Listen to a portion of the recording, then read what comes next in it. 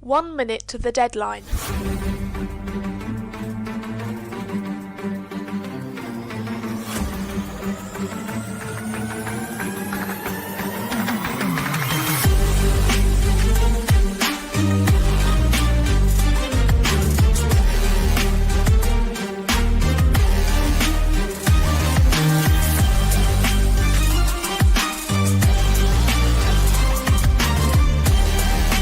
Seconds. 10,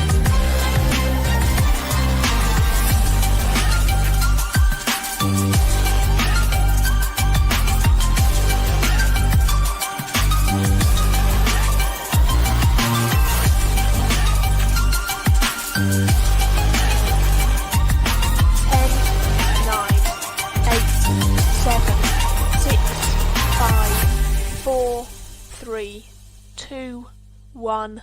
Deadline.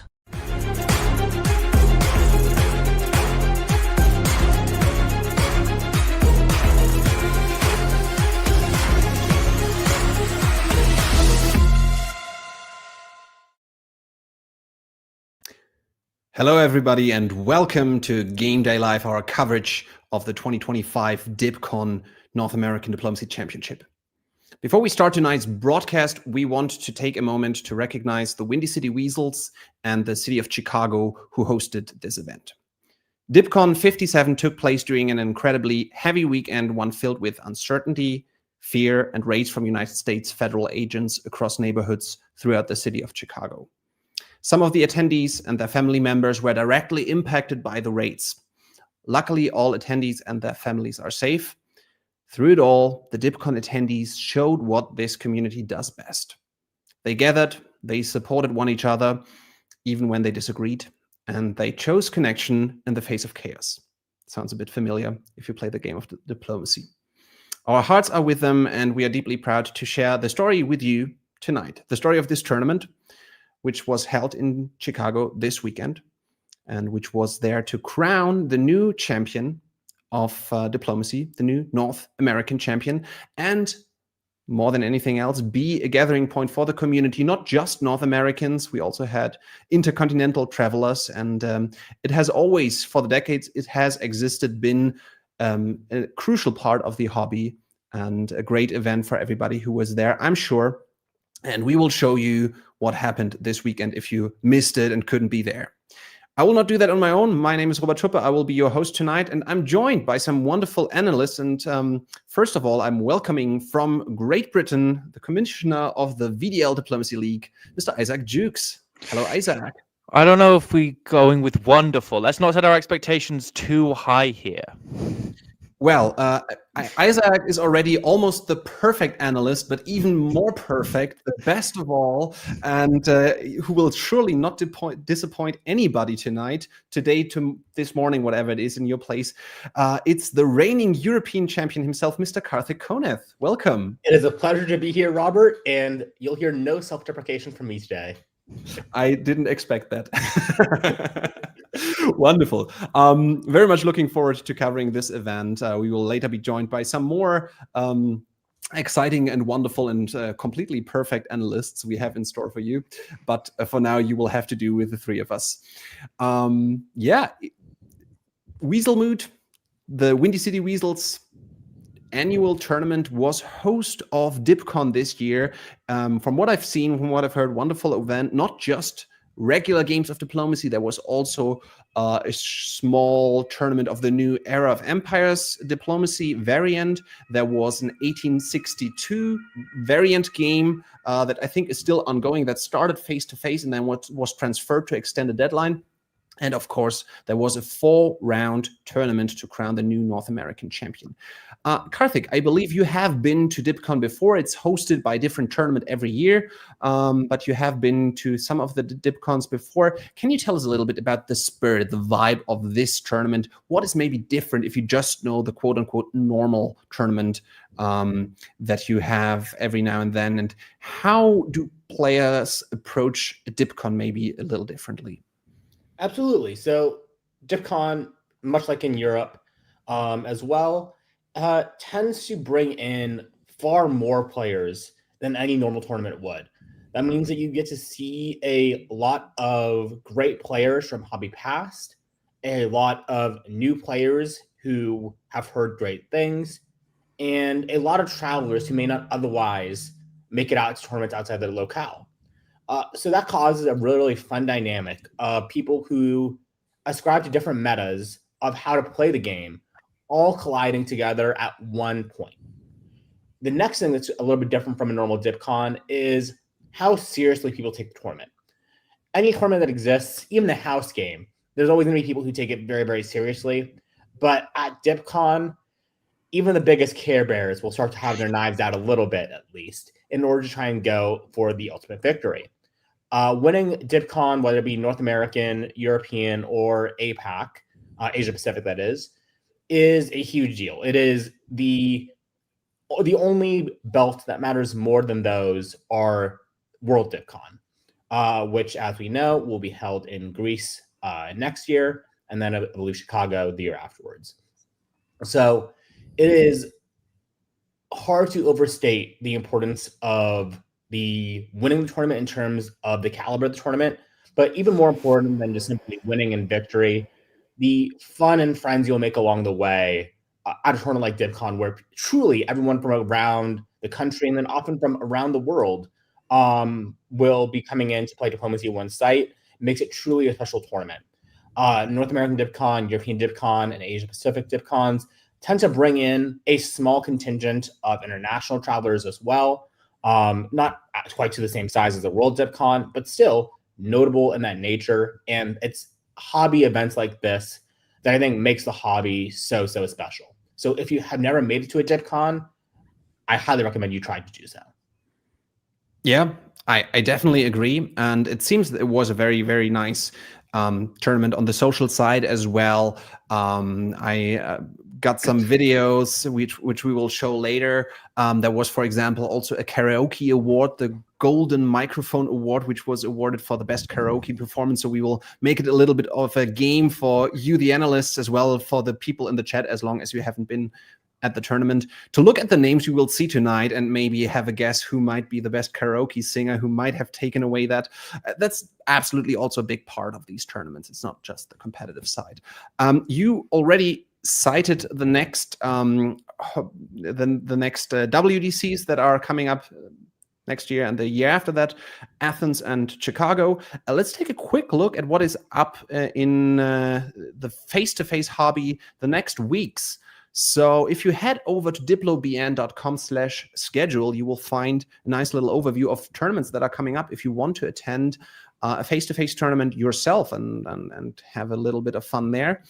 We see right now North American DipCon at Weasel Moot. Next week, I will have the distinct pleasure of hosting a tournament in Dresden, the Hechtstechen in Germany. So if you're in Europe and you are spontaneous, feel free to pop by. Isaac will be there as well. And then the week after that, October 18th, 19th in Melbourne, Australia, the Flying Fox Fandango, hosted by Zoe Cameron, who will also join us later. And then if you are in North America, the next opportunity should be the Carnage Gaming Convention in Vermont, October 24th through 26th. And then if you can travel, you will have plenty of opportunities to play virtually via voice chat at the last weekend of October, when we will have Virtual Diplomacy League, Snake Pit, and 7 Years War. So all kinds of leagues at the same weekend. If you're interested in any of those events, head over and you will find links over there. So just as a quick plug, come to events, play, meet new friends. Come on, you can't not plug EDC whilst covering a DipCon, Robert. Fair enough. Okay, let's also give a quick shout out to EDC. I just assumed everybody is signed up already. I will be there. You will be there. Isaac. Karthik will probably not be there. I don't know. I'll probably not be there, but there's still some pressure on me to try and make it out there. So you never know. You never know. So we will keep the heat coming for you to do yes, keep the November 7th through November 9th in Leiden, Netherlands will be a wonderful event. Actually, probably the biggest EDC in a long time. Since like 2005 or something, I think. Yeah, I think something of that ballpark. So it will be a lot of fun. Come by and play, absolutely. All right. With that, let's focus on the tournament at hand. It was a 4-round tournament. As I said, there was a little bit of a warm-up tournament of Era of Empire, which was a separate ranking, which Eldor won. And the actual North American DipCon with a classical diplomacy map was 4-round tournament, 1 on Friday, 2 on Saturday, 1 on Sunday, which is still ongoing right now. And the best 3 scores out of those 4 counted. No drop round. No top board. There was a drop round, so 1 score didn't count, but no top board after that. Just the best 3 scores added up, and it was scored via the Open Tribute scoring system, which you might know if you are a regular watcher of DBN from the VDL League, which Isaac is hosting. So, Isaac, can you tell us a little bit about this scoring system? What does it incentivize, so people have an idea what people might be trying for, what the incentives are if you want to maximize your scores? So what you want to do in Open Tribute is topping, and also a little bit more topping.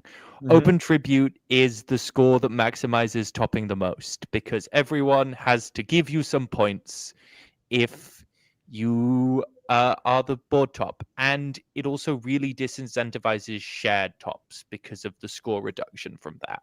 So you'll see a lot of attempts at lone tops, and possibly because of it, a couple of stabs. Yeah. Yes.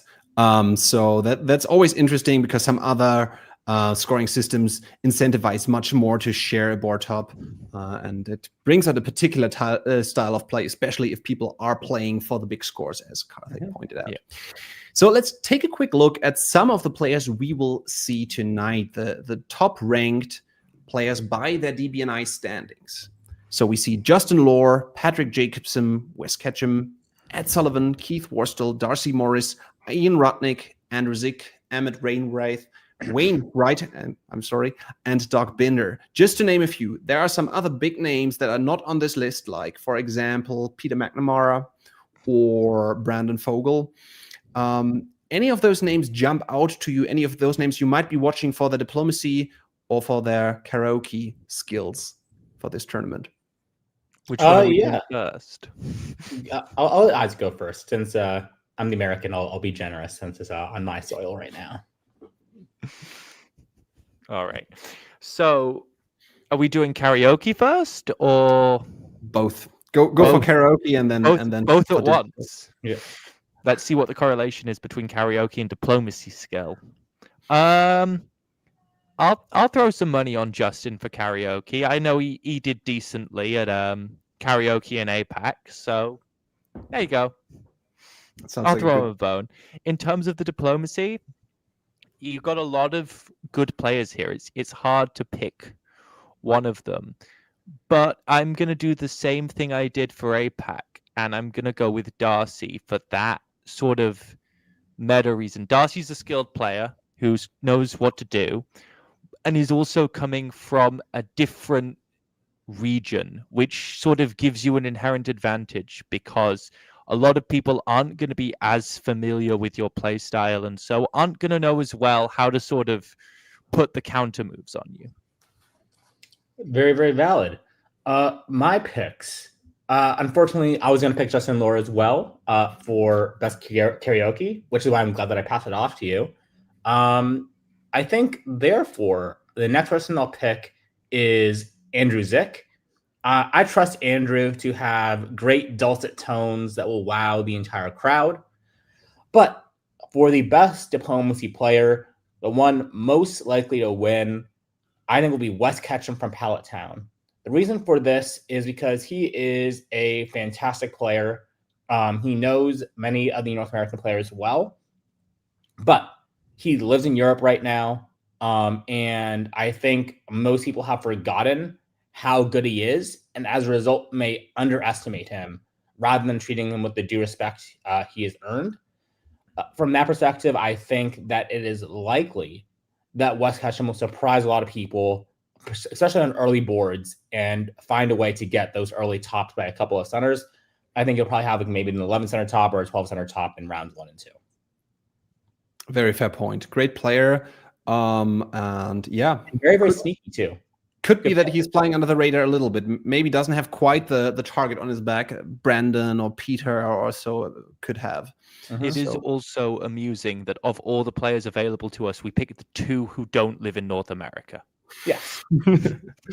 I think the recriminations among North American players will be enough to knock a lot of the great ones out of the picture. Fair point, absolutely. So keep your eyes open. Of course, we haven't seen all players on this list. So if other names come up, keep that in mind. There might be more who are not even in this list who are strong contenders. We will now head over to the first board. Round 1, as I said, happened on Friday night. The games are time unlimited, so they could have gone on for as long as it took the players to either find a solo or everybody to agree to a draw. And we will cover a few of the games in a bit more detail than others. And we will start with one that looks kind of interesting to me. It's board E from round 1. It has Don Glass, local from Chicago in Austria, Brandon Fogel, DBN's own, also from Chicago in England, Noah Merritt, new name to the system in France, then Doc Binder, former world champion in Germany. Ryan Feathers from Medicine in Italy. What was Andrew Wu from Russia. In Russia, not from Russia, I suppose, even though we don't know his location. And Kevin Murphy in Turkey. Mm-hmm. So what are we thinking about this lineup? A few names very familiar, some maybe not so much. Any predictions for what this might bring? I think that Brandon will either be in a lot of trouble early if France and Germany, Noah and Doc, get together to gang up on him. But if that doesn't happen early, I see Brandon running away with this game. Isaac, any thoughts? I want to disagree, but it's really, really, really hard to disagree here. I think don't count Doc out. Skilled face-to-face player, and especially if he can get that early attack on Brandon, then he'll be in a nice, decent German position. Okay. How about we have a look at it? I will bring up the map, and I will give you, Isaac, the spring turn and Karthik the fall. And if any of you wants to add something to the other, feel free. But we will, for now, go with this split and start in spring of 01 with Isaac. So I'm immediately looking at the Channel, at Trieste, at Black Sea, and at Galicia. And you see no bounces in the west, but all the bounces you'd expect in the east, basically. France coming up to get some play on Belgium. But ultimately, as you would expect for a DipCon, a pretty standard 01 with nothing particularly crazy about anyone's openings. Yeah, if I'm Brandon, I'm have to be very, very happy with what I'm seeing right here with the army going to Picardy and the fleet going to Mid-Atlantic. Yep. You'd might also show a little bit of slightly more. Sorry. I mean, yeah, I would have liked it in Burgundy more, but I'll take this whenever I can get it. Yep. It's a lot of opportunities for the fall turn. Just a second, I make sure. La la. Sorry, so if I had to guess, either this is the Western triple to ever Western triple, or Doc. Brandon somehow found out that Doc thought Andrew was going to bounce him out of Sweden, so Doc preemptively moved into the Baltic Sea, and Brandon took full advantage of that. If it is a Western triple, oh my God, Brandon, you are going to get to 17 in this game. If it's not a Western triple, Brandon's probably also going to get 17 in this game because this is a very, very fun position to be in. I think he should have Andrew either as an easy opponent to take out based if he has Doc helping him, or he should have Andrew as a great ally coming after Doc after the move from Doc into the Baltic Sea. In the South, we have either what was an arranged bounce in Trieste or a great guess by Don Glass. And then the unfortunate part, though, for Austria is this does allow Andrew to sneak into Galicia, which is just brutal. We see a shift by Kevin Murphy bringing the fleet of Ankara out to Constantinople, which is nice. And with the fleet of Ryan Feathers going to Tunis. This does mean that Turkey will have the ability to at least establish a decent defensive perimeter around the Aegean and potentially the Eastern Mediterranean. Even though with the moves that he made, it will be a little bit slower because he can't get a fleet built in Smyrna right now. Well, I'd be on IT watch because this is a classic IT pitch. You get Italy to send the fleet west, and then if Turkey drops an army, you got yourself an IT. Yep, absolutely. I'm a big fan of it. So in winter, let's look at the builds. Most of it looks fairly expected. Russia had an interesting choice to make here. Did not decide to build a northern fleet, did not decide to build in Moscow, just 2 armies in St. Pete and Warsaw. Probably trying to defend as much as possible from these shenanigans going on in the West, potentially a sign that they are expecting the Western Triple to come for them. And France's and England's builds are in line with the Western Triple. None of them is building a hostile fleet towards each other. So could well be the case. You could ask what the fleet keel is for in the Western Triple, but... Yeah, it's either a Western Triple or Brandon's won the war for France's attention. Yep, exactly. Very fair point. So let's see what they do with it in the spring. This all looks pretty arranged. It seems like it was the secret Western Triple. Looking at a range bounce in Burgundy, I would guess, as they push up into Sweden, and that Skagerrak move is less friendly, but still triple workable, maybe. In the east, you get a whole bunch of bounces, as in a first time that I've seen, Turkey builds a fleet in Ankara, not to stab Russia, but just to try and get out into the Med. I suppose you covered Con, so... And then Italy looks to be deciding to go after Austria, which we'll see if we have a jug on our hands based on that, because Russia and Turkey still look pretty together. Yep. And yeah, let's go to the fall. But this was probably the thing I was warning most about when it comes to the Turkey move through Smyrna to Constantinople in 1901. This is what can happen if you get back to the Aegean. You just never get your fleets out without rotating off to Con and Smyrna, and some trouble here for sure. That's the reason why many players these days like to hold Smyrna in Spring of 01 or move it to Ankara, which is effectively a hold as well if you arrange a bounce, just so you can open up Smyrna for that fleet build and have quicker access. Or the other common thing is you move it out to Syria in fall so you can build there. Yeah. Or if you're in Chicago, the very common Sunstrom opening, go to Armenia. Yeah, that's the signature move of the local club, the Windy City Weasels. Let's see how often we will see it in this coverage. We haven't seen it here, but I'm sure it will come at some point. Okay, fall of 1902. Okay. So this is what I was kind of expecting to happen. I did not think the Western Triple was going to last once I saw Brandon go to Skagerrak. And it seems that it does not happen. I presume that with this setup, Brandon expected... oh, wait, that was a support hold? No. Baltic support hold. It was a support hold from Denmark to Sweden. But I'm assuming that Brandon assumed that Bothnia was going to cut Baltic here. And I'm sure that he's going to be wishing that that order was actually correctly written. France is, I think, very clearly on the side of the English here. On the south, we have Ankara successfully making into the Black Sea. We have a IT deal finally being struck that we kind of expected to be made earlier. And it seems that Austria thought this deal was in place as well, because Austria is now supporting the Turks to attack Russia.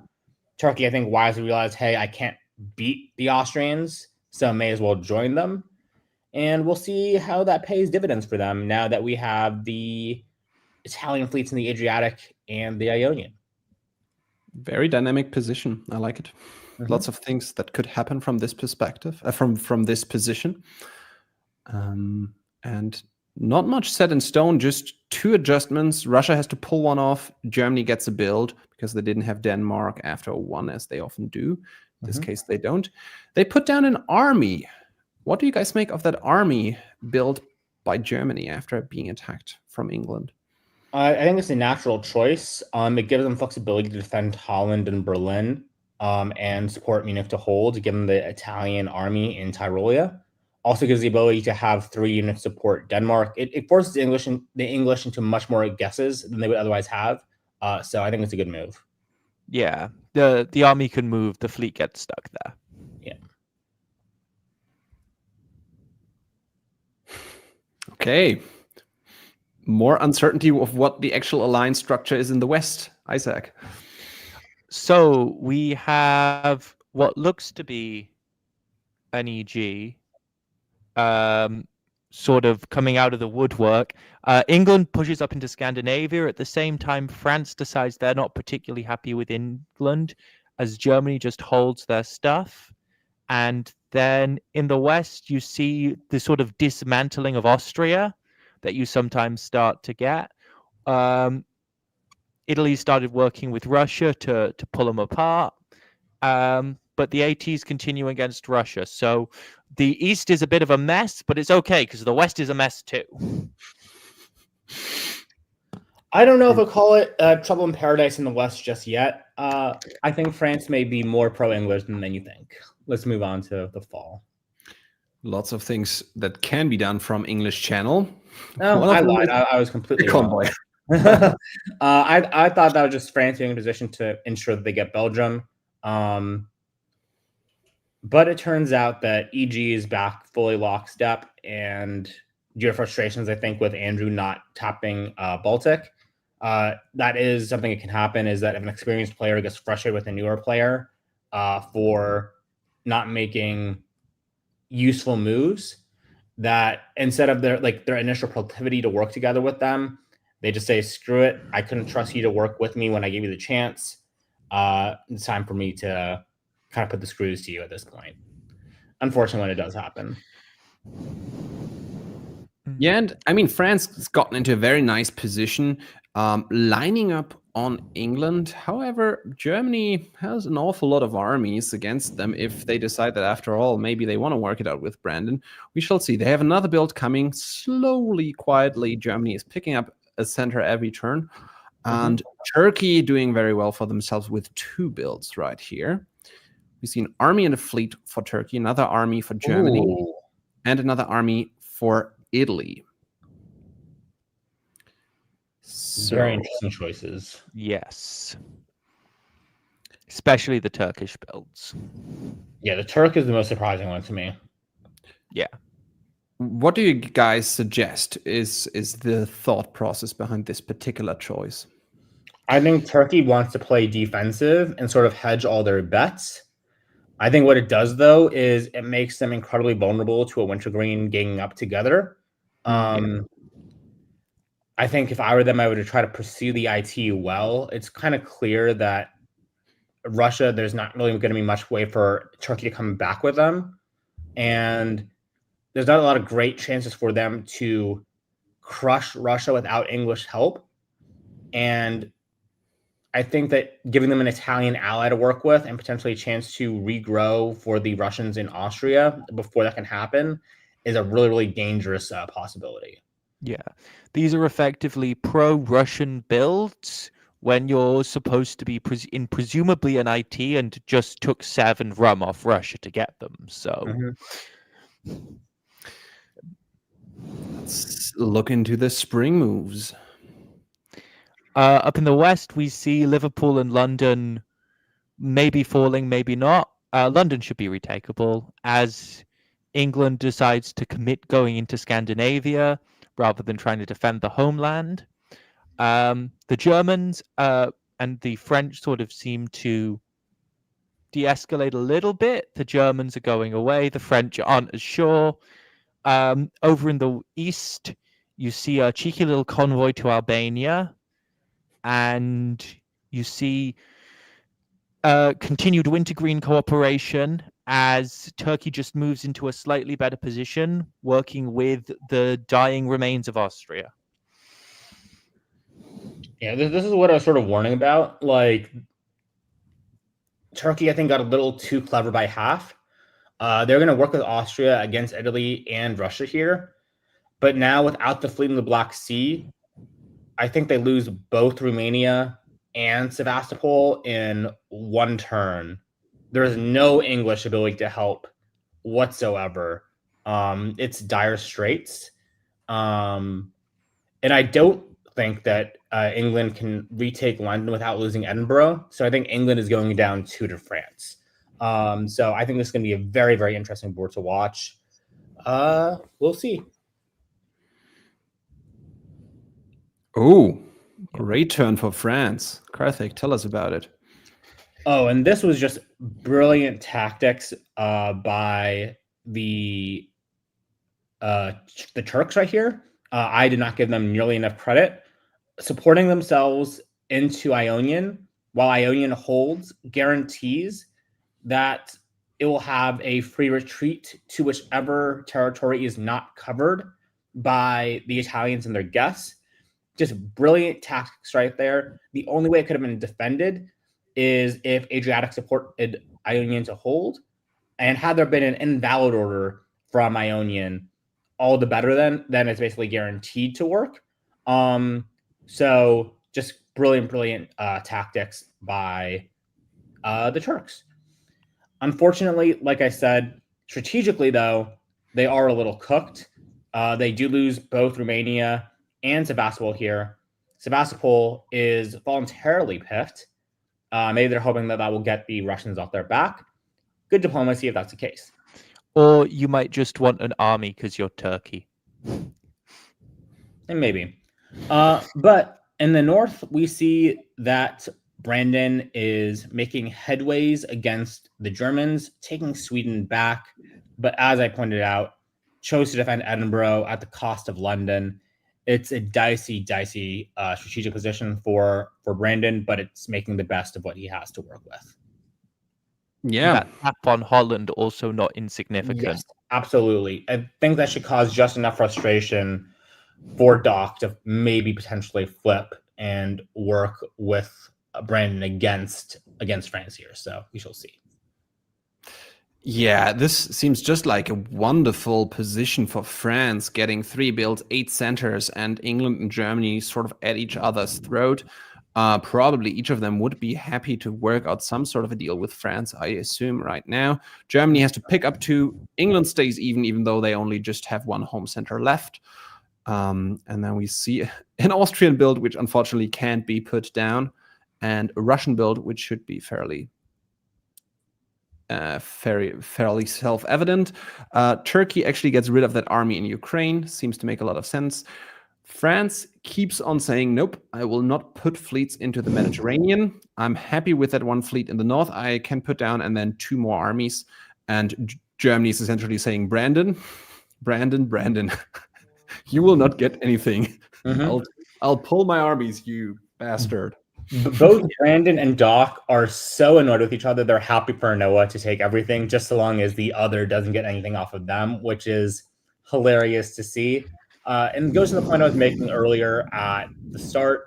Recriminations between players who have played a lot between each other become much more serious than those that have never played before.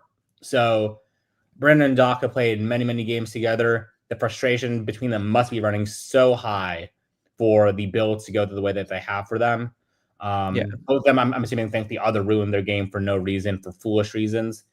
And in the south, France is looking really peachy because while there are 3 fleets by the Mediterranean, the Western Mediterranean area of like Tyrrhenian Sea, Lyon, and Western Med, all different colors. You have 1 Italian, 1 Turk, and 1 Austrian fleet there. It's not going to be a coordinated attack on France anytime in the south. So with the West wanting France to win and the South unable to stop them, very good position for France to be. Yeah. France is playing really sensibly here by putting those armies down because you're saying, I'm not a threat to anyone, but also if you come for my dots, you aren't allowed them. But all of France's growth is in England and Germany. Correct. Does either of you has either of you heard the name Noah Merritt before? Because I haven't, and I know that there have been a number of newer players at the tournament who either played their first face-to-face tournament or some even their first game. Looking at these moves, I would be very surprised if this was Noah's very first game of diplomacy. I think that's probably not the case, but seems to be newer to the tournament scene from all we know. So quite impressive start. Yep, I would guess probably first face-to-face tournament, but very, very strong online presence. I just don't know what their username is. Yeah, and Stupid Or Flanders, which virtual. is Patrick Jacobson said in virtual, they've been around. Makes sense. Virtual is always a good preparation to get into a face-to-face, the best you can get online. So, yep, can definitely recommend that if you're thinking about trying your first face-to-face tournament, playing a bit of virtual to prepare for the time pressure and the actual voice negotiations. Always good. Okay, let's see how it continues. Spring of a 5. France goes. I've got all my English dots, so I'm gonna try and get some from Germany. This Piedmont move could be an anti-Italian move. I predict it's much more likely to be trying to get up to Tyrolia to put some extra pressure down on the Germans. England and Germany continue to engage in their perpetual war, although Germany does at least come down to defend Ruhr. And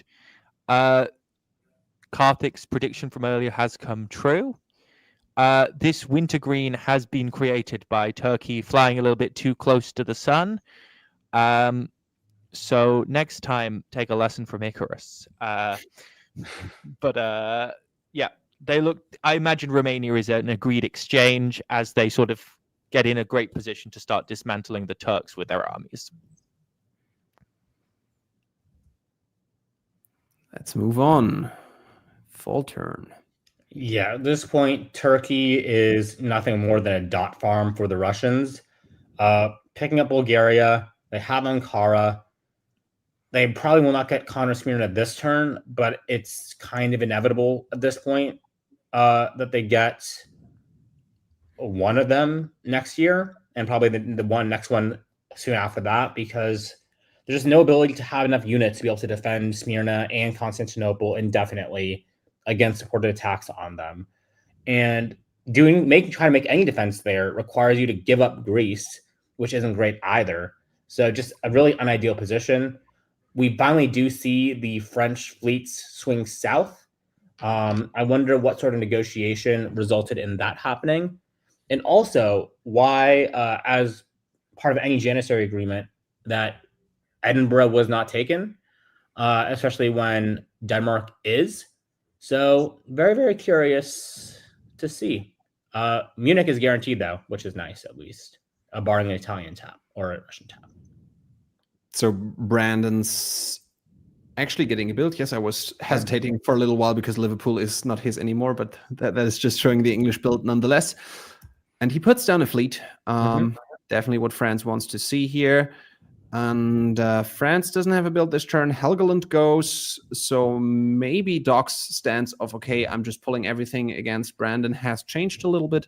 And an additional Italian fleet and a Russian fleet in Sevastopol as well. So Wintergreen is putting down some force for the waters so they can mob up those Turkish dots while also doing something about that Austrian fleet and the French fleets coming into the Med now.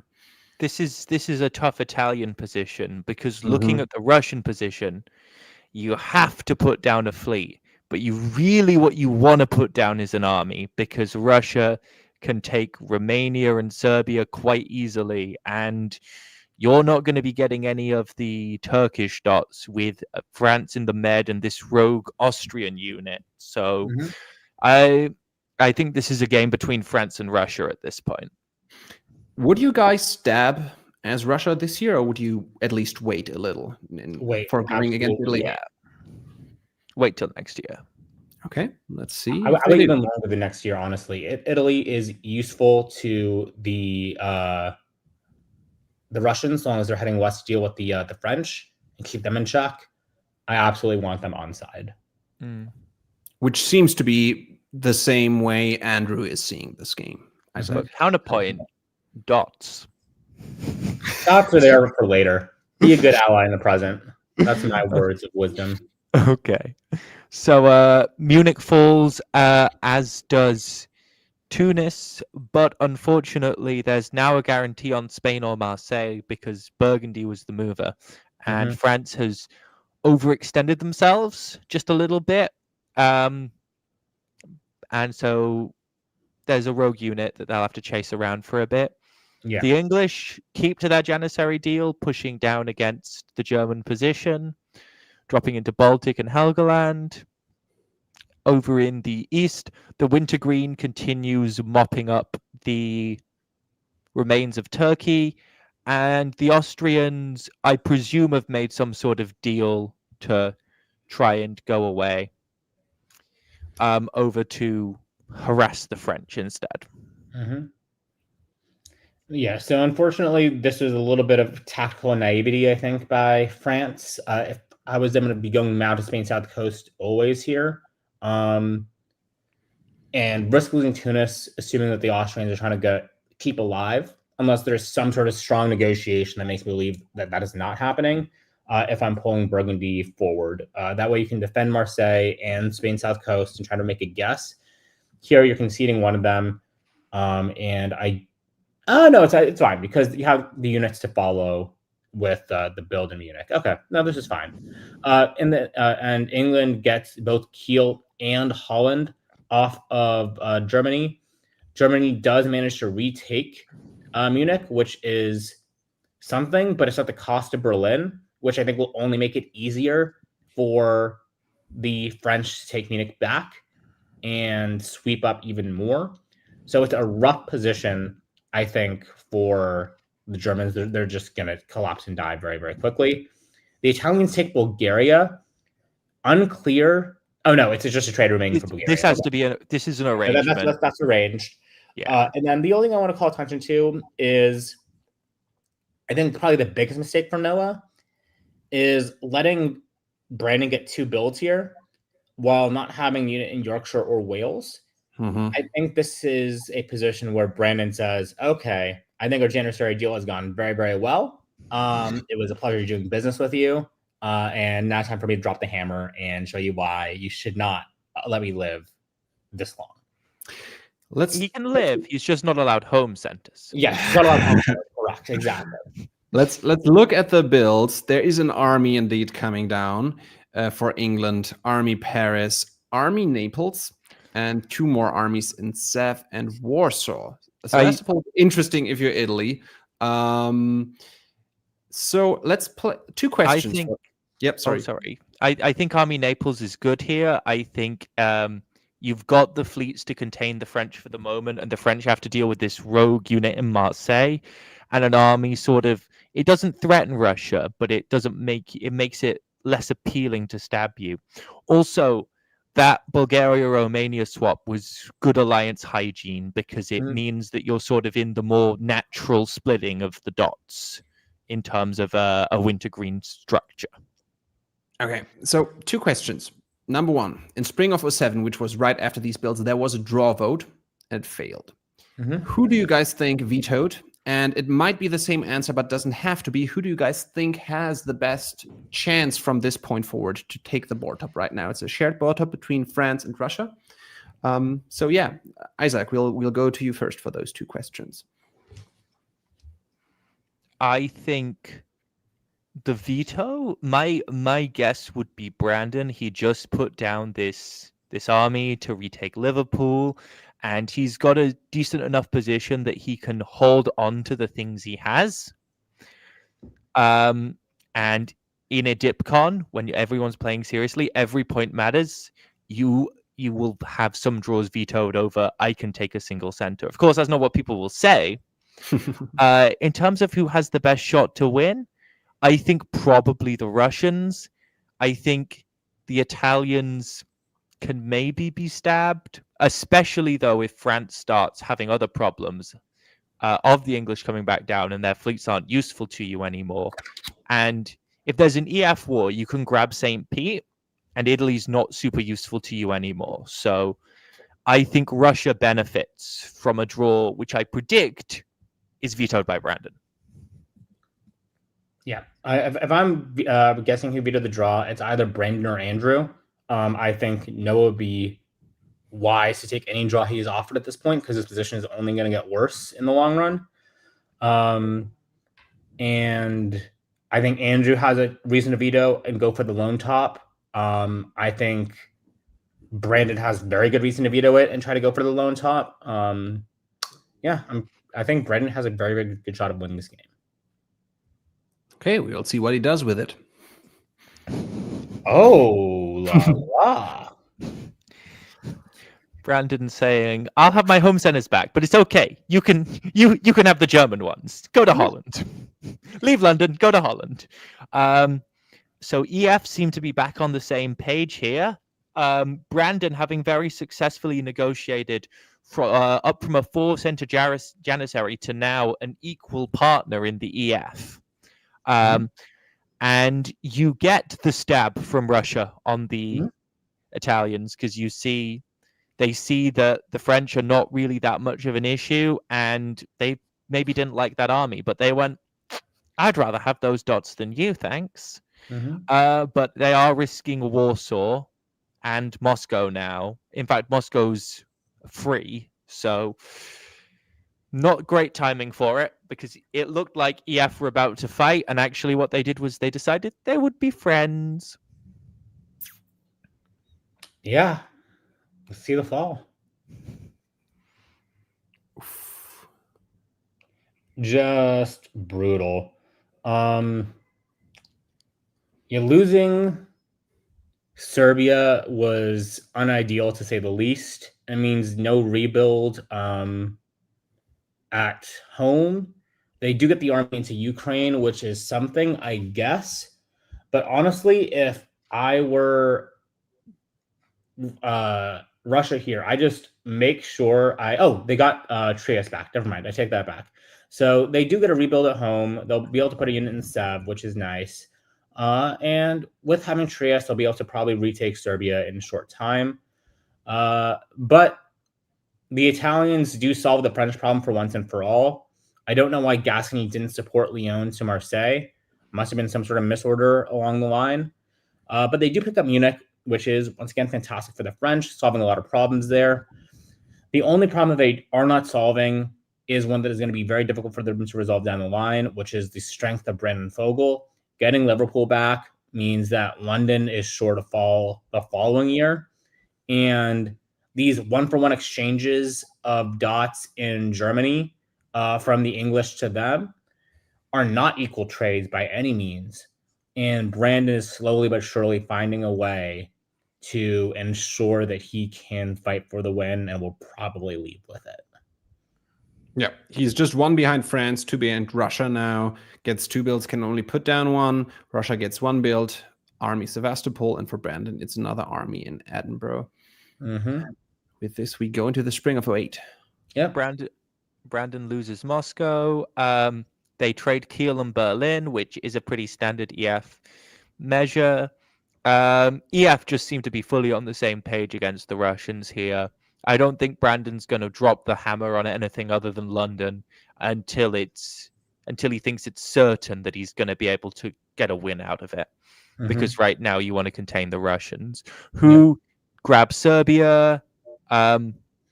Nice cooperation between France and Italy to get them down into Trieste. This just looks to be a board-wide coalition of big, scary Russia, let's stop them. As the French go to Tunis, possibly by agreement to follow up, but I imagine not.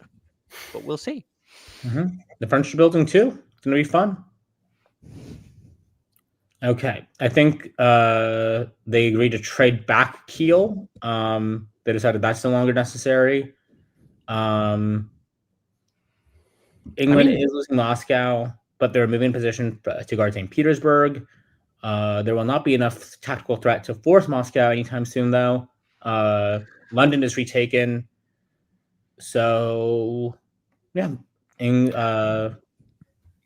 There's a violent retaking of Berlin. So I'm wondering if this was indeed arranged. Maybe Kiel was also supported into. So maybe it's just a falling out of hygiene. But what is also interesting, I want to call attention to here, is that France took Rome as well. So actually, France is going up 4. Yeah, it's three in total because they lost 1, but still they go up to 12 there in the lone lead. And if you look at the points, this is where Open Tribute makes a big difference.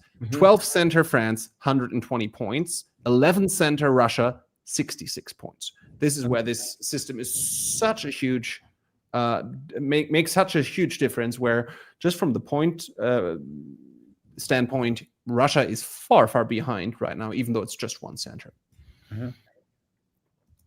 Okay, so England puts down Fleet Liverpool. That is a clear declaration of intent.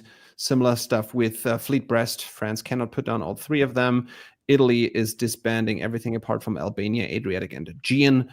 And there's a fleet for Andrew Wu in Russia. We get a bounce in the Channel, a drop down to Irish. So the EF war is in full swing. We get Spain and Marseille trying to swap but being unable to. France keeps pushing into the Med.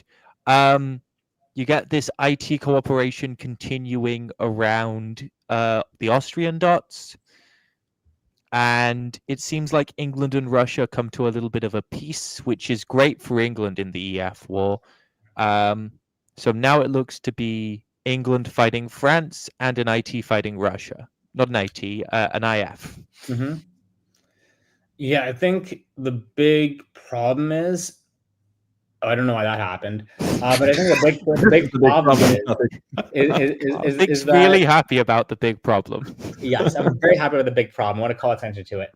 The big problem is that there's not enough to contain Russia effectively in the long term against like the Italy, France, like do not have the ability to do so. I think France taking Rome was a huge mistake insofar as it basically, in my opinion, guarantees that Russia is winning this game if EF cannot get back on board with each other long enough to kind of collapse Russia, Moscow, Warsaw. So I don't see how Russia doesn't win this game right now, actually. So let's see. They are sitting in Venice. Trieste is pretty much surrounded. And they move forward and fall into Rome. Yeah. Makes What sense. else? France is the bigger threat. You just pushing everywhere. You take Trieste, you take Rome.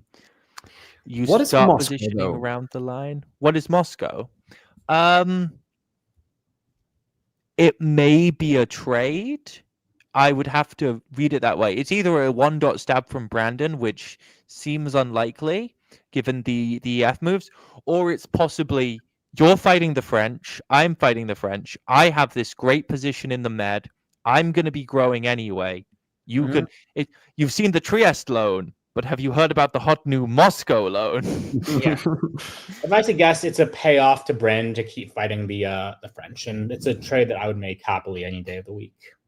So France is still at 13, but their position is starting to crumble. Yeah. Russia at 12, England at 9.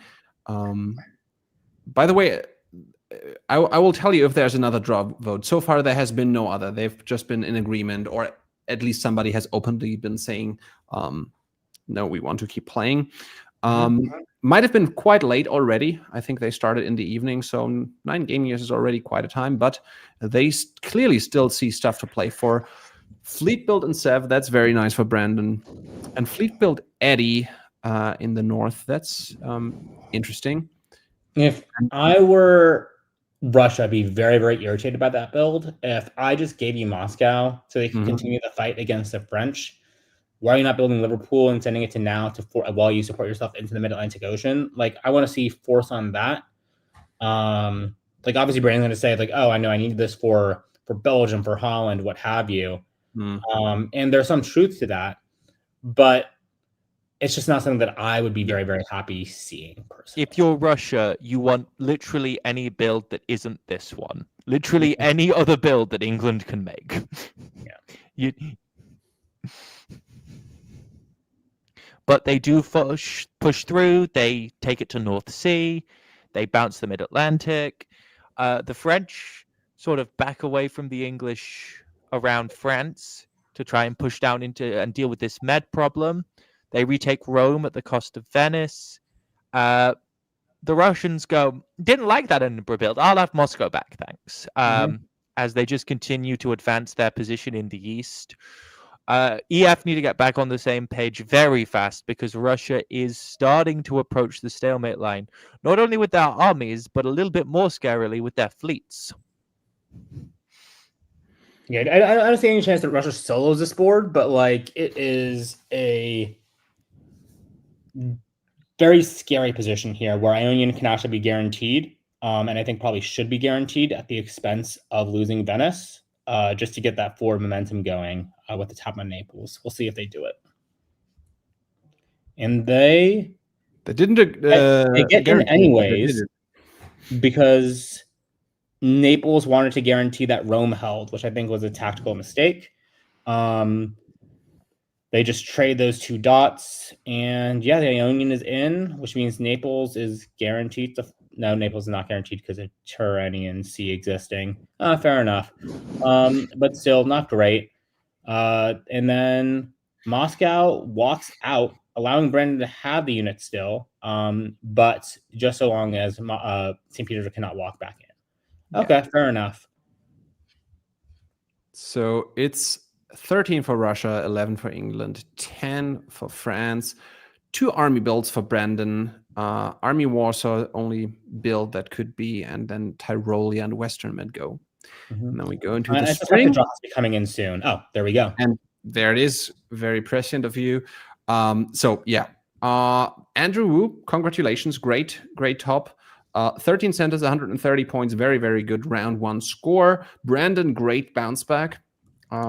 From only 1 home center going back to 11 centers, which is at least 65 points, which is not bad, even though it's. This is why you don't let Brandon own more than 1. Mm-hmm. Yep. Any final thoughts, either of you? No, I think it was a great game. I think Bren showed why he is so good at the game. I think it also shows why you need to be very, very careful with your Janissaries, especially with players who are very, very cutthroat like Brendan is. And I think it also showed why you need to be very, very careful with who you take out, because with France taking out Italy where they did, Italy was no longer able to check Russia, which means, as I called, like 1907, 1908, whenever that stab happened, that Russia was just going to run away with the rest of the game. Yeah. And Patrick is confirming what we kind of suspected, that it drew like around 3 a.m. So that makes a lot of sense that they said, okay, we've fought enough. Now let's call it a day. We have to play in the next morning again. Yeah. America's got to start believing in balance of power. With this, we will move on to the next board we will cover in a bit more detail from round 1, which is round 1, board B. And on this board, we see Andrew Hammerl in Austria, Aurora Adaman in England, Gabe Rash from Louisville in France, Jeff Chai in Germany, Keith Warstall, who you might know from the Diplomats in Italy, Bill Liu in Russia, and Julian Wellman in Turkey. So probably a board we know fewer names on. What are you guys thinking about this board? Aurora and Keith are the names that are familiar to me. Aurora is a player who was active in the variant scene and then did very well in Boston Massacre, ending in 2nd place, only being beaten out by... I've forgotten who won Boston Massacre. But it's fine. And then Keith, well-known press player, probably know him from the Diplomats. Yep. Yeah. For me, if Aurora is the same Aurora from Web Diplomacy, then I know them. Otherwise, I know Gabe and Keith. Gabe is a great player to play with in Denver, or I guess Louisville, Colorado, wherever that is. And then Keith is from North Carolina. I play with him regularly at DipCon and some other tournaments he travels to. Okay, let's look at it. Always great to see also some newer names. And we will try to go a little quicker on this one. We will swap the 2 of you up. So now Karthik gets the pleasure of doing some spring turns as well. And Isaac can enjoy the fall. Okay, we will do this. And I have to click here. And then off we go. So it's you, Karthik. So I was just looking at the board real quick. So the thing that like probably most stunned me and left me out without words for a second was they bounced in Tyrolia. Not something that I expected necessarily, given who is in Germany and who is in Italy. Then we also saw the bounce in Armenia with the slide from Ankara to Constantinople. I think this move is slightly overrated in the terms of the defense it offers and against a potential stab for the Block C. I'm more than happy to let Armenia slide in order to take the Block C if I wanted it. But it is the move that is chosen. In the rest of the board, mostly standard classic openings. Sport attack on Burgundy. Liverpool to Edinburgh is also worthy of note, suggesting to me that we should be seeing a strong EF between Aurora and Gabe. And yeah, let's go into the fall. We see the beginnings of a potential EF with the English grabbing into Belgium, but the French ceding Burgundy for Ruhr, which is fine because you just build and then you kick them out because you can cover all of your big spots. Over in the east, you see a support into Greece from Bulgaria as well. So some nice AT friendship going on. And you unfortunately see a misorder from Rome.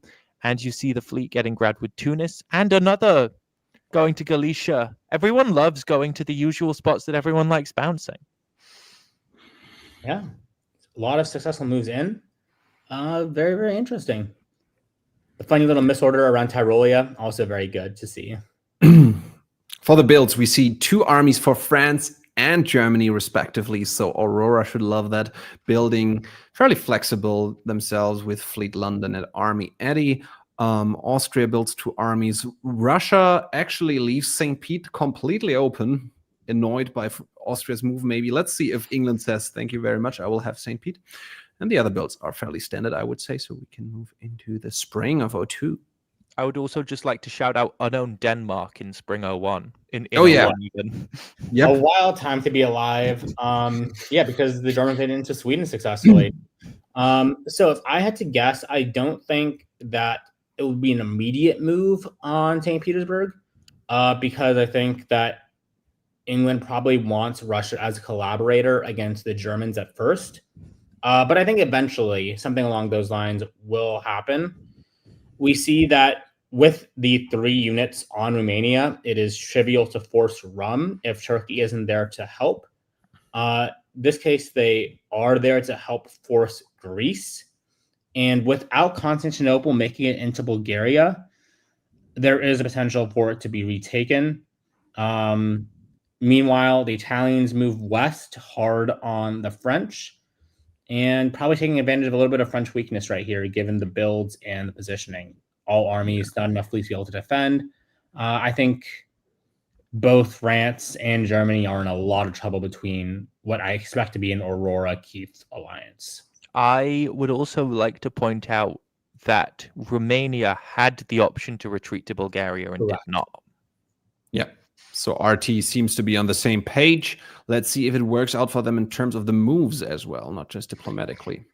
In terms of the moves, no, not really. It goes as badly as you could possibly hope if you're RT. They lose Greece and don't retake Romania. They get into Galicia as a little consolation prize, but that's all that happens.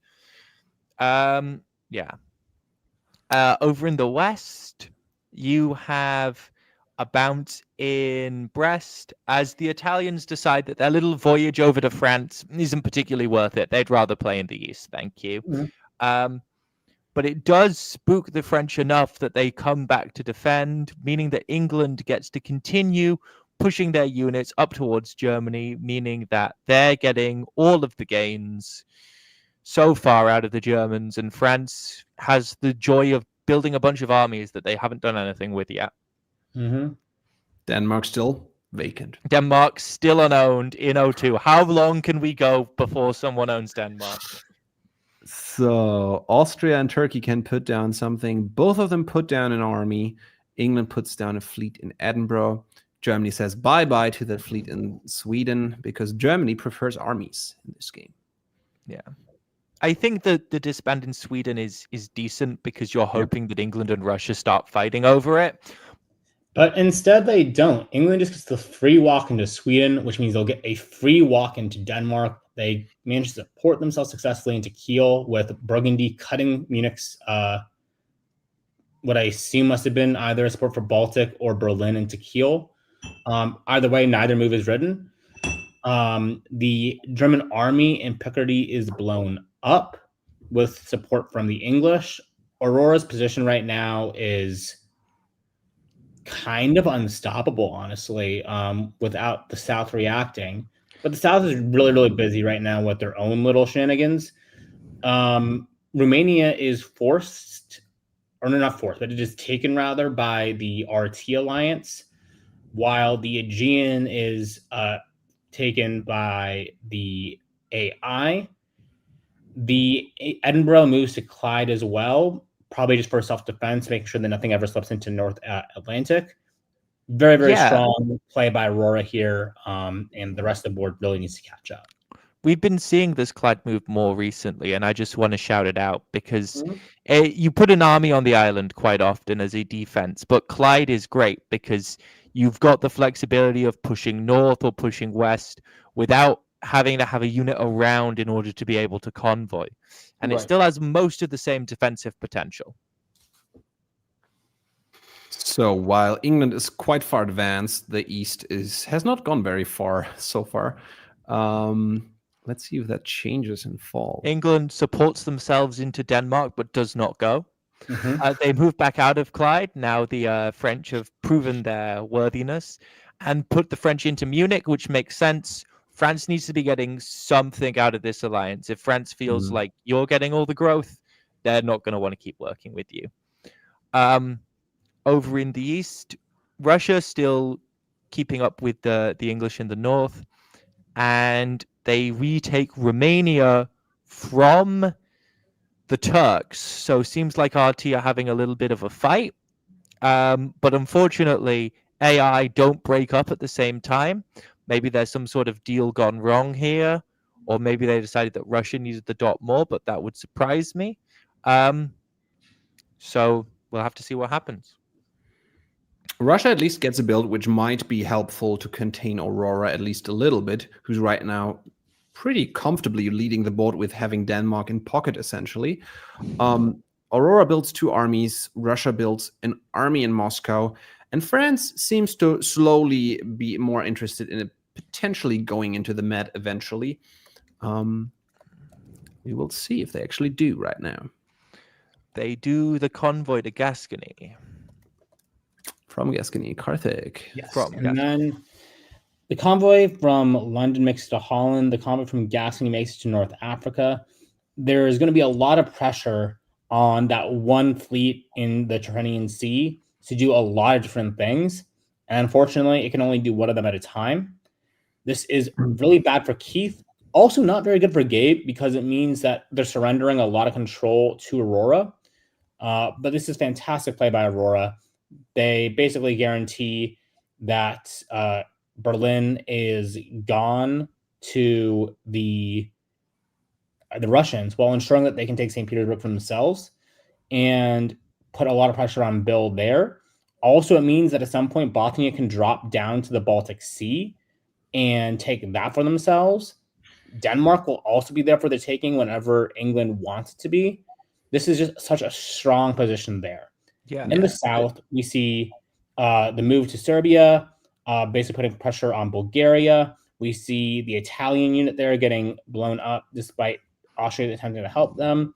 This is fine for Austria, honestly, in the long run. Yeah, this is good, but this is going to be more chaos and stuff before it gets resolved. Yeah, there's what? Yeah, sorry. What? Yeah, you go. No, you go. There's a theory that as Italy, sometimes you want to keep Tunis untaken so that you look a little bit less high on the center count and you look a little bit less scary. And it feels like Aurora's doing the same thing with Denmark. Yeah, makes a lot of sense. What I was going to ask is, what would you guys like to see out of the East?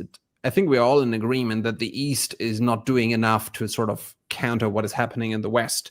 But if you are either power in the East, what would be the kind of alliance structure you would try to form from this position in order to fight back? I'll give it to Isaac first. it's a little bit of a controversial thing, but I would go AR with a Turkish junior partner. Interesting. I would go probably AIR here. Not much of a choice, not much of a great one, but it's, I think, all that's really kind of there. I mean, the issue that you have to have the French write the English at some point as well, though. I don't know. Which is maybe why you thought, Isaac, that actually attacking Italy might be helpful. So you could tell France, hey, you've got all the freedom in the world to rather go north. Yeah, maybe FAR. Like FAR, maybe your only hope, but also not a good hope there. Yeah, and there's the thing about the EF is that they're putting a lot of armies through, and if you one of the things that you really desperately need in the East is if you want to contain this EF, the Austrian armies and the Russian armies need to not be fighting each other. Yeah. Yeah. Okay, we will see what happens. Yeah, unfortunately, what's happening here is this is Isaac's turn. Oh yes, this is actually what happens. Yeah, I can read what's going on in Paul. The Austrian and Russian armies do unfortunately continue to fight each other. With Austria getting out into the Ionian in exchange for Greece, which I don't love. Is this a late forming AT? If so, probably too little, too late. France gets pushed forward, but in a way that means that England still sort of has control in the region. They can retake Berlin and they can drop down, not immediately, but soon enough. The East continues to be a mess. The Italians keep going west and then coming back and then going west and then coming back. And you see that sneaky little move back into Clyde. So Winter, there's a fleet in Brest, maybe getting spooked by Clyde a little bit. Army fleet for Turkey. Russia is saying, well, I don't care if England takes my dots. I'm mad at Austria. The Germans did support them into Warsaw with their dying breath. Exactly. So lots of discord in the East and a little bit maybe in the West with Clyde and Brest, but that could be solved fairly quickly. We will see. Yeah. Okay. So now we're in the spring, and as kind of predicted, Russia's fighting with Austria means that Russia cannot defend themselves against the English. Norway slides into St. Petersburg, and Moscow is kind of there for the taking if Russia doesn't want to defend. And why would Russia want to defend when the Turks are in the Black Sea and Armenia? Just brutal position for them to be trapped in. We see the French heading into Prussia. We see kind of just like this general good collaboration between EF with Aurora, I think, kind of recognizing that they have the upper hand whenever they want it. Also, still haven't taken Denmark yet. Just want to call attention to that. Spring 1905, Denmark remains untaken. It's a good call by Aurora to seem unthreatening, but I'm not sure why anyone is falling for it when it's so obvious that Aurora is on essentially 10 and could be more whenever they want it because they have the Baltic Sea as well.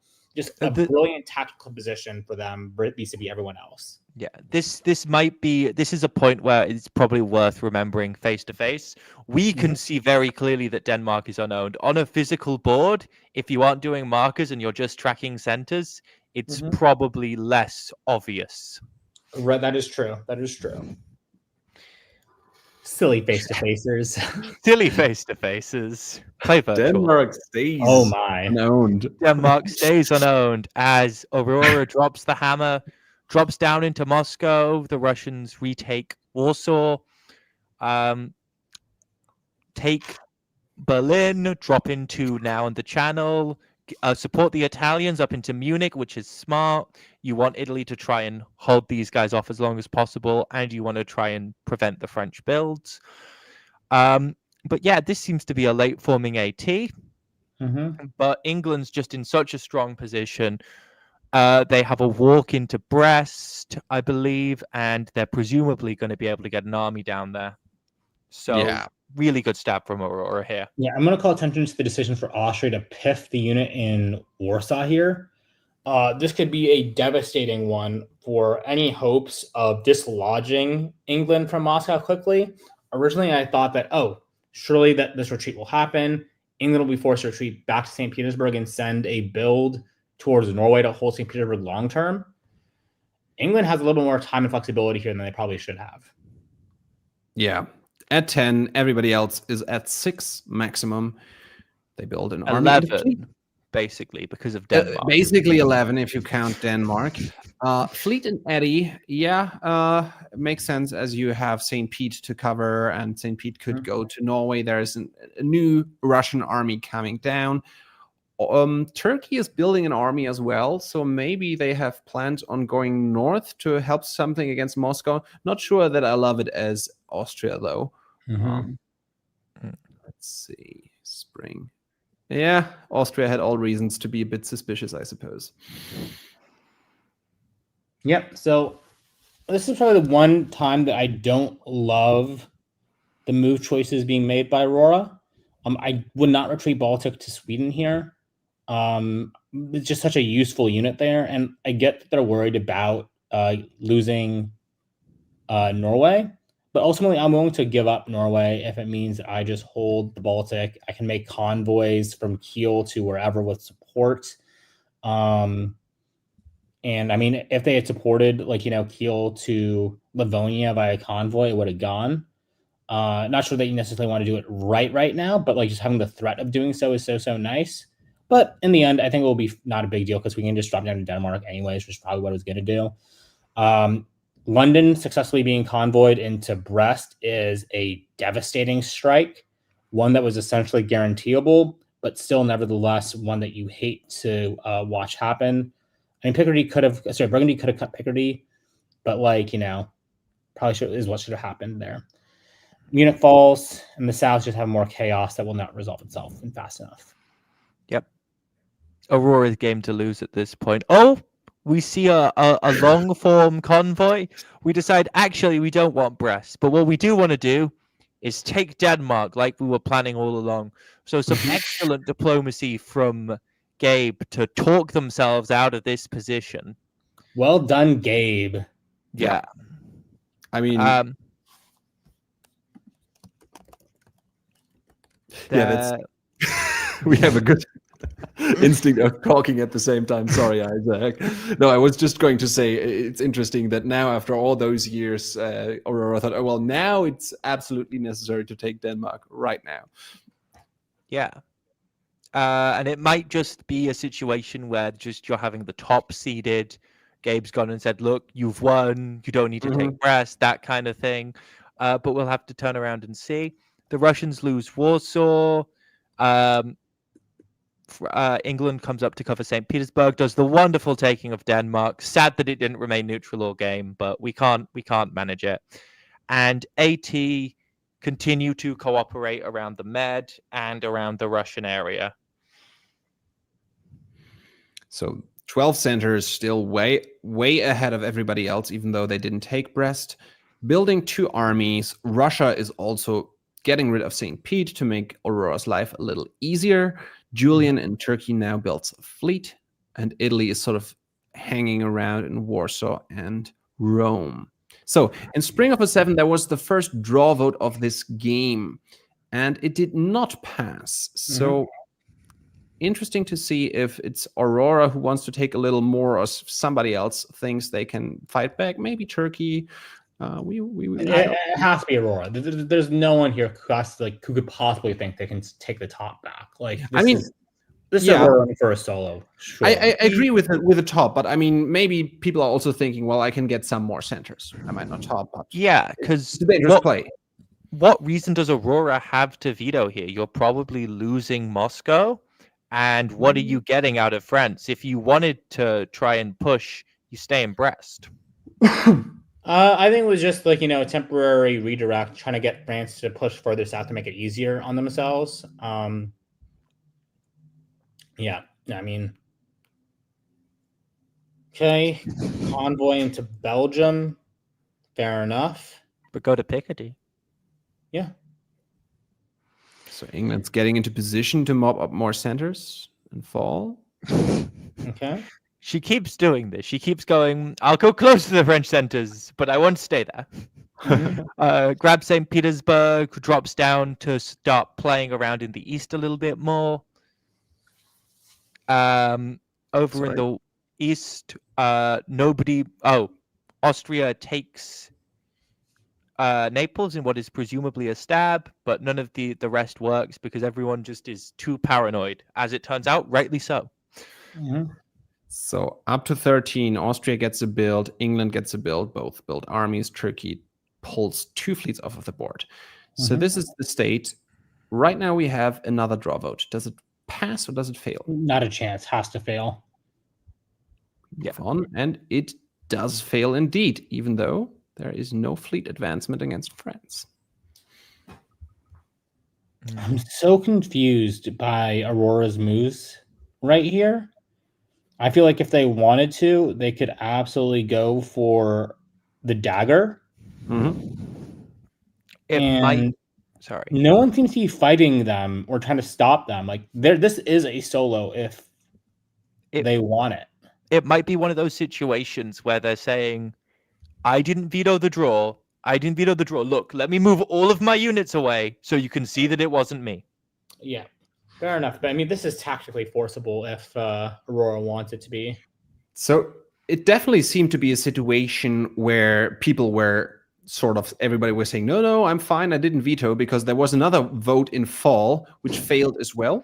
So I guess we will see if there are more aggressive moves by England. Not really, no. Still no attack on either Brest or Mid-Atlantic Ocean. What else do we see? We Black see Turkey Sea, Serbia. Yeah. Black Sea, Serbia, Tunis. Maybe Turkey Tunis. was to veto. Could be. Did you go, I got some growth here. I can get some dots. I mean, they're back at 7, but they're playing with fire, of course, right? If for example, Austria and Italy just say whatever, let's give everything to England. Right now, France is not under attack, but they have to pull one. Surely it has to be Bohemia, right?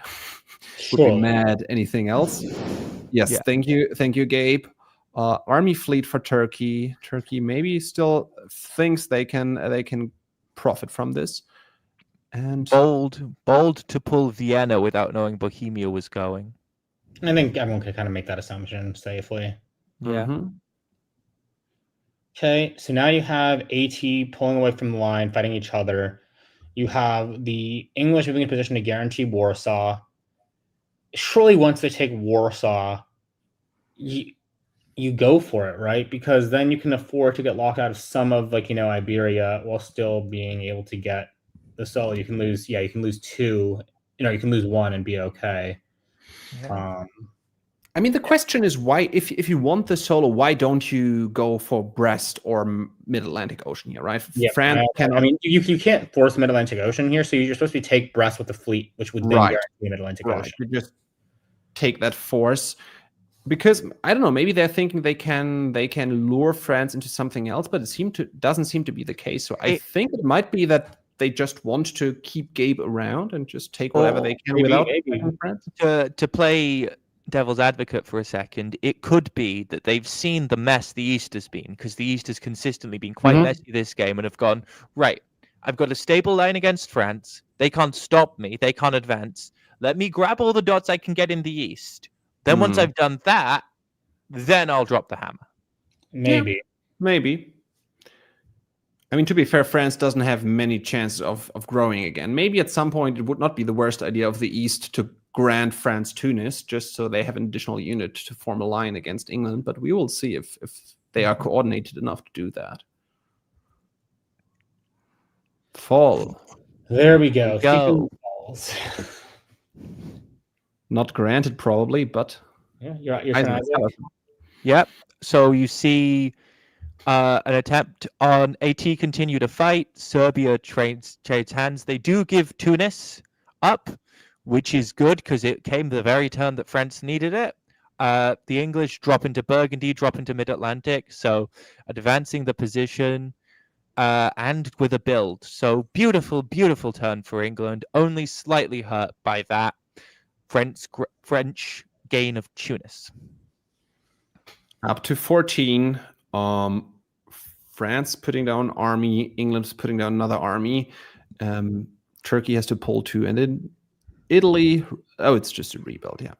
So in spring of 010, not 010, 1910, there's actually a draw and it passes. So maybe it was Turkey after all who did V2 before. Looks like Aurora was not super keen on taking French centers after all. So let's quickly talk about this tactically. If Aurora goes for the solo here, is it stoppable, or is it sort of a foregone conclusion if she does the right tactics? So long as Aurora orders the right tactics, it's not a foregone conclusion. There is a way to make a defense around Marseille, Spain, and Portugal. The time I think would have been gone a little earlier before France could get into Tunis successfully. And then have enough units to defend the south, even without help from the Austrians or the Italians. What you really want as Aurora is enough chaos in the south that you had, I think, from like 1906 onwards, to be able to take, to be able to prosecute an unilateral war against the French without anyone being able to come to their aid. And that was a world that did exist, in my opinion, in 1906, 1907, 1908. But then started to fall apart the more time they gave France the ability to make moves safely on Tunis. Whereas before, if you force Brest, you force the Mid-Atlantic Ocean, you can then slide one of your fleets into North Africa or Western Med. Suddenly it's a lot more chaotic and a lot harder for the French to defend tactically. If you couple that with armies sliding to forcing them way into Burgundy and moving on from there, and then if you can get one into Gascony, then it's just a death knell, right? Then it's just so hard for them to come back from. But I think Gabe did a good job diplomatically of convincing Aurora not to. Aurora didn't want to go for it for whatever reason. And the South eventually says, okay, maybe we should draw this before we actually concede a solo. Yeah, there's an argument that to be made that Turkey made the draw. There's also an argument to be made that Aurora was the one vetoing the draw, and that unit in Marseille causes you a lot of problems, that extra build, especially with the time that it came. Yeah. If without that, I don't know that I would draw as Aurora. With that unit in Marseille, I'm much more inclined to do so. Makes sense. Anyway, still a very, very strong finish. DipCon is very competitive, even though this might not have been the board of the most experienced players, but still some very good players on it. And Aurora, as we said, not a super experienced player, fairly new-ish still, so congratulations. With this, we will move on. We will just show the results of the other round 1 boards. I'm sorry to the players, no disrespect to all the other games, but we just don't have, I think it was 24 games throughout the weekend or so. We just don't have the time to show them all tonight. But what we will do is show the scores and the final positions of the board, so you, the viewers, at least have an idea what happened, and we can have a look at the scores after round 1, how our board toppers from the 2 games we've seen, Andrew from the other board and Aurora from this one, place compared to the others. So let's have a quick look at what happened at the other boards. We can head over to board A from round 1, which drew in spring of 08 with, I'm not quite sure how to pronounce this first name, Heimchen. German would be Heimchen, but I'm not sure. Yeah, Heimchen, yeah. Heimchen Vandergriff, taking an 8 center board top as France, beating out some very notable players, for example, Peter McNamara and Justin Law and Wes Ketchum, who we've heard in the predictions already. Also on this board, Emmett Wainwright and Ryan Brown and Gordon Clarkson. So some very good players, fairly balanced board with no player eliminated. And Peter actually bouncing back from what apparently has been 3 centers at some point as Germany getting back to it. So Heimchen, I don't know, do either of you know something about that player? Yeah, they're a good player. I met them for the first time at World DipCon. Very, very capable, smart tactically, smart strategically, very, very fun to play with. Okay. So definitely get a good bunker score, 80 points. It's always like in Open Trip, you do get, if you're a lone topper, you get 10 times your centers. So 80 is not bad, even though, it's not super big, but absolutely solid. Let's move on to board C from round 1, which was sort of a close, I'm not quite sure if it was a race or maybe a big GR alliance, not the most common one, between Katie Gray and Robert Chase, with Katie Gray, who's actually the defending DipCon champion from last year when it was held at Cascadia, getting a huge, or very big at least, a 13 center Russian top. And Robert Chase, as we saw before, 12 centers is not worth that much if you're not topping, actually. Had I known that Katie Gray was at this tournament, I didn't see them in the GBNI rankings. I would have picked Katie Gray to win this tournament without question. They are one of the best players in the world for sure. Always a big danger. And also on this board, we see some very notable names, right? Noam Brown, world champion, Ibacon, real prolific player, especially online. Zach Schwartz, I don't know. Griffin and Zach Schwartz, maybe related, we don't know. Also Derek Bassett, not known to me, but also quite a stacked board. So good job on Katie making this 13 center top. Okay, so over to board D. There were 7 boards in round 1, actually. On board D, there was also another 12 center board top, so quite a few sizable board tops at the first night. Germany, DBN's own Johnny Gillum, took it away as Germany with 12 centers. Not quite a Fogel, but a 12-11-11, which might be a Fogel adapted to Open Tribute, because 11-11-11 really isn't that good under Open Tribute.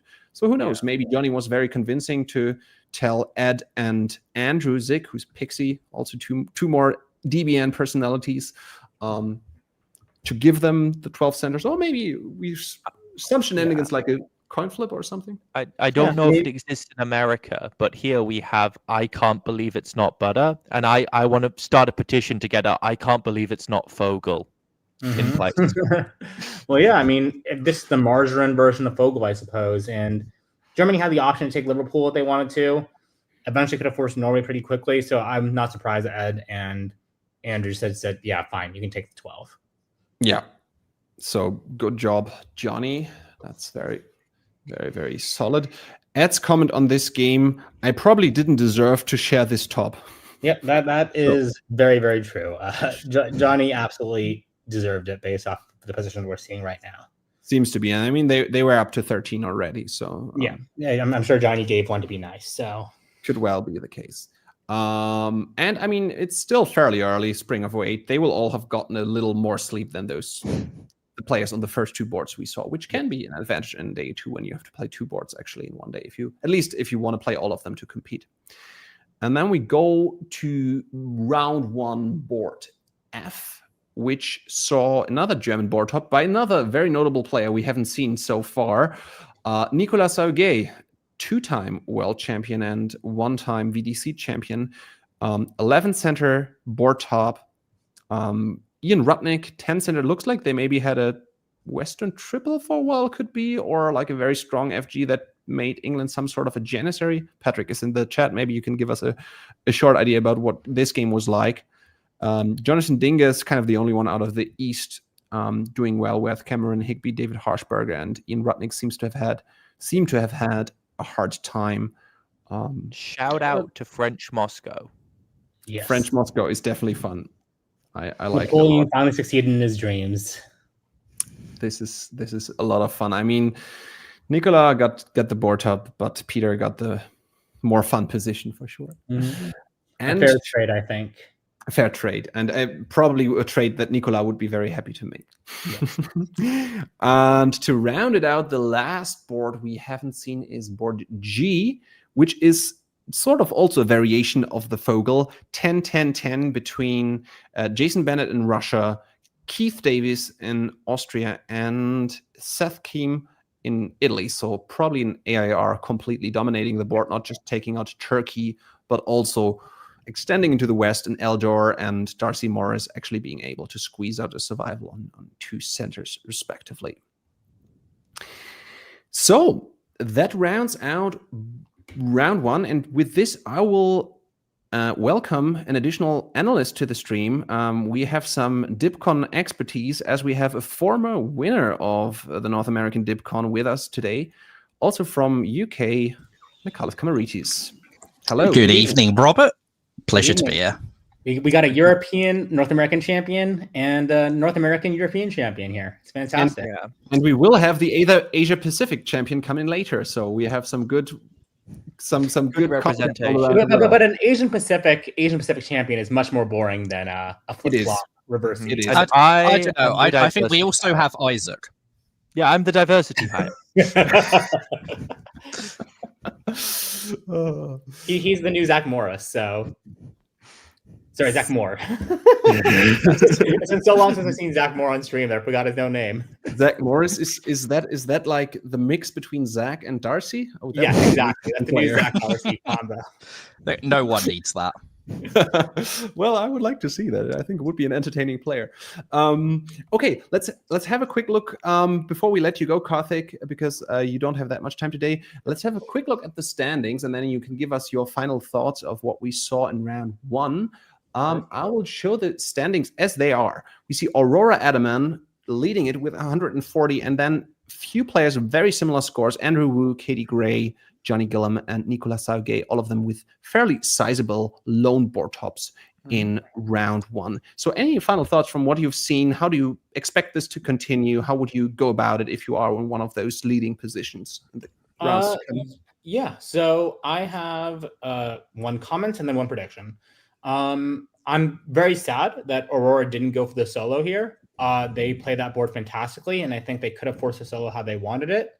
And that would have been a hard to catch 340 points. It's still catchable, obviously, because of how many boards there are at DipCon. But had they gone for that, I think they would have been in a very, very strong position to fight for the actual championship. Now, looking at the standings, I think Katie Gray is probably my favorite to win because she's immensely likable and a very, very strong strategic and tactical player. She's going to try and convince everyone she's playing with that she's not good at tactics. Don't let her do so. She's fantastic. And then the next person I'd have to pick, if I had to pick someone else, obviously, two-time world champion Nicolas Sauge has a mind like a shark, knows how to eke out those small advantages, which are magnified by the scoring system of Open Tribute, because going from a shared board top, as we saw on the last board of round one, gets you 68 points. A 10-center board top would have been 32 more points alone right there. And if you can eke it out to, score a few more centers, so then you go from 68 on a shared board top of 10. If you can make it to 12, 13, just 2 or 3 more centers, that's 70 more points. You're doubling your score, essentially. And Nicolas Sauge is a player that knows how to do that better than anyone, I think, in this tournament. So those are my predictions. Here's to that. So thanks a lot for joining us for round one. It was great to have you, as always. Have a good day over there on the West Coast. You have still a lot of day left. Indeed. And looking forward to see you around some other time, Karthik. See you later. Bye. So bye-bye. And with this, something is popping up. We will go over to that is a fancy effect. We will go over to a short video. We have an interview with Aurora Adaman. DBN's own David Hood has been on site and taken some short interview clips, and he has interviewed Aurora as they are the leader after round one. And we will watch that right now, and then we are back to dive into round two. So let's see if I can bring this up correctly. You're leading the tournament just like you expected, right? Yeah, exactly as planned. I thought so. All right, before we talk about your game from last night, we're talking now right before round two on Saturday morning. We're going to talk about your game from last night. Before we do that, give us just a brief diplomacy backstory on you. Well, I got into diplomacy early 2023. I started playing on random backstabber games until I found Olympus, and I played around on there until I found Nexus, and I played there until I found Variants, and I've been playing Variants since then. Earlier this summer, I decided to get into virtual face-to-face and face-to-face games. I went to Boston Massacre earlier this summer. That was my first face-to-face game and my first tournament. I got second there, and now I'm here. Yes, you are here, and we're glad you are. All right, so you were bored last night. You were playing England. Am I got that right? Well, tell us a little bit about how that board progressed and why you ended up on top. Well, I think like most boards, it was luck, a mixture of luck and skill. That's what they all say, luck. Germany was a new player, and I had Gabe on France, so a more experienced player, someone I didn't know on Russia. So I proposed an EF to an experienced player who I knew was good, and inexperienced Germany. I do feel bad about that a little bit, but it's how it goes. It's okay to feel bad about it a little bit. I convinced Russia to go in on Germany and France to also go in on Germany. So I got to convoy into Belgium for free, and I got to pick up Norway as well. For some reason, no one built any fleets in year one, so that was amazing. Yeah, that seems pretty good. And you didn't have any role in that? Not really. I really expected to see a second fleet out of France, but they built 2 armies because Germany slipped into Burgundy in fall. That was really good. I didn't see an army, I think, or another fleet until France built one in Marseille in like year 3, I think. So that certainly helped a lot. I just cleaned up Germany, moved on to Russia. Eventually, I got a good stab on France. I did that. And then because Turkey kept vetoing the draw, people were getting mad at Turkey, and I was able to get a couple extra centers off of that. And so you ended up on top with how many centers? 14. Okay. Well, that seems like a lot. So what you're saying is it's easy. You just take out Germany, you take out Russia, then you take out France. That's basically how you play England? Yeah. That seems good. Well, Aurora, I want you to do well today. I wish you all the best in the world, and thanks for being on our DBN coverage. Thank you. All right, back to the studio, folks.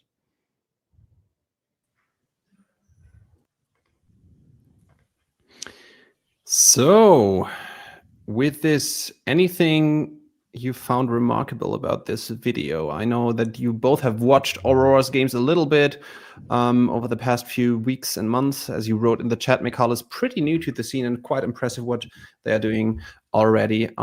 What's your impression? I've been really impressed with Aurora. I first watched their games at Massacre, where they played incredibly well, especially for someone who I believe it was like their first ever face-to-face games, even not even just tournament.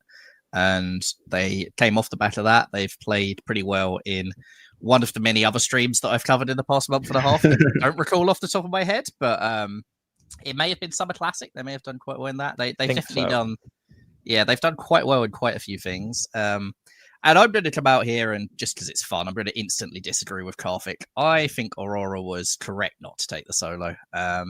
Round 1 solo in a tournament of this size puts a massive target on your back. Aurora won't be experienced on dealing with that target. Like, they are pretty new to the hobby. So I think it's smarter to just take the nice big top, bank the points, but don't have a reason where everyone will come after you and attack you. Whereas we saw it in WDC this year when Adam Siegel took the only solo of the tournament there, and it put such a target on his back, and in the end, narrowly cost him the tournament win. So I'm very much team don't take a solo in the first round, and I think Aurora played it smart. Yeah, and just to agree with Michaelis on this point, solos create more solos. And if you already have the lead, you don't want more solos because more solos is how people get even with you. Exactly. Yep, that makes a lot of sense. Okay, with this, let's dive into round 2, which happened on Saturday morning. So some people like Aurora may have been a little sleep deprived. Others got a good night of sleep. I mean, we heard that game Brandon played drew around 3 a.m. I reckon Aurora's game can't have been much earlier because I think it was just one game year before Brandon's draw. We will now have a look at round 2 board E, which has DBN's own Katie Gray in Austria, DBN's own Ed Sullivan in England, that Aurora Edelman we just heard about in France, world champion Norm Brown in Germany, Jason Bennett, also prolific player in Italy, Emmett Wainwright, we've seen quite a lot on different DBN streams over the past few years as well, from Denver in Russia, and Darcy Morris, who also we have seen quite a lot around here in different positions in Turkey. So that's quite a cast. What do you guys think about this lineup? Yeah, this is a wild collection of players. The thing that surprises me the most is I don't think there's a single name on here that I don't recognize, which should lead to some very interesting gameplay. Katie plays a very, very good Austria. So I think she'll be quietly happy with which country she got. Ed, Aurora, Gnome, that is going to be a very, very fascinating West who can come out on top on that. We've seen that Gnome is quite an aggressive player, but is also quite good at flying under the radar. He won a world championship flying very well under the radar this year. That could mesh quite well with Aurora. I don't know how well Ed will mesh with Aurora. That will be an interesting one to see. I definitely know that Ed was also very impressed publicly by Aurora, so I could see Ed being very interested in playing an alliance with her. But of course, the other question is as well, will Ed be the more appealing alliance partner than compared to Gnome? So maybe it will be Aurora's pick. We will see. Let's head over to the map, and Isaac, you can take the spring turns, and then we'll give the fall to Michalis. So we see a bounce in Galicia. Whether Ed's playing nice with Aurora, Aurora's not playing nice with Ed with the move straight to Picardy in the English Channel. You also get the move up to Tyrolia, which I like as a opening. You can still do the Trieste loan, and it just gives you the option to go to Munich. A bounce in the Black Sea. So nice FG potential opening. Germany in the real driver's seat in the West here. The East is just pretty standard. Let's go to the fall then.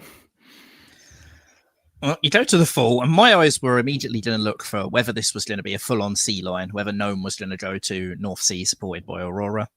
That is not the case, but Ed perhaps thought that it might be. So Ed has decided to bounce Holland despite the French aggressive opening.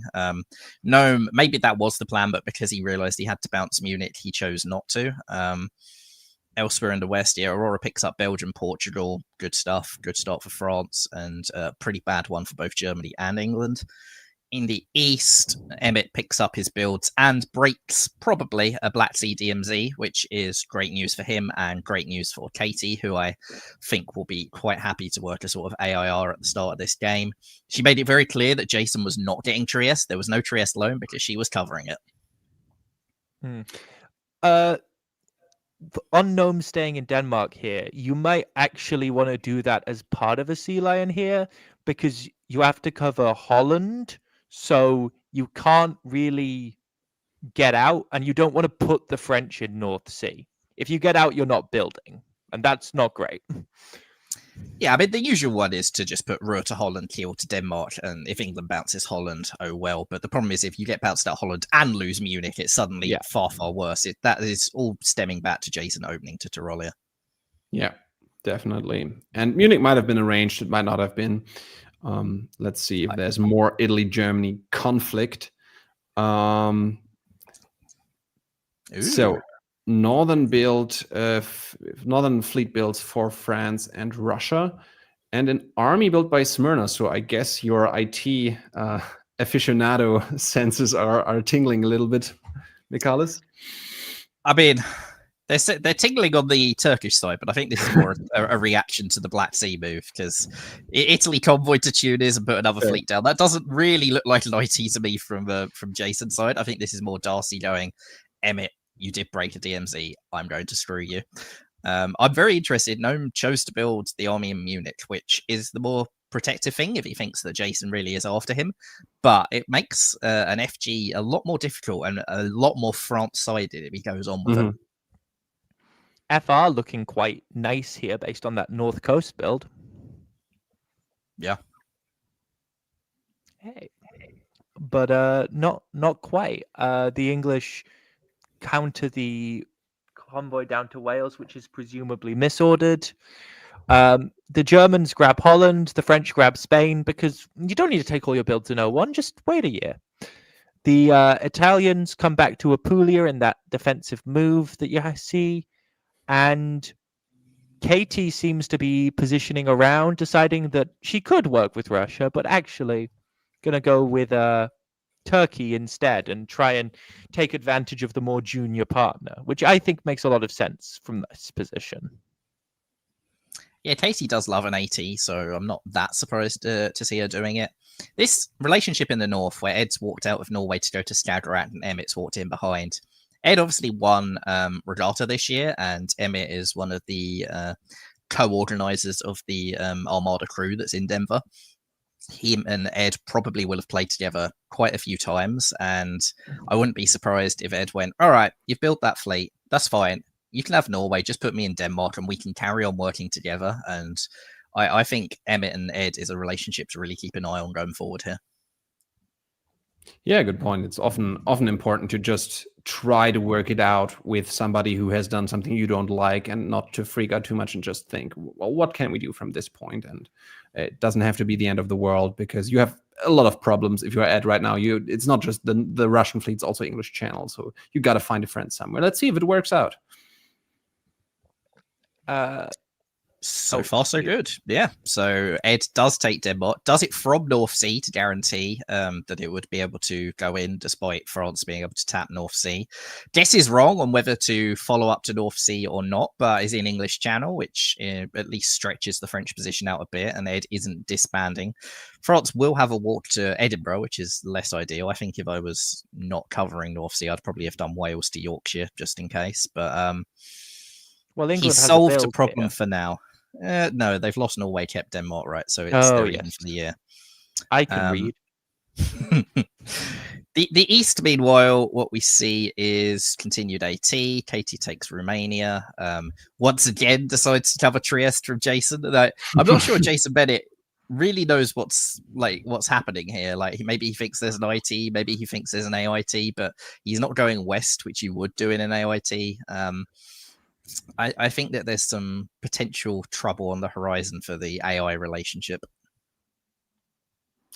Yeah, fairly passive. I know that a while ago, like way back when, people said that this is how you play Italy, but it has fallen out of fashion because often you just are stuck on these 4 you have in the beginning, and you need a plan at some point to get additional dots. Let's see where Jason sees them. Austria for now is putting down another army in Vienna. Another Northern Fleet for France, because English Channel is not theirs anymore. And Russia builds an army in Warsaw, which is in line with, hey, I've made a little bit of peace with England. I don't need to double down on that. But I have an Austria problem in Galicia, and sort of a Turkey problem as well, even though they are a little further away. Okay, let's see what happens in spring of 2003. France pushing back up. Going to English Channel, going to Holland and Ruhr, but pushing the Germans forward. So doing that thing, it seems like, at least, where you're stabbing both of your partners in the west, both the people in the west at the same time. Sometimes works, usually doesn't, but we'll see. The Turks make it into the Black Sea, and everything else in the entire east just holds. That Black Sea move is critical. So I was going to say that AT, or particularly A, had a problem that Turkey couldn't force Black Sea because they only had that one fleet. And that the longer Darcy was sat there not being able to do anything, the more likely it was eventually he'd turn on Austria. Suddenly he's in Black Sea. Suddenly there's actually some sort of potential progress, potential growth, and especially as Emmett also now has to worry about Warsaw because of this sudden German kamikaze attack that I don't really understand. Yeah, it's curious. France tactically for now in a very good position. The interesting thing will be, can they figure it out diplomatically, or will it backfire that they're going into all kinds of directions? For now, it seems to be fine, doesn't it? Well, for now it is an EF, so North Sea. They've all managed to piece that out. France is in held land, which is not really a normal place for a French fleet to be in an EF, but is also a lot less threatening than anywhere else it could have been. So this is really good negotiation by Ed Sullivan. Gets Kiel, gets a build, opens up. Oh, I can only build it in London. I had to cover Edinburgh, so I have to put this extra fleet that's down in London. Sorry, Aurora. That's all very Ed. Nome, this kamikaze move east has not really worked. It's just led to a very rapid collapse. And Austria gets into Sevastopol and gives the build to Turkey, which is smart. Darcy will be able to put a fleet down, which is very timely for Katie because Jason Bennett has decided, yes, Austria is my enemy. I'm not getting anything out of this. If I'm if I'm England, I'm very suspicious of this misorder in Mid-Atlantic Ocean. I mean, sure, Aurora is a little newer, so you might give her a bit of the benefit of the doubt, but this is a position where I'm often saying as England, yeah, sure, you wanted to vacate English Channel, as we said. What a misfortune that you misordered Mid-Atlantic. But who knows? Might be genuine, but seems very convenient just to stay in position. I think there should be suspicion on both sides, though, right? Because, like, the position Ed is in, Kiel, Denmark, his fleets have come away from Russia. We already saw him working with Russia last year. It doesn't really look like Ed is lining up an attack on Emmett next. Yeah, and I mean, you were talking about this relationship before, so maybe there is an ER brewing. Fleet in London, as you predicted, army in Paris, because apparently Aurora really doesn't want to be in the Mediterranean Sea. Fleet for Turkey as expected, and Germany saying, yeah, I want to be in Russia. I don't care about my home centers. Give me something in Russia. Anything at all. I mean, that has never gone wrong in history. Germany just going blindly into the east, but we shouldn't get into that. I'm sorry. Spring of a fall.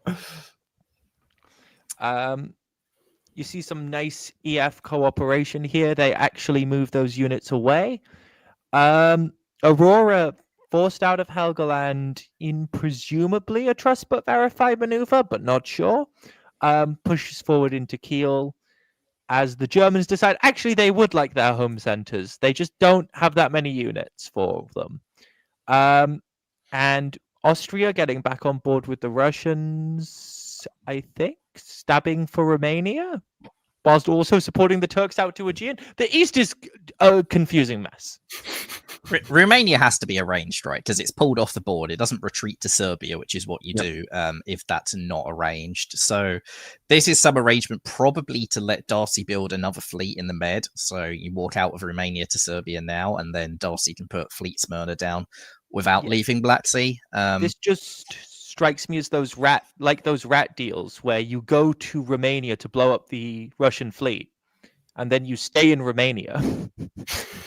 I think Katie has too many problems with Italy to be able to stab Turkey at this point. It's more a case of the pressure's gone away from Emmett. What's Emmett going to do in this situation now? Yeah, I know rat is definitely a possibility. But that also depends on what Emmett is thinking that now that Germany has gone away where they want to go. Fall turn, Michalis. And you see the Ed and Emmett relationship is very much the real relationship in the West. So I was in Berlin, but I don't actually want Berlin. I'm going to take Kiel back and blow up the French army there, and I'll convoy to Holland for good measure. This is a very effective stab by Ed. Well done. Managed that relationship with Emmett really nicely after Emmett put the fleet build down in 1901. So kudos to Ed. In the Med, not a lot happens, but Romania is walked back out of, and as I suspect, Darcy will now put down Fleet Smyrna. Yeah, that makes sense. Very Aurora mitigating the stab somewhat, though, by managing to grab Munich. Yeah, you get a rebuild at least. Yeah, gets a fleet in Brest, which should be very useful. No surprise with the Turkish fleet. So let's move on. EF doing the war thing. And the Russians are in Norwegian to decide who they want to be friends with, but it's presumably going to be Ed based on what we've seen so far. Coming towards the line. The Italians deciding fighting Turkey, fighting Austria, that's not going great right now. But the French are someone I can take stuff from. So I'll just go to Piedmont and Tunis. And the Turks have gone great. I'll follow up straight behind you. I suspect Tunis was a reaction. Aurora moved to Western Med last turn, probably expecting that she was about to launch the next stage of the EF and invade the Med, and it's probably annoyed Jason to the point where he was concerned that he would need to cover it anyway. This is, I think, really bad for both of them. Yeah, I agree. In the fall, okay, more shenanigans between Italy and France. This is just really good reading by Katie here, going, all right, Jason hasn't walked into Marseille. He's probably going to take it. I won't try for Venice. I'm just going to wrap around and get a really dominant position on Jason there. Darcy gets into Ionian Sea as well, and Katie's up to Albania, which means she can get to Adriatic. So they didn't bother using all 3 units to force Ionian. So just really good reading by both of AT there. Gnome is still alive, gets put back into Munich by the Russians. So no harm done, I guess. They've eventually found some ways to get on the same page. Aurora makes a quite ambitious convoy to Wales, which costs Belgium. That's not good. 2 disbands. There's the loss of Marseille and Belgium, and Italy and Western Med as well. Belgium was lost anyway, right? I mean, you could have tapped North Sea and Holland. Yeah, you can actually tap both North Sea and Holland to protect Belgium. So it was not guaranteed at all. This is down 3 actually. They've lost Munich as well. Yeah, this is a catastrophic turn for Aurora. I feel very hard to her to come back from this. Yeah. Well, there is. I don't think you were here for the start, Michaelis, but there is a drop round. Yeah, I know. I know there's a drop round, but I think for this game in particular, I think it would be very difficult for Aurora to salvage something with the 3 disbands because there's just no good disbands on this board. I definitely agree with that. I'd be interested to hear what position you guys would like to take over at this point. Quite close in center count. Who's topping from this point forward? Isaac, you go first. Katie. I love Katie's position. You're in Austria in an AT without most of your usual problems. They're fleet heavy.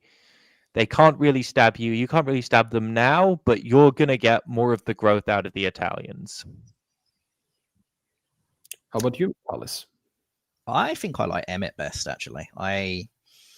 He doesn't have Sevastopol, but most of the AT units have gone the other way. The fact it's a fleet in Romania means that you don't really have to fear a sudden move up to Ukraine and a real concerted attack at this stage, especially as you'll probably be able to build another unit in Warsaw just to be able to protect that yourself. And the West, Ed and Aurora are still very enmeshed. Ed, he's got Belgium, but his next centers, he's going to have to commit quite a few units in the opposite direction for him to be able to get them. Whilst Emmett is there in Norwegian Sea, Baltic, Berlin, he's just in a really nice position to drop the hammer on Ed if he wants to. Yeah, both seem to be very good picks who could well pull it off. We will see an army built in Warsaw, an army built in Liverpool. Yeah, France, as you said, it's sort of pick your poison. Brest and English Channel go, so that will give Ed quite a bit of wiggling room, even though, of course, North Atlantic is also a unit he doesn't like that much.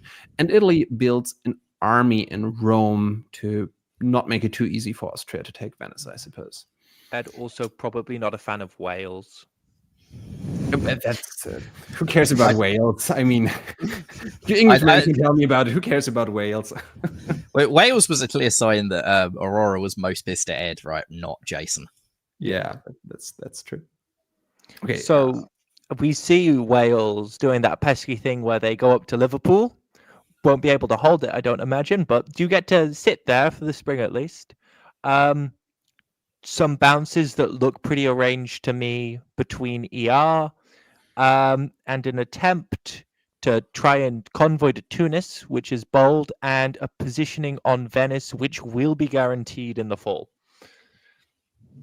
Yeah, so Aurora actually, it's not very clear on this map, but Mid-Atlantic got into Irish Sea because Irish Sea went to Wales, which means that Brest is completely indefensible, as is Paris, but Picardy can only take one of them. It cannot take both. I think this does mean, though, that Liverpool can't be retaken, and so Ed is going to be even for the year, assuming he's not stabbed by Russia or he doesn't stab for Norway. But assuming that stays where it is, Ed's even at best. Jason, knowing that Venice is lost, there's a lot of reason for him to walk into Spain here if he wants and to just keep his units on the board. Spain and Gascony, even. Okay, so what do we see, Michaelis? So we see, Jason does walk into Spain. I think that's the correct move for him. Keeps his 4 units on this board. He's really hoping that AT break up. It's his only way back into this game. And by blocking Turkey, he's, I think at this point, just trying to make Katie the more powerful one to either get Katie to be greedy to stab, which isn't really Katie's way, or to get Darcy feeling afraid and making a bad stab, which might be more achievable. Elsewhere, Emmett takes Munich and gets to follow up to Silesia. This is why I liked Emmett's position. It's a really nice center of the war position. He does lose Norway, probably by agreement. Ed doesn't follow up, so it may well be that Ed was like, well, you're getting Munich, and Emmett was like, okay, you can have the build. The problem with that is that Ed doesn't have a home center to build in, so I don't really understand it very well. He's taken Paris and Norway. He's lost Liverpool. He's +1 for the year. He can't put that unit down. So alliance management between Ed and Emmett, not ideal. Yeah, and there was a big trust move there where Norwegian declined to support to Edinburgh, which I believe would have worked. No, it was tapped, but still. Yeah, it was tapped, yeah. Yeah, that's true. So Ed ahead all of a sudden now. France has to pull. Ed can put it down. Italian fleet comes onto the board, a rebuild and an army for Austria. Yeah, this is going down the drain quickly for Aurora. Unfortunately, maybe the best bet at this point is finding some sort of a Janissary deal to at least survive. But stark contrast to the first game that went so super well for her. The problem is she doesn't even really have a plausible person to Janissary for, right? Like her units are in position against Ed, but Emmett's not attacking Ed. And I guess Emmett's taking Kiel here, but I think this is all working out the agreement over Norway, right? Yeah. I mean, she did say kill Germany, kill France, kill Russia, so her own advice is just being followed. Probably. not sure if Ed has heard it, but could be. Nice little convoy to Spain. At least for now, that's a little bit of progress, right? Yeah. You see the push into Kiel. You see KD positioning to get over towards, be able to push down into the boot or across to Marseille. Darcy getting into Ionian and Tyrrhenian, starting to circle the Italian position in the Med. Yep. It's Emmett holding Munich is quite interesting here because at the moment, Russia's position in Germany is stronger than a Russia in Germany gets 99% of games. Like, yes, Russia sometimes gets German dots. It's very rare they get all the German dots and without any real opposition. At the moment, they're in there. So I would rather be using Munich progressively. Move it to Burgundy, move it to Bohemia, do something with Munich. I don't love the fact that it's just holding there. I think that for Emmett to top this board, he cannot allow 80 to kill Italy before he makes a move anywhere because Emmett will fall behind in a way he will not be able to catch up from. He also can't allow Ed to finish his war with Aurora either. Then Emmett falls well behind in that alliance. So I think this is the wrong time to be taking your foot off the gas pedal. What would be the direction you would like to pick? Towards England, towards Austria? I probably would have gone Burgundy just because it keeps options open, right? Like, hey, I'm doing it for Marseille. I can go anti-England, but I don't have to be anti-England. It splits the difference where you get a better position to take stuff without having to show your hand on who you want to take it from. So you don't have to make your decision yet. You're just improving positionally. Got it. Yeah. So let's see. Full turn. So Emmett moves Silesia down to Bohemia. He chooses war with Austria. Austria's building from Marseille, which I think was pretty much guaranteed because there's no way Aurora was going to try and bounce that out. So, yeah, maybe not the best time for that. Darcy gets into Rome with Katie's support, which is nice for him. And in the West, Ed, having got Brest and Liverpool, now gets Mid-Atlantic Ocean. Aurora is down to just Spain. So this is a really, really good year for Ed Sullivan. Ed Sullivan, 2 more builds, going up to 9. Austria following behind. At 8, putting yet another army in Vienna down. Army Warsaw for Russia. And a nice little fleet in Smyrna for Darcy Morris, which I'm sure is very much the plan for AT. And then there is this little fleet in Eddie, which, well, I'm sure Ed has all kinds of ways of explaining this, but this is a bit similar to the game we've had before. Not a build you really want to see as Russia if you're working with England here. Let's see where it goes in the spring turn. Emmett has to ask himself, like, where he thinks Ed's next centers are coming from. Does he think he's going to get all of Iberia? I don't know. Emmett does listen to you, though, and go to Burgundy. However, he should have maybe done that before starting a war with Austria rather than after. England keeps advancing their position down, sort of not really playing against anyone, just sort of playing a line. Baltic is presumably arranged because of the lack of follow-up going elsewhere, or it's a poor stab. And AT continue to advance against Italy, but decide that given this Russian move to Bohemia and Italy being basically dead, they should start going after some of the Russian dots now as well. Yeah, I think Emmett dallied too long, and as I said, he took his foot off the gas. Ed got the upper hand in their relationship, and AT have come for him. And that one sort of year of hesitation has really cost Emmett his good position in this game. Moscow is now lost, guaranteed. Lycia just taps Warsaw, and Ukraine takes Moscow with Turkish support. Or vice really versa, significant, depending on what you want to fall. Well, Warsaw can cut Ukraine, right? So you've got to move in from Ukraine to guarantee it. But the other thing is that Katie is now the one in Ionian Sea. So Darcy's into Naples, which is nice. That's a build for Darcy. But Katie is now the one with the position with the fleet in a nicely a way that it can get centers going forward in a way that she might end up with Tunis at some point. So that's just a nice little win for her, not having it stuck in Adriatic doing nothing forever. Yeah.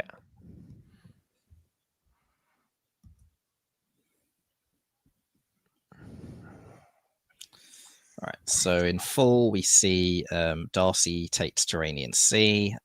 Katie decides to defend Aurora in Tunis, which makes sense.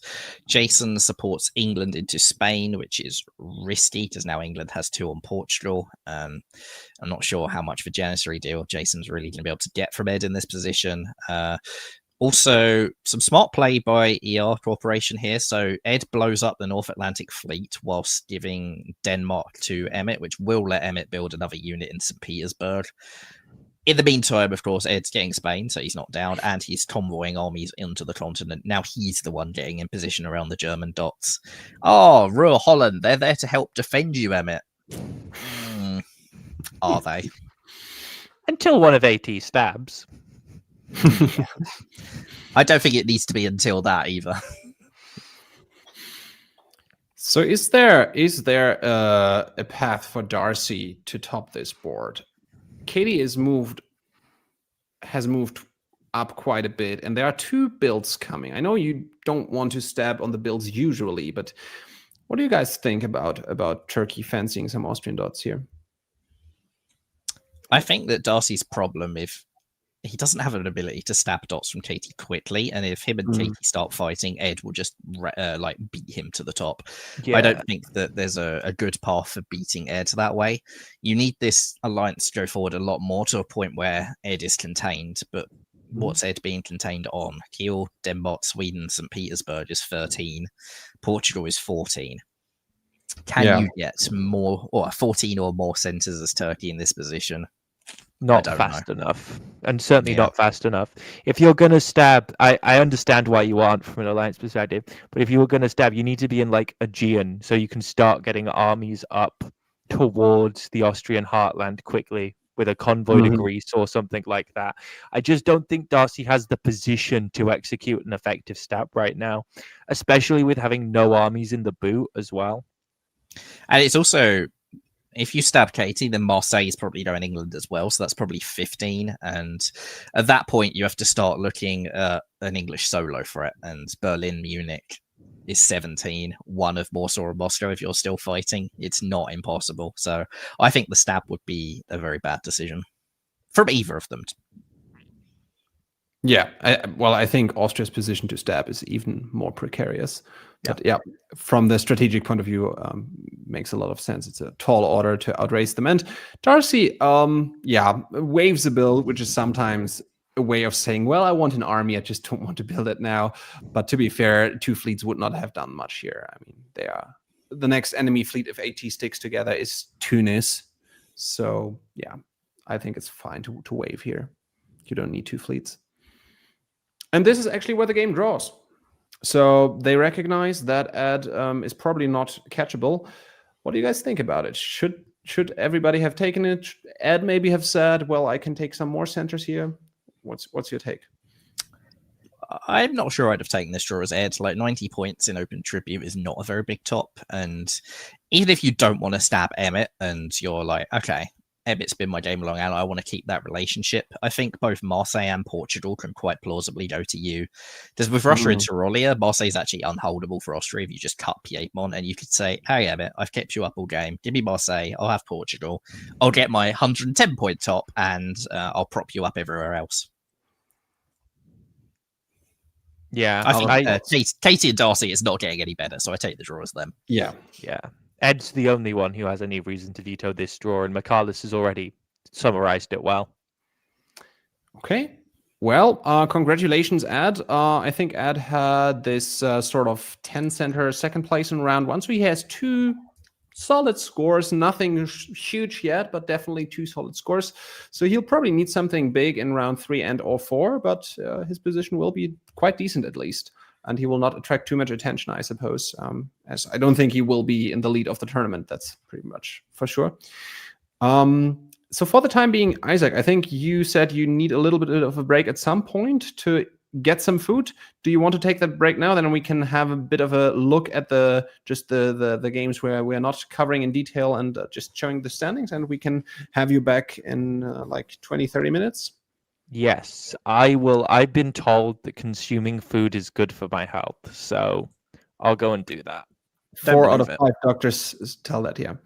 So then have a good dinner break, and we will see you soon. And for now, we will have a look at some of the games that also happened in round 2, which is the Saturday morning round, and see how they finished. So round 2, board A, ended as such, and we will just look at the end state. If you're particularly interested in something, we can go back on moves, but usually we've just shown what has happened, read out the scores, but if anything jumps out to you, you want to comment, feel free to jump in. So this is another German board top. We seem to have seen quite a few of them already, by Ian Rudnick, who's a fairly active player lately. 10 center for Ian Rudnick in Germany. We should call out on this board that England has 1 centre. It's a fleet in Barrett Sea, and that centre is Romania. So something weird has happened for that to happen. Congrats, Don, for negotiating, surviving as England there. I love it. This should be an award. This is like not the classical position. I mean, I think we saw Austria having 1 centre, which is Marseille with a fleet already, but this is better.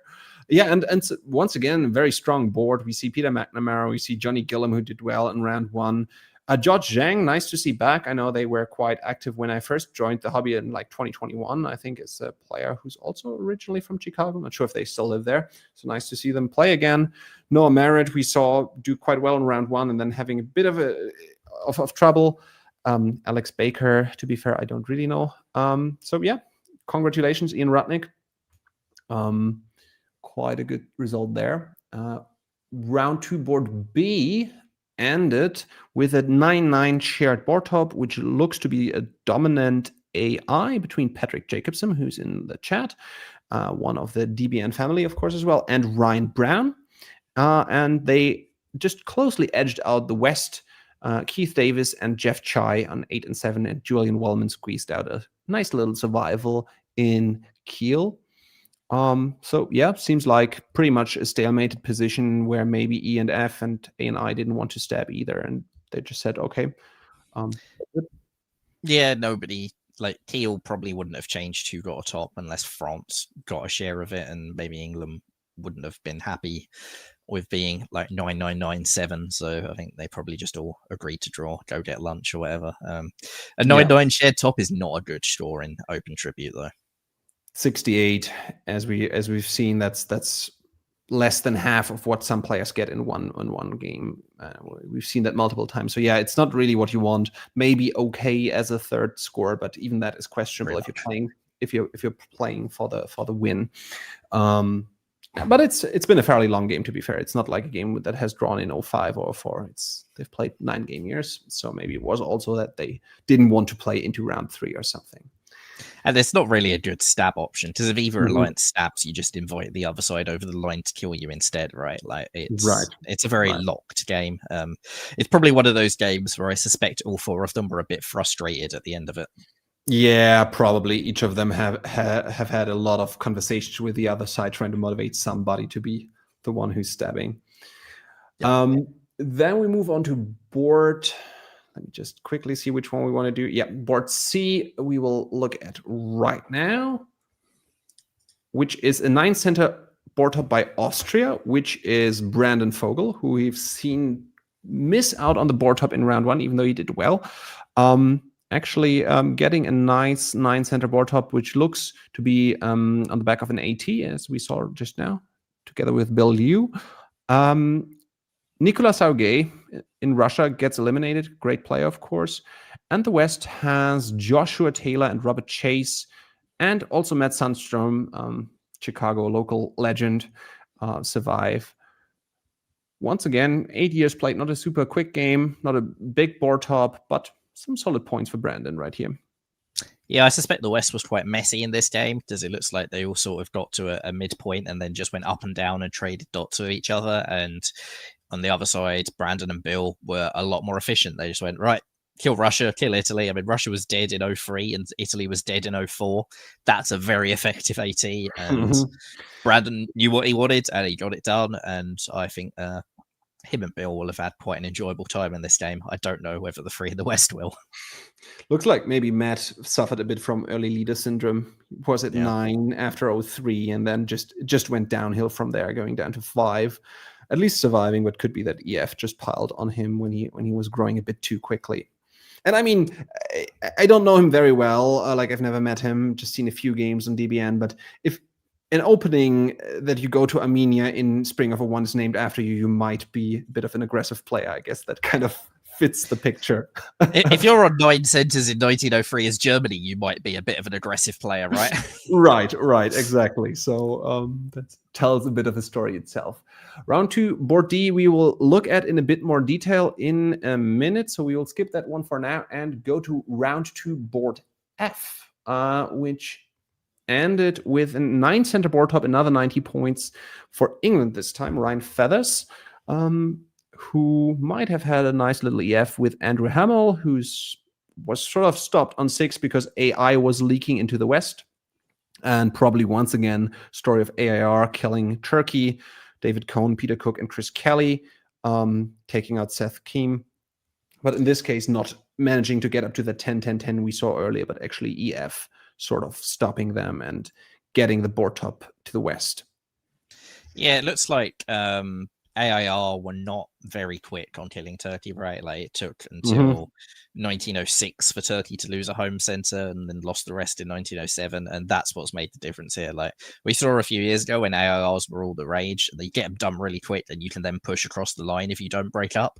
They've tried to do that here, but they weren't quick enough at killing Turkey. EF were much quicker at killing Germany. And so EF had the balance of power in their favor. And that's probably always going to favor England a bit more, and Ryan's played it quite nicely to make sure he got the top. Yep. So well done, Ryan. As we said, not a huge score, but that's just very solid. We will now move on to round 2, board D, which is the next game we will cover in a little more long format. And for that, we will need some reinforcements because it's just the two of us right now. And because, well, we've had the North American champion, we've had the European champion. What is missing? Well, of course, the Asia Pacific champion who's still fixing the camera. I hope it's fine that I bring you on stream already. Okay, so welcome to the stream, Zoe Cameron. Up very early in the morning. Thanks for making the effort to join us. From down under, welcome to the stream. Thank you so much, Robert. Really pleased to be here, and a delight to be covering another DipCon. Super exciting. Good to see you too, Michalis. Absolutely. So we will have all the force we need to move on to the next board, which looks a little like this. We have Seth Harrison in Austria, Amshin Vandergriff in England, who we saw have a good game in round 1, Cameron Higby in France, Andrew Zick in Germany, Tony Prokes, a local in Italy who has not played in round 1, Griffin Schwartz being back, also from Chicago in Russia, and Andrew Wu, who is ranked second right now. We saw a round 1 game already in Turkey. What do you guys think about this? Not that many names that I'm super familiar with. Any thoughts on the lineup from either of you? So I didn't see Heimchin's first round game, but I do remember at WDC, I believe that was their first ever tournament, first ever face-to-face or whatever, and they won, I think, best rookie at that tournament, and I remember they had a very impressive WDC for like an introduction to the game, so interested to see how they build on that. Absolutely. Heimchin's name jumped out to me as well for the exact same reasons as Michalis. I'm also aware I may have had a cheeky sneak peek at earlier parts of the stream, and am I correct in thinking that Andrew got a really great score as Russia earlier in round 1? That was quite a stunning game and quite a comeback as well. So I'm very interested to see what he does. Of course, Andrewzik is another familiar name, and great to see what they do as well. Okay. Now that we have set the stage, let's dive right into it. We will give the spring to Michalis, and then Zoe can tell us about the fall.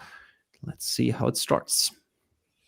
All right, spring of 01, and this time it's England jumping straight into the English Channel. So English Channel is a place to keep an eye on at this tournament, that's for sure. No follow-up to Wales as well, so it's not a full-on anti-French move. It's I can back out and take Belgium if I want.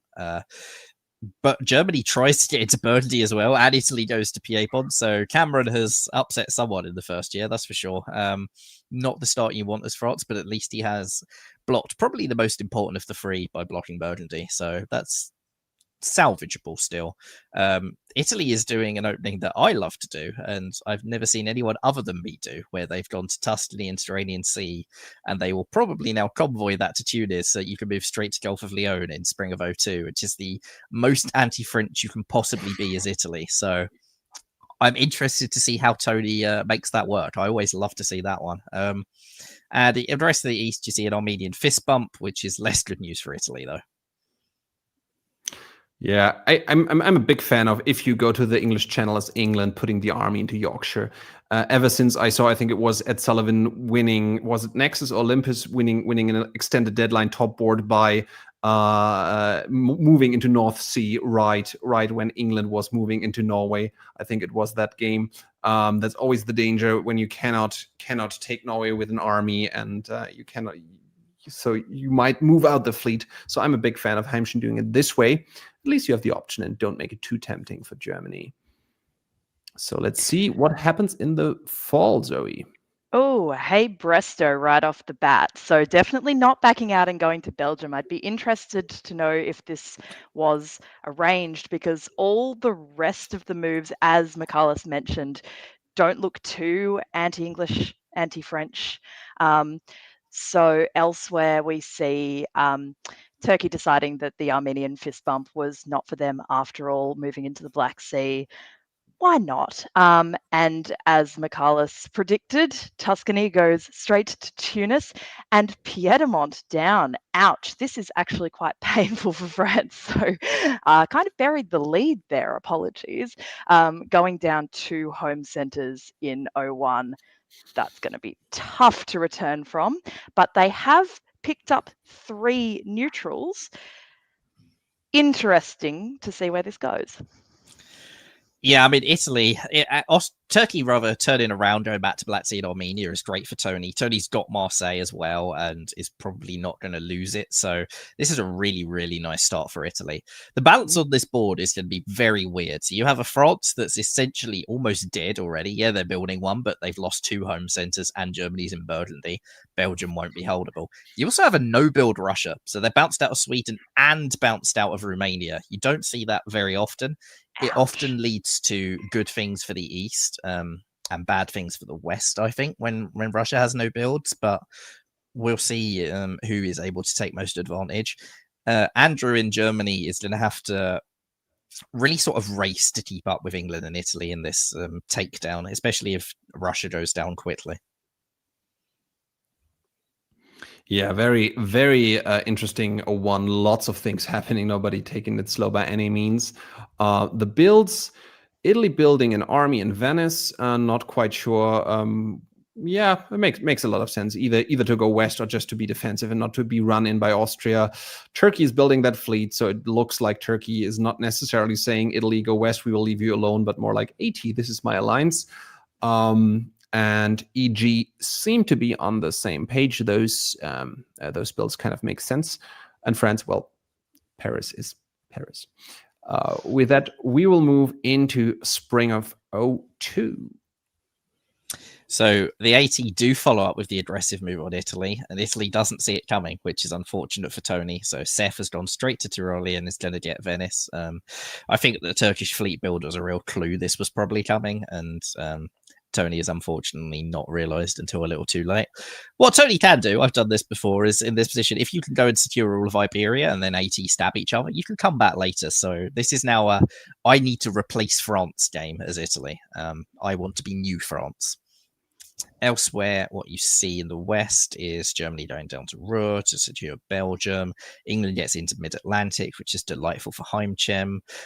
Andrew also gets into Sweden as Griffin correctly bounces Finland to protect St. Petersburg. So that was a nice prediction by Russia. At least they got something right in this game. Just I doubt they're going to have too much to be happy about quite soon.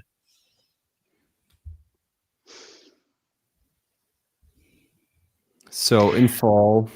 Yes, we do have the impending new France, I feel, with that lovely little convoy into Spain.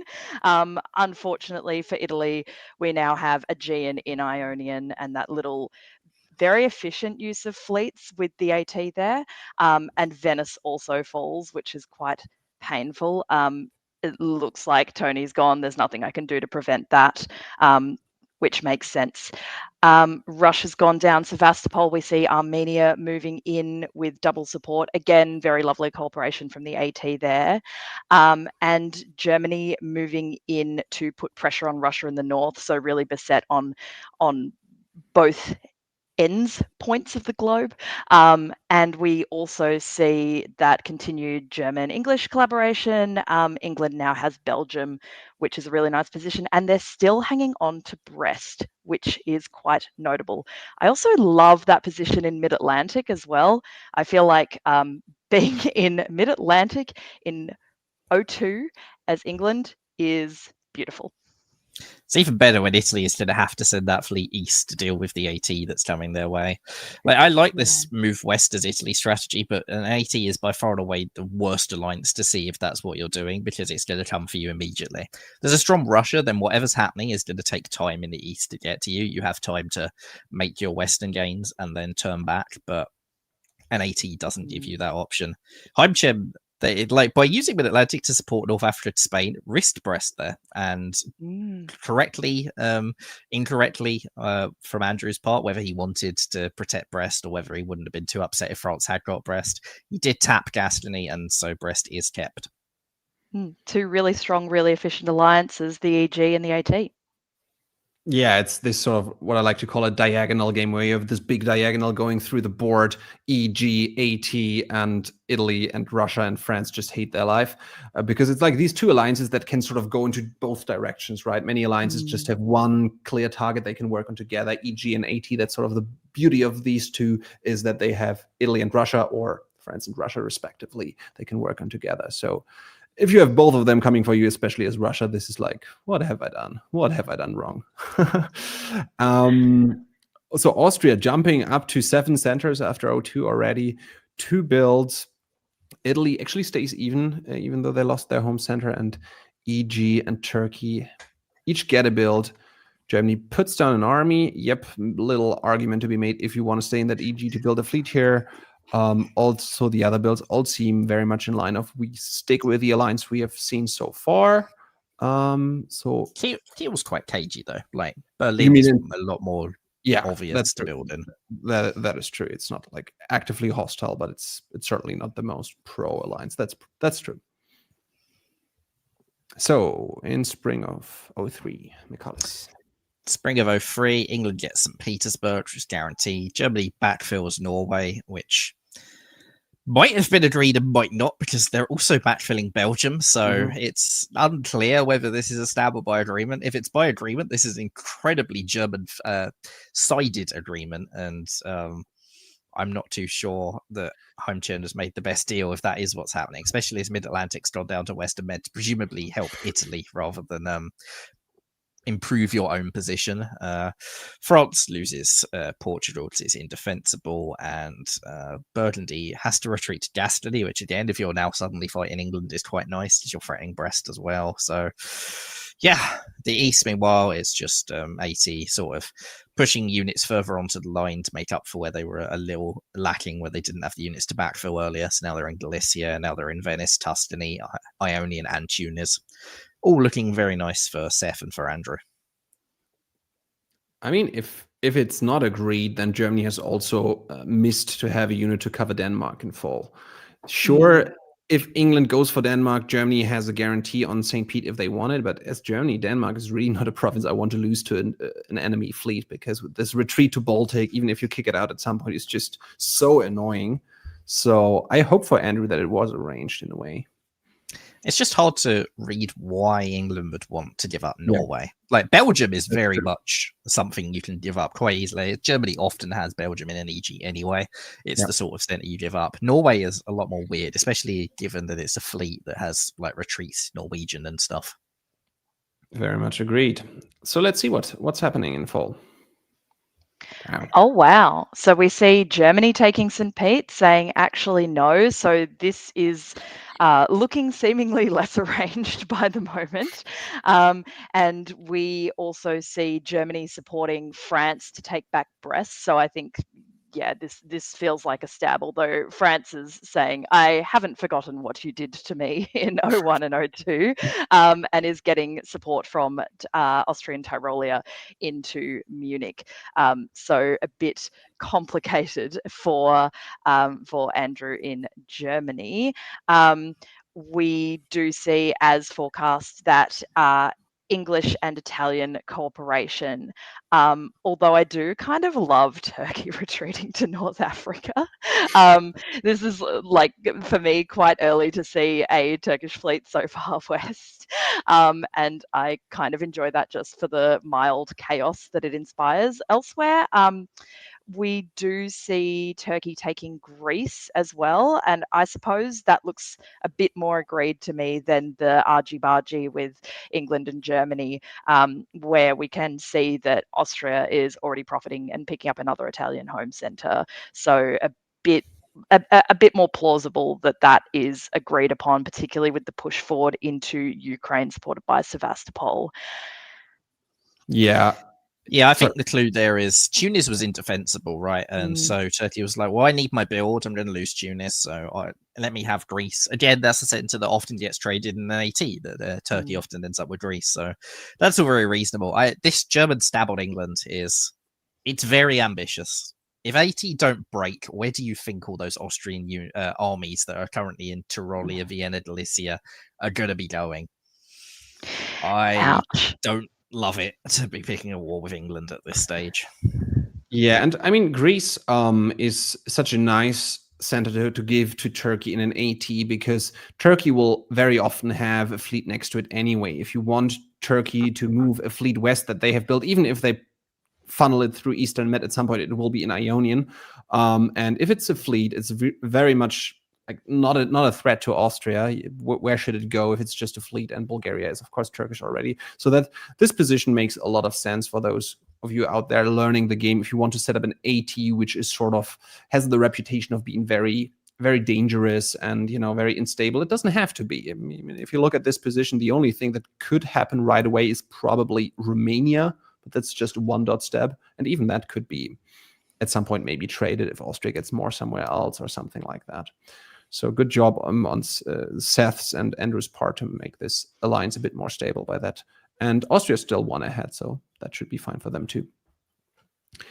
There's also a lot less reason to stab now that EG have stabbed, right? Like, EG have stabbed each other, so the real response the East should go is, brilliant, this is a great opportunity for us to charge over the line right now, let's do it.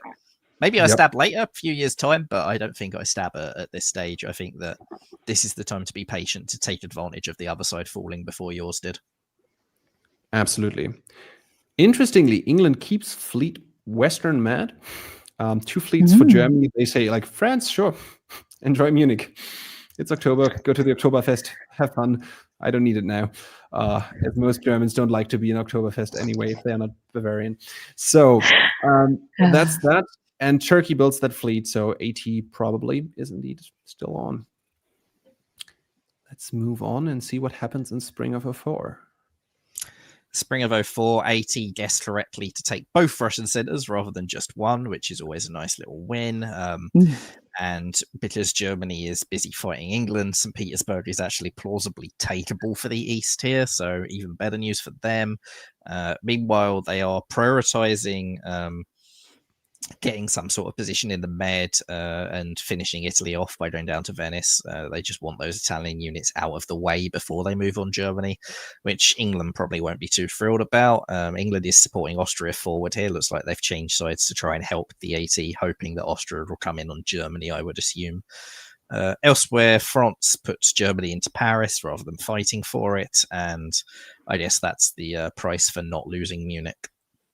Oh, and Turkey's in mid-Atlantic. Cool. I was about to say, position in the Mediterranean. What about position in the Atlantic, Michalis? So neglected for the AT. They really need to, be thinking ahead and getting into mid-Atlantic. Yep, very nice. Can't fault that, especially as England probably isn't anti-Turkish at this stage. They're probably actually welcoming that fleet. It may even say, go up to North Atlantic. I need you to help prop me up, right? Yeah, I know that Doug Moore likes to say that if Italy is in mid-Atlantic, there is usually no reason why they shouldn't solo. I wonder what he would say about Turkey being in the mid-Atlantic. Even though it's, of course, a bit exaggerated the way he's putting it, but it is a very key province for these Eastern powers to have that break to enable growth into the West. Oops. And it's kind of nice to have that little bit of, obviously in some ways it's a little bit stretched out, but it's really just like the one unit over there with a lot of concentration still in the East. And that one unit, I feel like there's always an angle that you can take as an Eastern power being like, oh, don't worry about that. It's just one unit. What's it going to do? What's it going to do? All of a sudden, there's more than one unit there and you're dominating. But let's see fall. The fact it's Turkish rather than Austrian as well gives more reason for AT to keep collaborating. Like if it's Austrian, then it means that's a unit away from their homelands, which makes them a bit more vulnerable to a Turkish stab. By being Turkish, it means Turkey can just go adventuring and probably walk up and take some centers, and they don't need to take Austrian centers if that's what they're doing. Absolutely. Yes, I love the continued collaboration here. I love Mid-Atlantic going to Irish Sea, of course. Why not? And if I were Austria, I would be delighted about that retreat option to Leon. Yes, please push me out of Tyrrhenian Sea. I'll just keep going forward. Little red boat that could. And I believe we see so. Italy, I think we've underestimated, has been pretty tenacious the last couple of turns, despite that big AT coming right for them. And even now, they are still on 5 centers, and they've been static on 5 centers for quite a while. This French unit, my goodness, France is going to build. France is going to build because they have moved. No, wait, they're not. They lost Munich. What France needed was for Tyrolia to move to Munich as well and bounce them out. Yes. Cameron's moved to Gascony, so I think Cameron was actually going for the build there, right? Like the only reason you opened up Brest was to put the build down, so he was really hoping that he could actually be able to do that, which is quite funny. I kind of love that from Andrew Zick as well. Just sitting in Paris, like, oh yeah, I'm not going to take Brest. Don't worry about that. Yeah, you can definitely get the bill. We're working together now. Perhaps not. And yeah. So thank you to Russia in this case. That is the end of the Russian game, I believe, with that bounce in Romania, and the AT keep pushing forward back in Ionian as well. And AT also, they made sure that Griffin couldn't give a hostile support into Romania as a sort of parting gift there. They did some good alliance management by tapping Ukraine as well as bouncing each other in Rum, making sure there were no surprises coming. So Austria and Germany at 8, Turkey at 7, Italy still sticking around at 5, putting down a new fleet, also putting down an army and another Turkish fleet. So that's exactly what you want to see in the AT: fleets from Turkey, armies from Austria. And the West is just even. Germany has just traded around a few centers, lost some, gained some. So with that, we move into spring of 1905. Turkey walks back out of Irish Sea, which is interesting. I'm actually a bit surprised by that one. I guess they realized they couldn't keep Liverpool, but I don't know if you really needed to be back in mid-Atlantic. Maybe you did. Beyond that, it's a case of pushing into Tyrrhenian Sea, ignoring for the moment Naples, which doesn't fall because Rome was cut by Tyrrhenian. Yep, makes sense. And France and Germany working together to defend Silesia from the Austrian, which is significant. I'm a little surprised that Turkey hasn't gone to Livonia and to Moscow, though. I don't love those armies just sitting there doing nothing if I'm Austria. I really want them pushing up and progressing the attack on St. Petersburg, which has been realistically takeable in this time. Yeah, it looks a bit cagier from the AT than we've certainly seen so far, which is a bit surprising. And we also see Germany taking Norway that turn as well. And now Germany is in the North Sea and North Atlantic, which is delicious if you want to put the squeeze on England. Although with that many units there, England is still looking relatively capable of defense for a while, I would say. We finally do see some French builds. I'm loving the dynamism on this board. Gascony retakes Marseille with Austrian support, and ditto Austrian support back into Munich from Berlin. So am I right in thinking they could build 2? They could theoretically build 2 if they had enough centres to build in. Yeah, if they had home centres, then yeah. They've got one. They've got Brest. It's all right. You can do a lot of things with Brest. I really also love that we now have a red boat in Spain. Of course we do. Of course we do. And an English fleet in Leon, because fantastic. Naples has fallen and Italy is down to 2. It has been a mighty strong fight to hold on at 5 for that long with that bigger force against them, and is why I'm so suspicious of going west early as Italy. I remember when I first started playing, I loved that concept and quickly found out that it was not as delicious as it appeared to be. Yeah, Cameron has, I think, actually a couple of times in the past years been trying to navigate his way into a build and it hadn't quite worked out. And now I think he's got, you know what, screw this. I'm tired of taking 1 center and then losing 1 in return so I don't get my build. I'm going to take 2 and I'll be guaranteed to at least build 1. So I love it. Good play. See and what the other Cameron can do.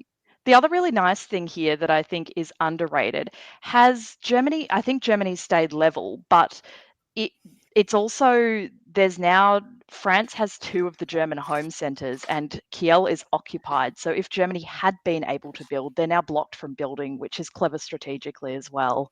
I do hope that was the intention, because it's really nice. So yeah. So Cameron, when in doubt, when you can't manage to get a build when you are in a small position, just try to go for 2 builds, then it will work. That's the lesson we take away.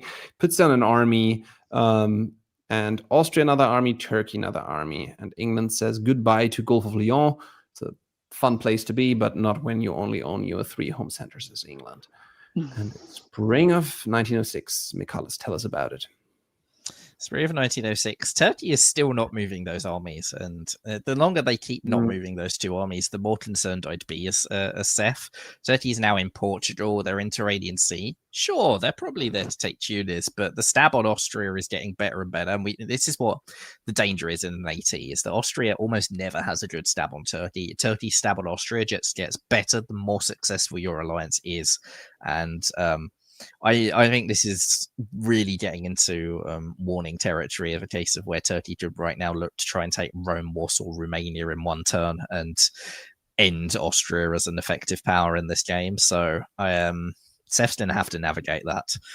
Elsewhere, EG seem to be back on the same page at long last. So Germany's into Mid-Atlantic and English Channel, both supported by the English. I think England is happy for those German fleets to go that way. It's like, if they're down there, they're not attacking me. Sure, yes, I'll do anything I can to help you defend yourself against this AT. Like, I don't care. In the fall. Yes, enjoying that renewed EG cooperation, and they now take Brest back again. Flipped from what it was in 01, but there you go. So we see the AT trying to push forward. It's nice defense from the EG there to hang on to Mid-Atlantic, and I imagine that fleet going from London to English Channel is heading down to do the same sorts of things. I'm interested to know, I was about to say I'm interested to know what Italy's role is going to be in this. And then I looked a bit closer and I thought Italy's role has been defined. Italy's role is to give centres to the AT at this point. Thank you very much, Italy. Exit stage left. Yes. And we see that slow Austrian-French cooperation paying off for Austria by them taking Berlin. Yes, well, of course I'll support you in Munich, but I will take Berlin for my troubles. It's the cost of protection, basically. I'm interested to know, maybe I'm overthinking this, but I'm interested to know what the conversations between Germany and Turkey have been like, because this to me reads we're going to be friendly to each other, particularly just around St. Pete. And of course, there is that point about, the obvious point about the Turkish stab on Austria. But I also imagine that I feel like there must have been some conversation there, because St. Pete is ripe for the taking. Surely you would start thinking about that several turns ago instead of the bouncing. Norway to North is a very curious move, actually. It's Germany wants AT to stab, right? They don't want it to stick together. That's not how they win this game. They need AT to stab and for Turkey to somehow fluff the stab, and then Germany has a chance to sort of do better in the west than Turkey does in the east. By moving Norway to north, you're encouraging the AT to stick together. You're saying, hey, you guys actually can take St. Petersburg. Let's go do it. As long as Norway was just sat there defending St. Petersburg, Turkey's growth options, now they've taken Tunis, were almost entirely red. Now there's a non-red center Turkey can go after. So I don't get it. What are you doing? Are you going anti-England again? Because this is not really a good position to be anti-England still. Like, Heimchum defended very well the first time to maintain all of his home centers, and he can quite easily do it again here. So, yeah. We do see Germany getting a build. It is an army. It's an army, and Turkish army could be interpreted in two different ways, I think. Certainly. I mean, I'd be worried if I were Austria looking at that army anchor. Just because it's not in con doesn't mean it can't very quickly get to my center with support. Yes. And Army Budapest shows they know the threat is there as well, right? So now that Italy's gone, you can move Trieste back and Venice can defend Rome. So you have probably better defensive options than you had a turn ago, with Italy being out of the way, but Romania is still hanging in the breeze and Warsaw might be. Let's see it. Spring. Spring and Turkey does stick together, and they finally move up on St. Petersburg. Of course, if they'd done that a year ago, they'd have actually got in, but now they move up there right as Germany gets back into a position to defend St. Petersburg, so congrats. This, of course, they're in Lyon, Western Mediterranean Sea. They're still all lined up on Austria, and only on Austria now. They now have guaranteed forces of Romania and of Warsaw, and if Austria keeps not ordering half their units, they have a force on Rome and also a force on Spain. So this is looking very, very nice for Turkey. Germany, well, they're still in North Sea. England hasn't felt the need to cover yet. I think England probably should be covering, because I don't really know what else Germany could be doing from this position other than trying to take some English dots to make their way to the top. It feels like kind of the situation where if the EG had been glued at the hip the entire time, like the AT have been, like maybe it's two alliances racing, and maybe as England you go, okay, I'm not going to top. Let's see what I can do to get my ally to pole position. But given the friction with the EG, I don't see that happening. You also don't have a friendly France to help out. Not that they have kind of enough centres to make that jump enough of a difference, but those are the kind of people you would want on side as Germany at this point. I think it does look like advantage AT, one of them likely Turkey, particularly with that positioning up to take St. Pete.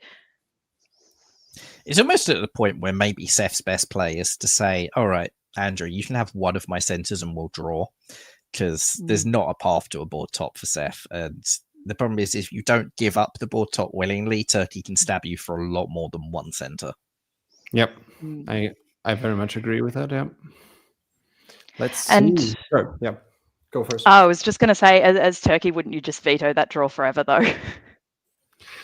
Depends, right? I mean, the top is worth so much more in this system that maybe you don't. If Austria says, if you take more than one, I'm going to throw dots to Germany and help them across the center, maybe you don't top. It's not guaranteed. You probably do top, but there's definitely a path for Germany in that position. Whereas if you can just negotiate, give me one, I'll have my 11 center top and we peace out there.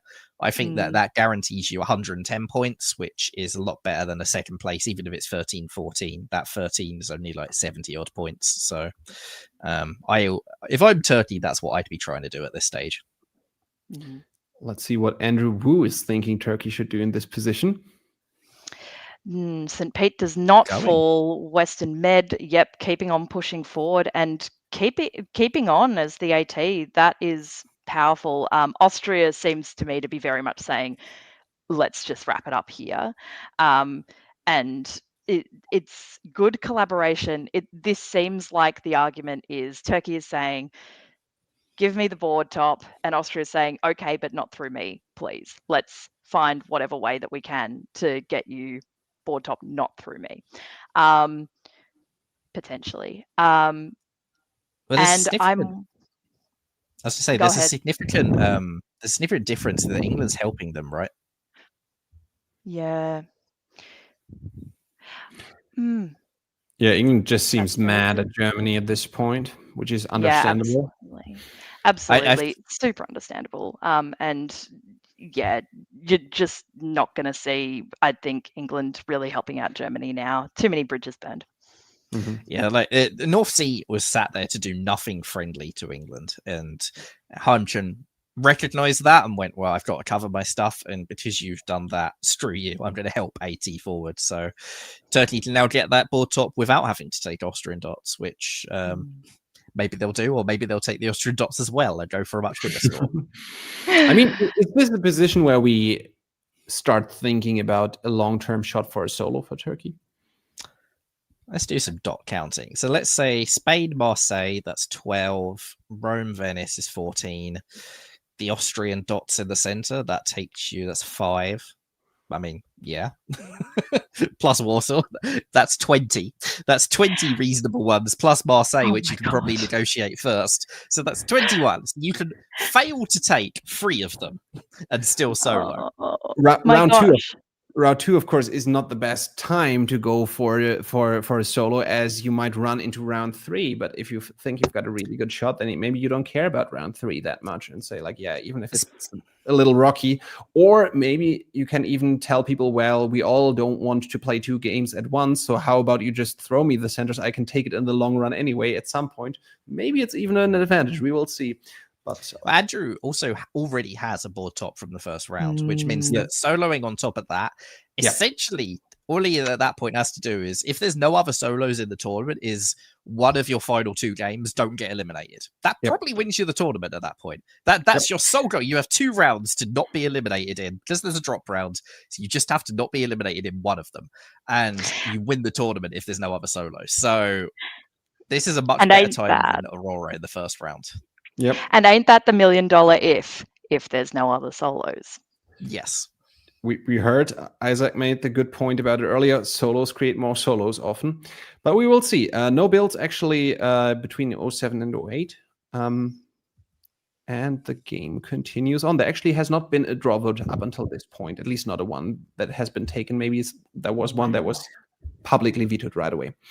So let's look into the moves in spring.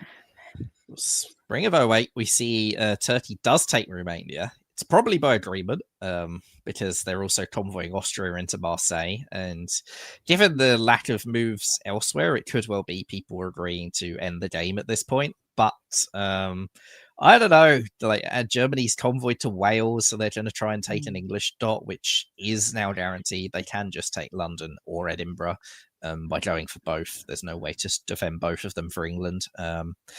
But Turkey's up to Gascony. They've got another fleet across the line over there. England, knowing that London's lost, could tap English Channel and give Brest to Turkey.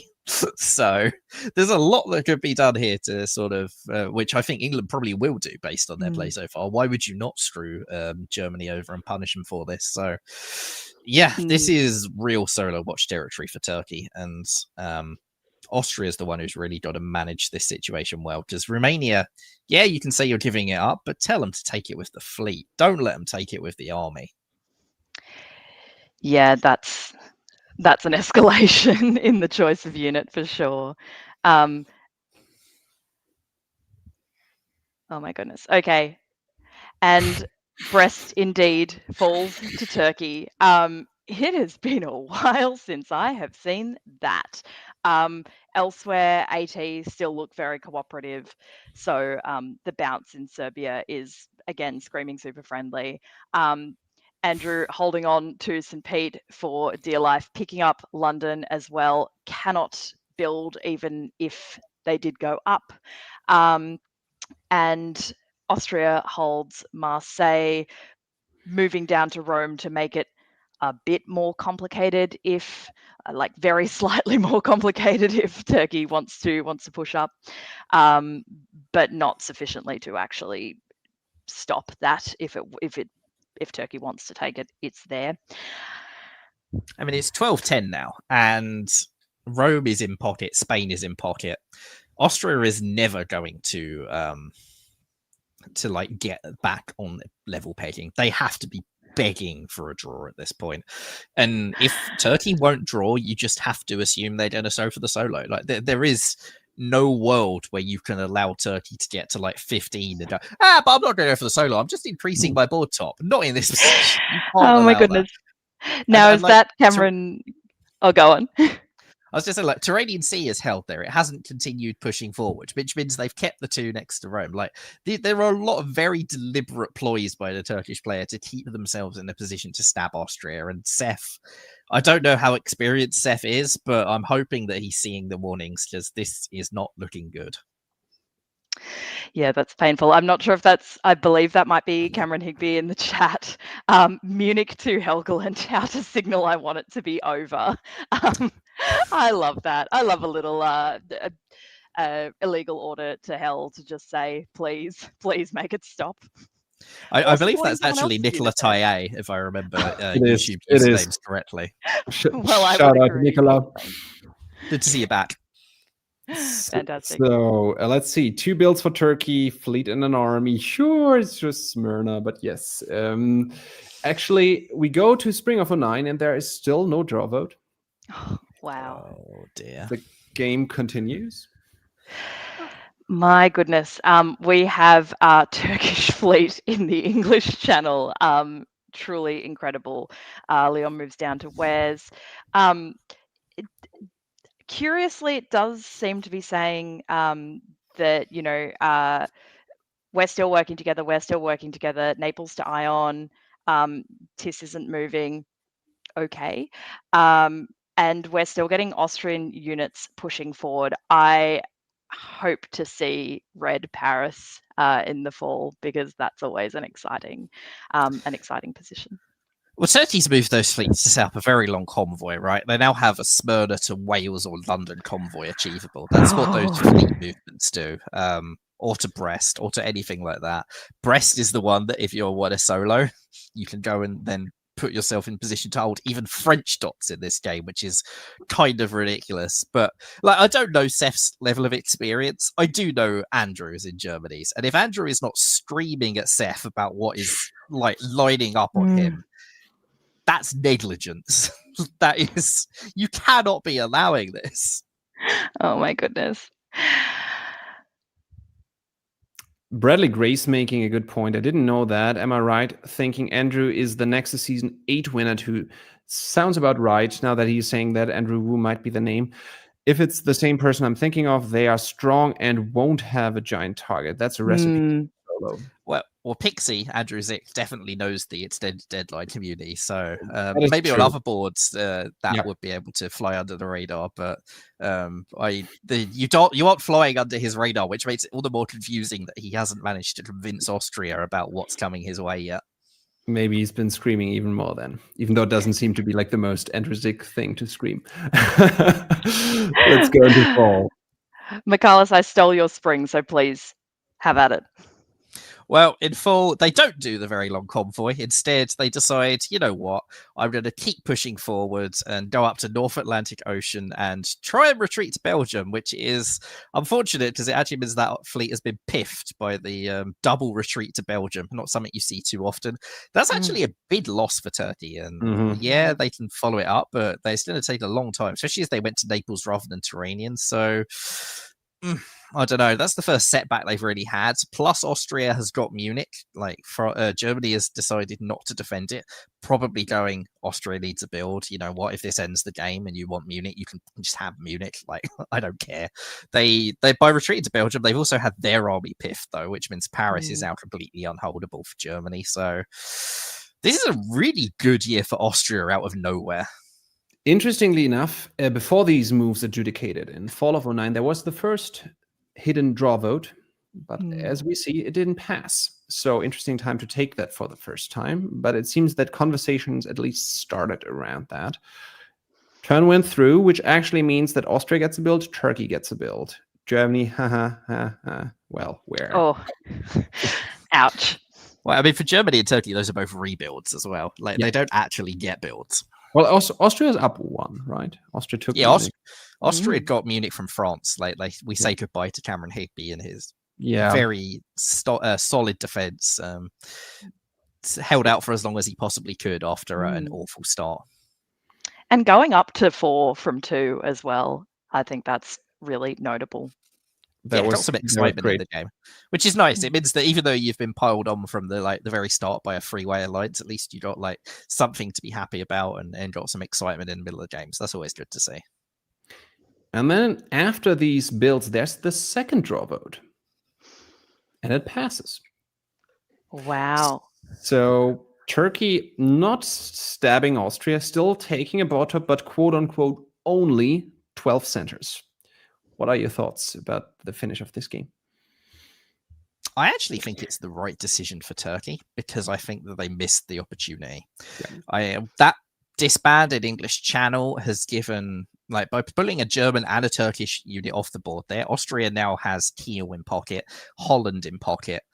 So yes, you've got to stab on Austria, but you're not going to be forcing disbands, which means that taking all of those Austrian centers in the middle, which you need to do to solo, is no longer really there. So I think that if Andrew wanted to solo this game, he waited too long. I think he needed to do it, make the stab last year when he was lined up, take Rome and just start going for it. Warsaw, Serbia and Spain. Then you're on 16 and you're saying, can you guys take back Brest and enough to stop me soloing? I think the answer would have been no. But I think by not doing it last year, he's actually, like, the boat has sailed and now it's too hard to do. But there is also, of course, certainly an argument in a tournament, particularly a tournament with 4 rounds where, correct me if I'm wrong, but all of them count, where you don't... Oh, 3. There's a drop round. Even so, okay, that does make a difference. But even so, you know, as soon as you solo, everyone's head's gonna like turn to you. You are the number 1 threat, and you will be taken down many pegs over the following 2 rounds. It's not like the best time to solo, so maybe there was that thinking as well. Like, keep Austria happy, keep good reputation perpetuating for the next couple of rounds as well. You know, spread the word that I'm an alliance player and that I'm not going to stab you, not even for a really good reason like a solo. Yeah, fair point. Always also a factor. So with this, I will bring Isaac back to the stream after hopefully having had a nice little lunch. Welcome back, Isaac. And you are on mute. And I just saw that I forgot to show one last game from round 2 before we can look at the standings. It's very important to have some sort of technical issue involved. And having seen this game and been following it, listen, Overlord, this is why you can't let your Janissaries have home centers. Yep. That is true. So let's look at one final score from round 2, board G, which ended with a 12 center home center. You're confusing me, Isaac. Home center. Why am I saying 12 center board top by Jake Mannix. Iba Condrel in second on 9 centers. And then Keith Worstel in the East, the best. France actually completely owning Italy, but then probably stabbed by England at some point. This is what it looks like. And Jake managing in a fairly quick fashion, just after 7 game years, a nice little 12 center board top.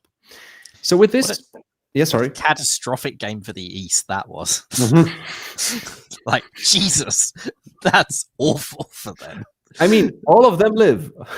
None of them were eliminated, which is probably the problem. But I mean, Keith at least got some stuff out of it. The other 3, I don't know what sort of like enmeshed fight was going on between Jonathan, Justin, and Ellie, but that's brutal for everyone. They all came out of it with a lot of holes in their armor. Come on, Michaelis. The Balkans are technically multicolored. Yeah, just technically.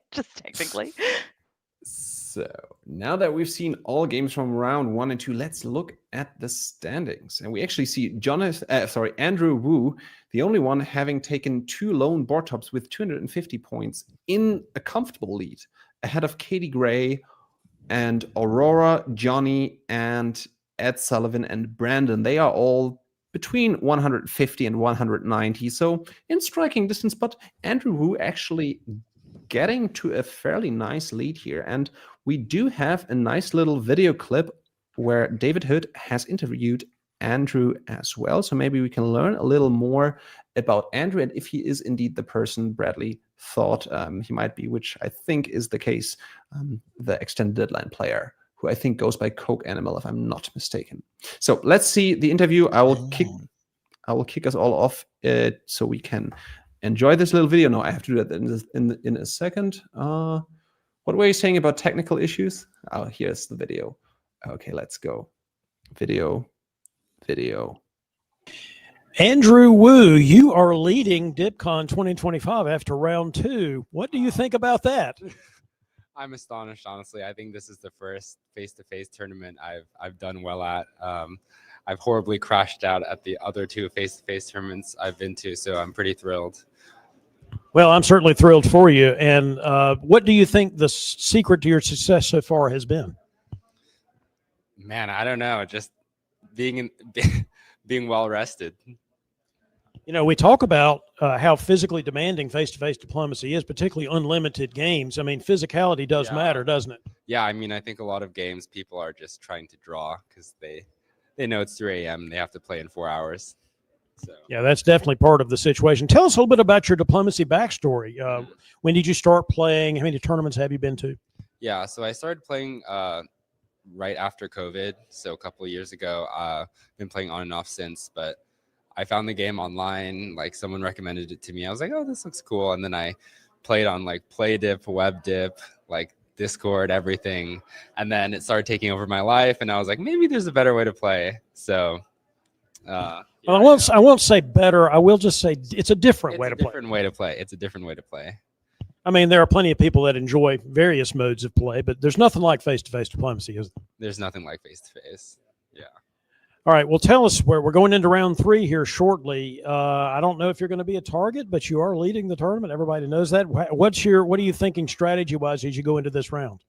I'm just going to play the same as I always play. Just try to find a friend and make it work. Treat people well. Andrew, where do you live? Where are you from? Right now, and what do you do when you're not playing diplomacy? I'm from New York. I grew up in California, but when I'm not playing diplomacy, I play a lot of other board games and like deck building games and like other territory control. But yeah. Are you currently in school? No, I graduated from university 2 years ago. Okay. Yeah, just started working. Great. Yeah. Well, it's so good to see you having the success you're having at DipCon. I want to wish you all the best for round 3. Is there a particular country you'd like to play as the leader of the tournament going into round 3? Oh man. Maybe Austria. Either I do well or I get to go to sleep. You know, that sounds like a really truthful answer to me, folks. All right, last question to you, Andrew. If you got somebody out there, and there probably are some people watching this broadcast that are thinking, I don't know if this is for me. I don't know if this would be any fun. I'm not going to know the people that are there. What would you say to that person about coming to a face-to-face event? I don't know. I think like for a community that's built on lying to each other, we're like pretty trustworthy and nice. I don't regret coming to a face-to-face tournament at all. I feel like every time I come, it's always a wonderful experience. There's an old quote that was actually in the Washington Post one time. One of our diplomacy hobbyists said, in the diplomacy hobby, you can trust the people that you know to pay your mortgage payment in cash. If it's even if it's several $1,000s, you give them the cash, they'll pay the mortgage payment. You just can't trust them about Belgium. Right. What do you think about that? I think that's very true. Yeah. All right, Andrew, thanks for being on DBN, and good luck to you the next couple of rounds. Thank you, David.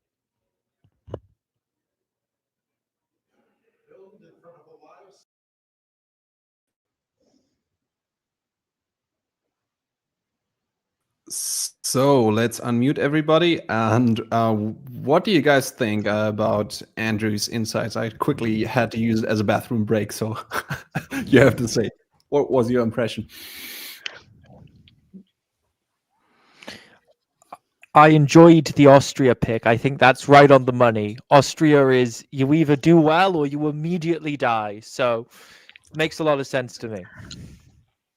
I like the fact he was there cracking jokes and stuff. It was like he doesn't seem to feel overawed by being in the lead. Like, yeah, he's saying, "No, it's the first time I've done well in a face-to-face tournament," but we know he's done very well at extended deadlines. He's been there leading tournaments before, so I don't think he's letting the pressure get to him at all. Yeah, certainly. And I can tell that he seems like really personable and also perhaps not like someone who would be an overbearing type of player. Like you definitely meet some sorts of players who really want to push their agenda quite firmly and quite forcefully. And I really like playing with strong players who kind of do the opposite and kind of leave it just under the surface until suddenly it becomes clear on the board, or ideally you're their ally and it becomes clear between the two of you as you're working together. That was my impression just from a couple of minutes. Makes a lot of sense. Now we have to do one thing Michalis and Zoe haven't picked yet because you weren't here for the beginning of the tournament, but it's very, very important because there is actually an award given out that is more important than the North American DipCon title, which is the Golden Microphone Award for the best karaoke performance. And I made Karthik and Isaac pick who they thought would win that. I'll bring back up the standings here just so you have a bit of a reminder who's actually at the tournament. I can also go down a little further so you see a few more names. And I will make each of you pick a name who you think might be in the pole position to take the Golden Microphone Award for the best karaoke song. I reckon that this is an area where Johnny Gillum would thrive. So I'm going to pick Johnny Gillum. So I have heard reports. I very derelict in my duties, did not go to karaoke at APAC. I know everyone mentions Justin Law. They are very good at karaoke, but sleeper hit, apparently Peter McNamara killed at karaoke at APAC. So I'm going to put my money on Peter. That's a good I hope pick. He went. That's one you don't expect, but I mean, Peter is full of surprises, so I can definitely see that. But I don't think many people will think of him first when you just think of who might be the character for karaoke. But love it, great pick. So we've had Justin Law twice, I think, already, and then Andrew Zick. I said Justin. That was the only Justin vote so far. Yeah, right. And I think Michalis and Karthik both said, well, Justin could be, but I'm gonna pick something else. So I said Johnny. I'm just here for Johnny. Okay, cool. So we've got Johnny, Justin, Peter, and who am I missing? Well, we Pixie. named them all. Pixie was named as well. And I'm not going to make you pick a winner of the tournament because you have too much of an advantage over Karthik and Isaac, having seen 2 rounds already. Who did they pick? They picked Wes Ketchum, who I think only played round 1 or maybe missed him in round 2, and it was Katie. No, Katie was Karthik's pick if he had seen her. Yeah, we weren't told that Katie was playing, which was really just criminal on Robert's part. That's I'm just teasing. And I think Isaac, you picked Darcy, right? I picked Darcy for the different meta. Sure. So not so far what we've seen, but I mean there's still time. It's fine. Darcy will just solo in round 3. So sure. I mean round 3 is the one Saturday night that could go all night, really. So who knows? Mikalis, we're going to give you a little bit of a break and see you soon. We'll put you down there. And with this, let me have a look at my sheet. We will go to round 3, board D, which I'm sure is another fun one. And it has these players. It has Jason Bennett playing Austria, David Cohen, who I think is a longtime player who's very active in variant design, if it's the David Cohen I'm thinking of, in England. Brandon Fogel, we all know him in France. Benjamin Brooks in Germany. Then Andrew Wu, we just seen the interview, in Italy. Cameron Higby in Russia. And Katie Gray, who is also very well placed in Turkey. So that looks like quite the lineup. Any thoughts on that? Oh, I mean, Brandon and Katie on the same board, and then you've got Andrew, the tournament leader. This is going to be fascinating. So many targets. Sorry, I shouldn't say that, but genuinely, I think this is one of those boards where if you know anything about the lineup and you're on this board, you're kind of going, right, who am I going to convince who am I going to convince others is the biggest threat, and how am I going to do that well? I mean, Andrew has the odds stacked against him, given he's compellingly leading the tournament on that 100% top share as well. I think Katie and Brandon could absolutely use that to their advantage in negotiations. But some of that is country placement. I'm very, very interested in the IT relationship, because France and Turkey could go up against Italy. But that's a little tricky, and France doesn't like playing in the med particularly early. Whereas you can get an IT off the ground pretty early and just go, we're number 1 and number 2. Let's just roll through round 3. And I imagine Andrew, I don't know, but I would predict he would be fine with, okay, I'll have a friend, can't have the top, even if he couldn't have the top, because he just wants to get a decent score probably with 2 tops already.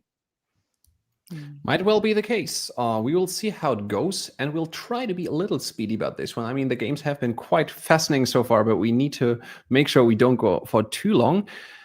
Zoe, you get the spring turns, and then Isaac can enlighten us about the fall. Beautiful. Okay, so we see presumably EF Corporation, they're all moving away from each other. We see a bounce in Burgundy between France and Germany, not opening to Denmark. So this is interesting to me because it has been drummed into me in the last, I would say, 6 to 8 months that the German opening is Munich to Ruhr, Kiel to Denmark, Berlin to Kiel. So it's always fun to see Denmark actually being bypassed in spring at least. Venice staying put. I like that. Nice and cagey.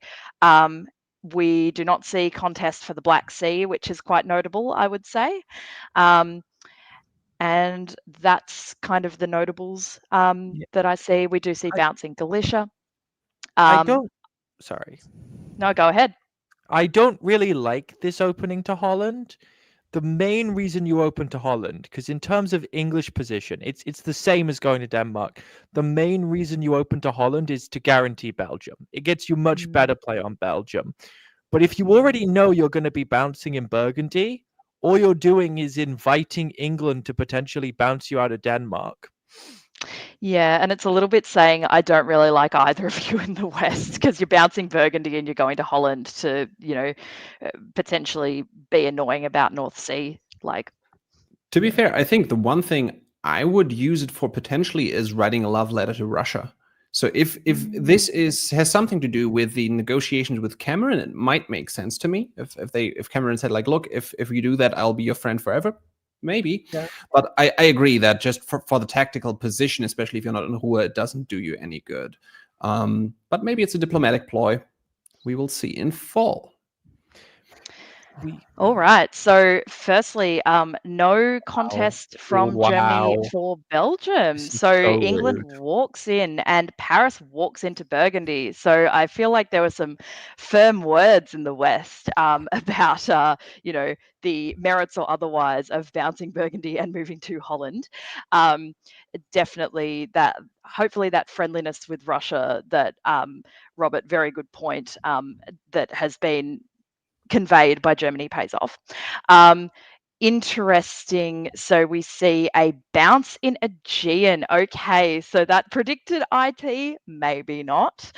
Maybe instead there's a bit of animosity, and we do see the Trieste loan as well. So that is just screaming AI to me. And I mean, nice from Andrew, honestly, to presumably quite quickly get at least Austria, if not also Russia, on side with that argument of Katie's actually the big threat here. That's audacious as the tournament leader at the start of round 3. And those are the big notables that I can see. France picks up 2. England picks up 2, as we've noted. Germany picks up 2. Sleeper hit Western triple, maybe. No, I would not suggest such a thing. I feel like Brandon Vogel would not be a banner bearer for the Western triple. That's just my suspicion. I will say, Michalis says, as an AT veteran, that good ATs have bounces in the Aegean Sea. Okay. I'll believe it when I see it. Okay, well, there's a fleet in Smyrna, so forget it.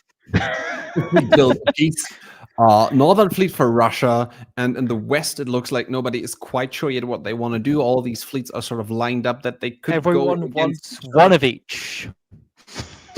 Maybe, yeah. Yeah.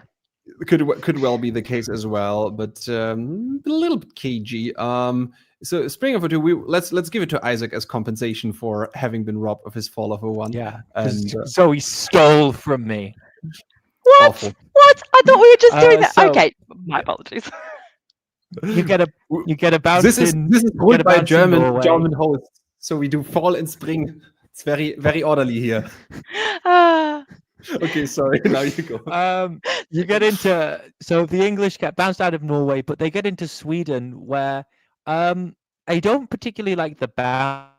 I guess it's a little bit safe, but this is the issue with putting your fleet into Holland. You can still take Sweden and stuff, but then you have to give it to England. It's just a much less good position to run an EG from. And France decides that they would really like to go against the English, coming up to the Channel and Mao, and making their way over to Picardy for the convoy. Over in the West, you see it's definitely not an IT, as Turkey supports themselves out into the Aegean, whilst also the Russians drop into the Black Sea. There's this walk into Serbia, which we've been seeing more often, and I think is by agreement to make sure that RT can't walk in behind. And I mean, I suppose the advantage as well is if you have a unit free afterwards, Austria can take back Trieste and potentially free Vienna or Budapest, more likely Vienna up for a build. I'm really enjoying this little French zoom around. Might I note there's potential for 2 convoys here, although you'd be seething in France seeing that Edinburgh to Norway didn't go through, because that would have just been truly delicious. Let's move into the fall. So they decide, actually, I don't want to go anywhere. I want to take Belgium. And to be fair, it is a guaranteed dot for them, so it makes sense. Italy finally picks up Tunis as AI continue to advance here.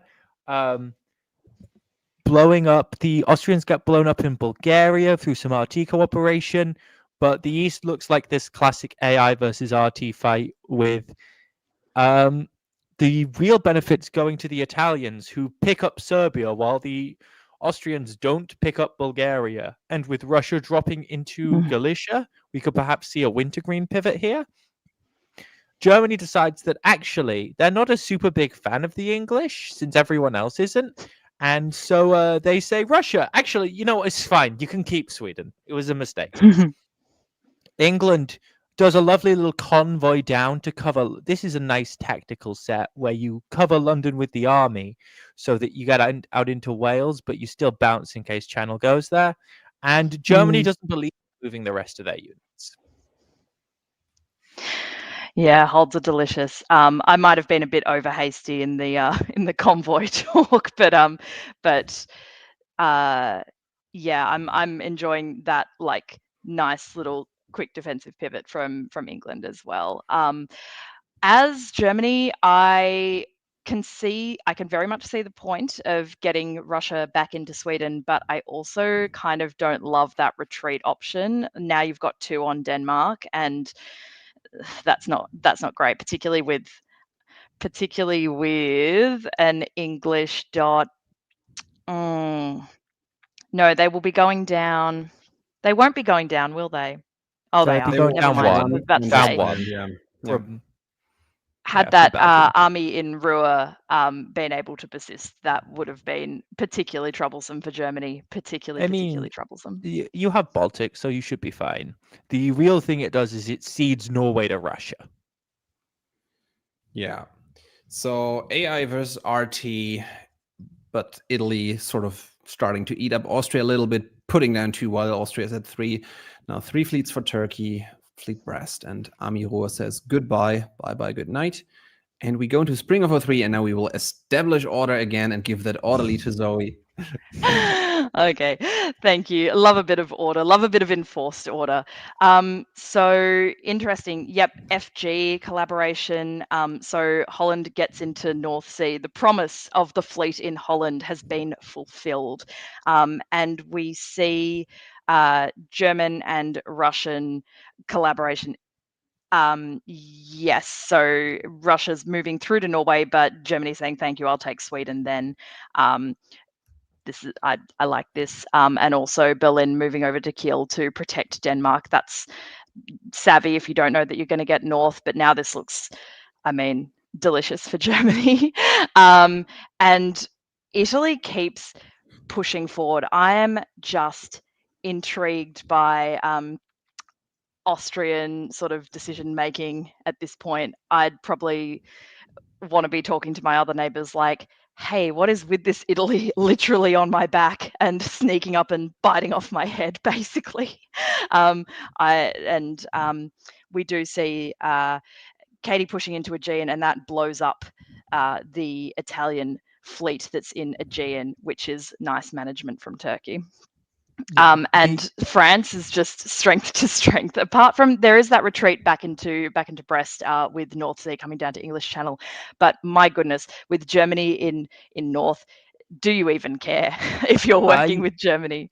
I think I'm gonna nitpick because it's Brandon, so I feel validated in doing it. I think you could go to Irish here. You've got Gascony, a unit that is doing nothing else. You can retreat to Irish here, and Brest is still very safe with no convoy options available to the English. Speaking of convoys in fall, Isaac, what do you see? What was that about Gascony not doing anything? It's going to Clyde. It could do it in Brest. It goes straight to Clyde, which is wonderful. I will note that Brest is not a fleet that's used in it, so my point stands. And the French also decide, Germany, you don't need Holland, although it may just be a trade for Edinburgh. England losing 2 dots and a whole bunch of position, as the East sort of still need to figure out what's going on. The Russians failing on a little daisy chain here, as AI seems to break with that move to Albania. So we'll have to see what side Italy ends up on. Are they going to be food for the RT, or are they going to flip someone? I mean, I feel like the AI was already broken. Austria just hadn't clocked it. Probably That's true. just my. And this is one of the reasons why I don't love the loan of Trieste and going to Aegean, Italy going to Aegean as Austria in a one, because it's so easy to say, oh, and now we need to cover Serbia. Maybe I should go there because if they slip, oh, now I'm there. Oh, oopsie whoopsie. Oh, now I'm in Albania. But that's just me. It's interesting because I see some similarities of France compared to the game we saw of Aurora earlier, where sort of Brandon seems to be going into all kinds of directions apart from like Italy, but going against England, sort of going against Germany. Maybe it's arranged, but I mean, he's at 7, Germany's at 6. His position is just so much better. So if it's arranged, then that's a very good arrangement for him. Let's see how he will fare. We know that Aurora crumbled, but then also I think ER was it in that case that who was well connected, and that doesn't seem to be the case right here. So could go well for him here. I'm noting that build in Marseille. What was that about? Not going against Italy. I think the addition of the word that we needed was yet. Yes. Kind of love this. I mean, honestly, if you're going hell for leather as France, why not? Why not build Fleet Marseille and start to get some position in the Med? Why not? Yep. So he probably says I can do every and each of those things at the same time.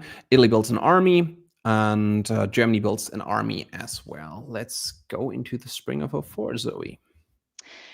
Yep, beautiful. Liverpool falls, and Liverpool is not getting retaken by the English. No siree.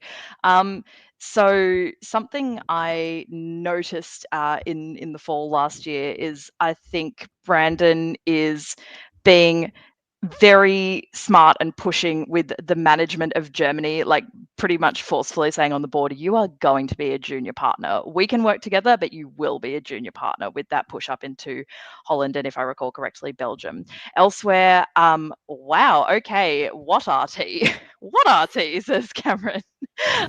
Or maybe, that classic RT where there's an anchor alone with an army.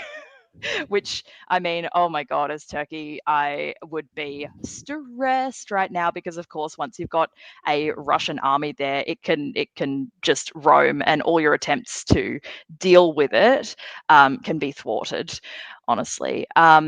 So, yeah. I mean, take back my words about the AI. Don't listen to a word that I say, because they look real friendly right now, and Italy's going, you know what? I see that, Philippe Marseille. Sure, you say that you're going to walk it round to Spain's south coast and then you're going to put it in mid-Atlantic Ocean. But you know what?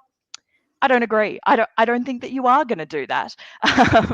And I quite like the that little shuffle around that Brandon's doing, but also going, just going to hop into Burgundy just for safekeeping, just to keep an eye on everything.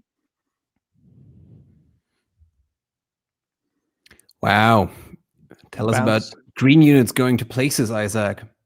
Green units going to places? Oh. No. Just to be rebellious, I'm going to start in the West. London falls, Liverpool falls. Thank you, England. Russia just holding position in the north, which I think makes sense. Knowing that Venice is going to be covered, dropping down to Piedmont, which is smart. France has no pressure, and Venice was going to get covered.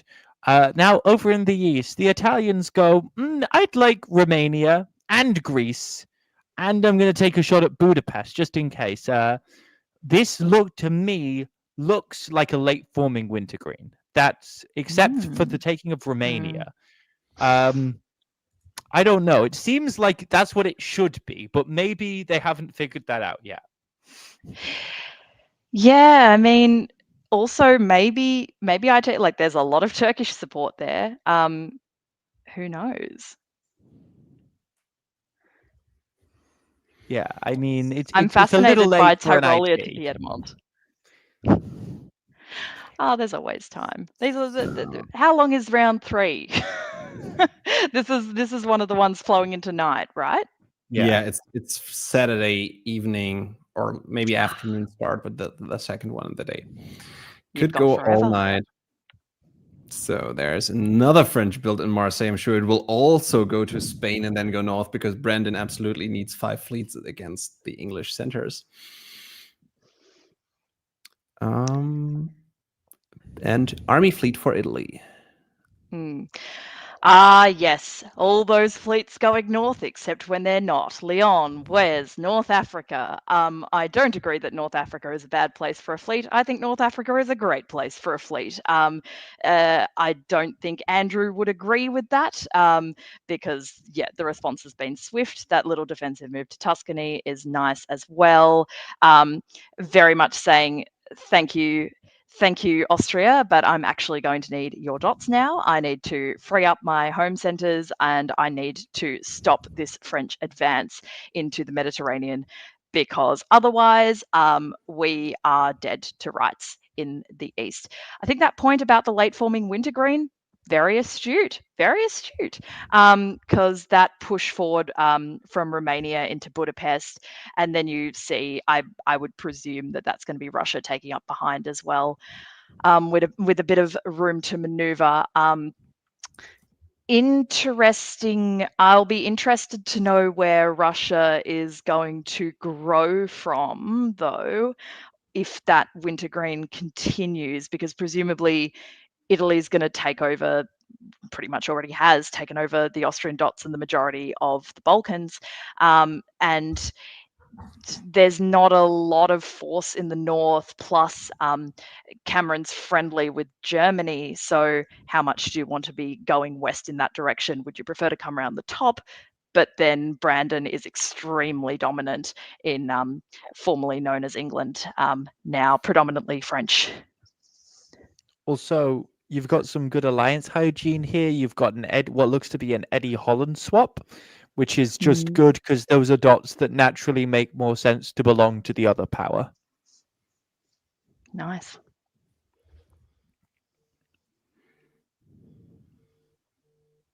So what do we In see? the fall, we see there was a late forming wintergreen until Italy decided, but what if I had dots? And proceeded to lose their dots on the basis of that. Germany grabs Vienna at the same time Russia decides to go after Germany. This game looks to be FG's to lose at this point because Italy really needed a friend. And sure, you have Turkey as a friend, but Turkey owns 2 dots, and you needed a friend with a couple more than that. Which is a fair point. I mean, France is 1 ahead of Germany. However, I would think that Brandon's position is just so much more comfortable at this point. So is there a way for Benjamin to go into a position where he can challenge the top for himself? What do you guys think? What would need to happen? Not with Russia growing. The issue is that if you want to get in a position to challenge the top, you need more dots before you can fight France. In order to fight France, you need the dots from Scandinavia, and you can't get those while Russia keeps those units up north. You needed Russia to be losing in the south so that it would disband in the north. While Russia stays strong, there's not really anything you can do. Unless you can somehow convince Russia to go after France, but that's just such an overextension. Could you just, I mean, the thing about the Russian home centers is that they've got a lot of focus in this, like they're kind of drawn apart. There's like those 2 units in the north, and then there's a lot of pressure more south, and they're going to be focused and distracted south.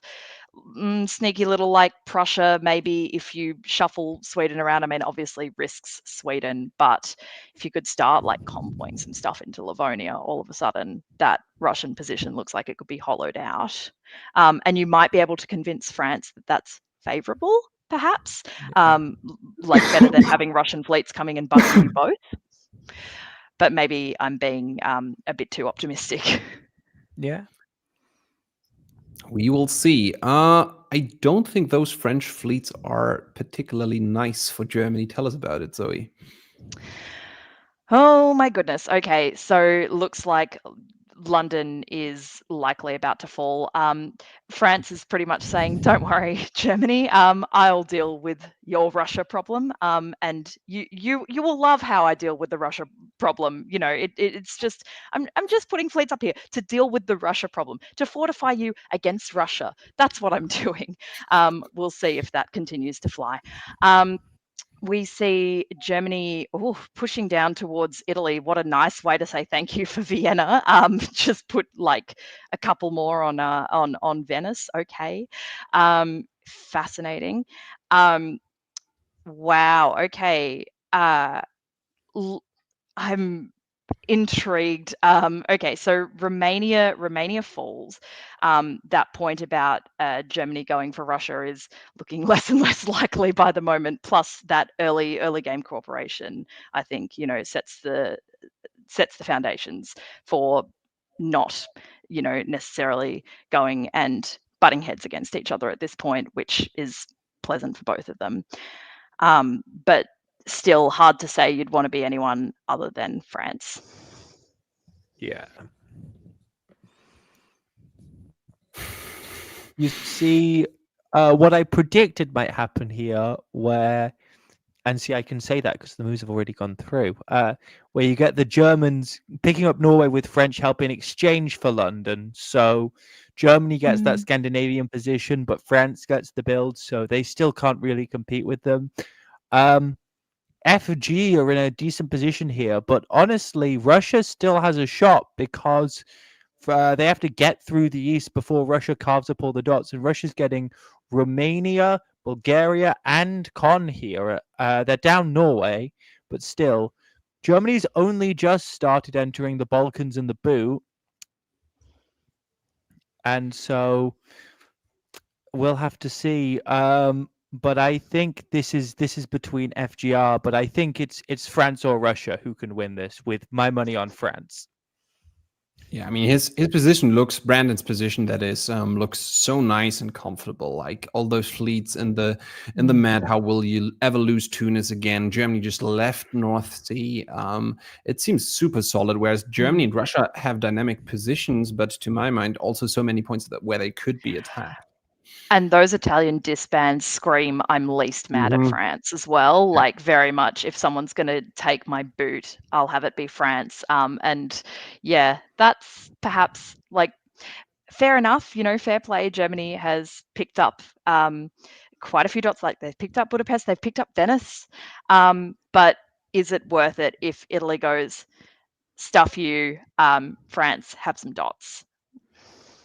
Yeah, trying to force that discussion between the FG as well. Poor Andrew. This round is not really going to his liking. Good for him that, as Mikalos pointed out, there is a drop round. So spring of 07. Oh, yes, that normal thing. I'm loving all these normal moves we're seeing in this tournament, like a bounce between Russian Skagerrak and French London in North Sea. Duh. And looks like France is lining up for that to not be a bounce. Nice. I see a fleet going to Baltic, and I think Germany has finally figured out that they're gonna have to take apart Russia, because that screams nice little lateral convoy to me.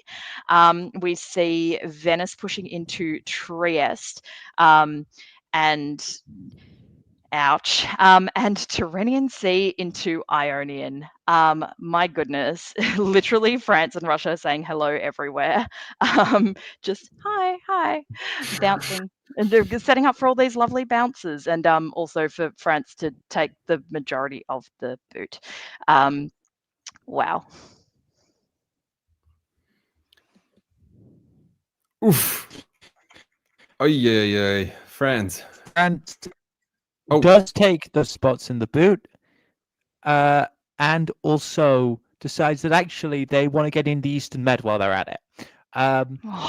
They get into North Sea, and there's a war between Germany and Russia, which is really, really great if you're France, and really, really terrible if you're anybody else.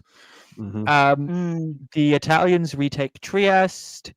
and the Russians take Budapest. Yeah, this is just Brandon's game to lose at this point. Russia's got a decent enough position, but Brandon's in the med in like a way that he can hold the med. Yeah, But you know what? Oh, go on. sorry. At this point, you almost have to ask if there's a chance that he's not soloing if he goes for it. I mean, the bar top, I think, has completely sailed. The only thing that is a little bit annoying is maybe that he didn't open up Marseille for a build if he wanted it. It's a little uncertain to me why he just held it. Maybe it was a misorder. It could have either gone to Burgundy or Piedmont, I think. But generally speaking, Gascony, if you're being nice. Or that, yeah. But generally speaking, his position is so good, it almost looks like, well, solo should be possible. Maybe I'm exaggerating it a little bit, but it looks very, very strong. You would think so. I mean, like everyone talks about med battles. This isn't a med battle. The med battle would have happened several years ago, but it felt like there was never really a med battle. It was just France takes med. The issue with a solo is if GR start working together, they actually have enough force to be able to prevent Brandon from soloing. Which I think if it starts to become obvious that there's a solo on the horizon, they probably will. And I think that reaction is maybe happening a little bit already, like a little bit, because I'm just I'm seeing that there was that Baltic move and now it's gone to Denmark.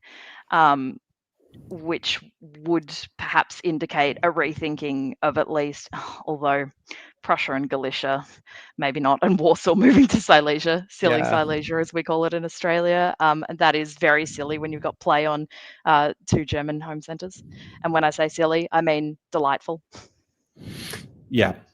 Let's see if they can get their act together. Oh, there was no build. France Wave 2, I suppose. That's interesting. Yeah, we don't have a... Oh, no, it was just maybe just not recorded in Backstabber because there are 2 units plopping up in Brest. Yeah, It would have been a weird way, army.